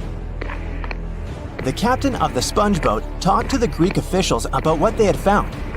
The officials sent 2 ships to the wreckage. The salvage operation was successful, and discoveries are now in Greece's National Archaeological Museum in Athens. The findings included 3 life-sized marble horses, jewelry, coins, and hundreds of works of art, including a 7-foot-tall Colossus statue of Hercules. Among these treasures, Antikythera ephebe, a bronze statue of a young man, caught more attention. Because the ephebe doesn't comply with any familiar iconographic model, and there are no known copies of his type, he held a spherical object in his hand. Scholars have different theories of who that person could be, but they are not in a consensus yet. More than 70 years later, Jacques-Yves Cousteau and his team went to the area and recovered hundreds more artifacts and the remains of 4 people. Interestingly, they discovered a complex set of interlocking gears capable of predicting the movement of the sun, moon, and several planets. The mechanism can also show the times of solar and lunar eclipses years into the future. Think of this Antikythera mechanism as an early computer calendar, to plan significant events like agricultural activities, religious rituals, and Olympic Games. These artifacts found in the Antikythera wreckage are some of the most important findings in modern archaeology.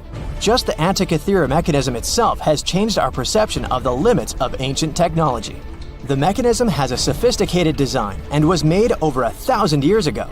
After all these amazing discoveries, experts believe that the wreckage site has remained largely unexplored and is mostly because of its location and the landscape of the seafloor on which the ship rests. The wreck is too deep for scuba divers but too shallow to use something like a submersible. A survey made on the seafloor in 2012 showed evidence of a second wreck about 800 feet to the south. It's clear that this area has a lot to offer humanity. What would happen if those sponge hunters didn't go to the area? Scientists found a shipwreck in Antarctica at the bottom of the Weddell Sea 107 years after it sank. The name of the ship was Endurance, and it was the lost vessel of Antarctic explorer Sir Ernest Shackleton. Scientists who laid eyes on it decades later say it is among the greatest undiscovered shipwrecks ever. That is why they filmed the whole discovery. The video shows the remains of the Endurance and proves it is still in remarkable condition. It has been sitting in 10,000 feet of water for over a century, yet it looks like it sank very recently. So the story goes like this. The ship was crushed by ice and sank in 1915. Shackleton and his crewmates had to escape by themselves in small lifeboats. From then on, it was all about survival. Shackleton imagined to get his crew to safety. Then, the ship sank. Yes, this is a pretty impressive story. But why did scientists prize this ship? Firstly, Shackleton's Imperial Trans-Antarctic Expedition sailed to make the first land crossing of Antarctica. Yes, the crew was trapped in ice, but the intention was important. Secondly, it's about the challenge itself of finding the shipwreck. The Weddell Sea is almost always covered in thick sea ice. The same ice that made the Endurance sink. Getting near the presumed sinking location is super hard, let alone being able to conduct research. Experts of the modern expedition team foresaw the time when the lowest extent of Antarctic sea ice would come using satellite images. They realized that the weather was in their favor to start an expedition. Dr. John Shears said that they have successfully completed the world's most difficult shipwreck search, fighting against constantly shifting sea ice, blizzards, and temperatures decreasing to -0.4 degrees Fahrenheit. Yeesh, I can't imagine the worst conditions in Antarctica if these conditions are in their favor. Lastly, look at this. It's timbers. They're very much intact. Plus, you can read the ship's name. It's still visible. Marine archaeologist Menson Bound says that this is the finest wooden shipwreck he has ever discovered. He has 50 years of career experience, so I believe the guy. So how come the wood is not rotten? Dr. Michelle Taylor, a deep-sea polar biologist, said that there has been little wood deterioration because the wood-munching animals are not in this forest-free region of Antarctica. Workers of a coal mine in East Serbia discovered 3 shipwrecks that had been there for at least 1,300 years. The largest shipwreck is an ancient Roman fleet. It's around 50 feet long with a flat bottom. It's estimated that the ship could carry a crew of 30 to 35 people. Looking at its hull, you can see the marks of repairs. Wow, this one had a lengthy career. It gives us insight into more than 1,000 years ago. The 2 smaller vessels, on the other hand, match descriptions of boats used by Slavic groups to attack the Roman frontier. These 2 have been discovered under mud and clay in an ancient riverbed. Apparently, in those times, there was a Roman base in a place called Viminacium City. Interestingly, Viminacium was a provincial capital with an estimated 40,000 inhabitants in the 4th century CE. For comparison, it was even larger than Pompeii. The Kostelach coal mine is a center of hidden gems. Archaeologists had found evidence of ancient human and animal activity here before. For instance, in 2012, experts found bones of at least 5 woolly mammoths, which went extinct about 10,000 years ago.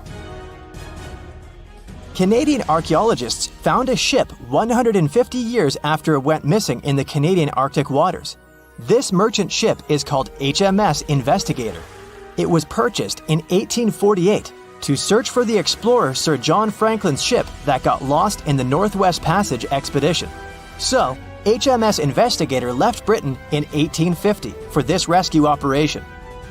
The expedition crew, captained by Robert McClure, sailed the Investigator into the water. He realized that he was in the final leg of the Northwest Passage, the sea route across North America.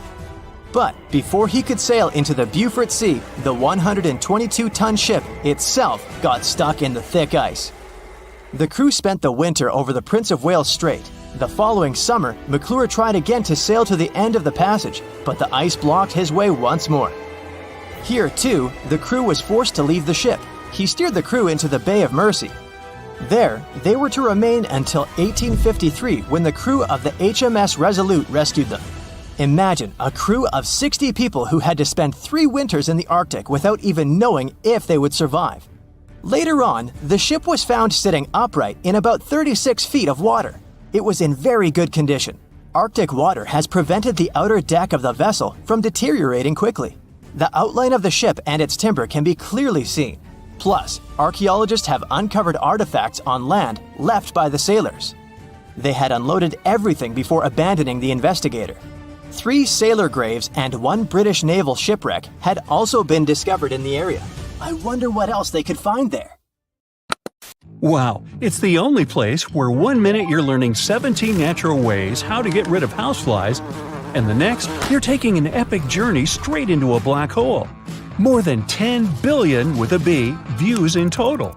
That's 47 billion minutes watched, or more than 70,000 years. That's all the way back to the Ice Age. No, I wasn't around then. 40,000 videos, hundreds of topics, and most importantly you, a whole 44 million of you. Our viewers. We could populate an entire country if we wanted to. We'd like to continue helping you learn and giving you useful skill improvement tips. Got a thirst for knowledge? We've prepared 4 masterclasses on creating a 2D character animation from scratch, 10 hours of video lessons, practical tasks using professional software, and additional materials that you can use with your own projects. Get the full course now and create your own animated masterpiece. That's it for today. So hey, if you pacified your curiosity, then give the video a like and share it with your friends. Or if you want more, just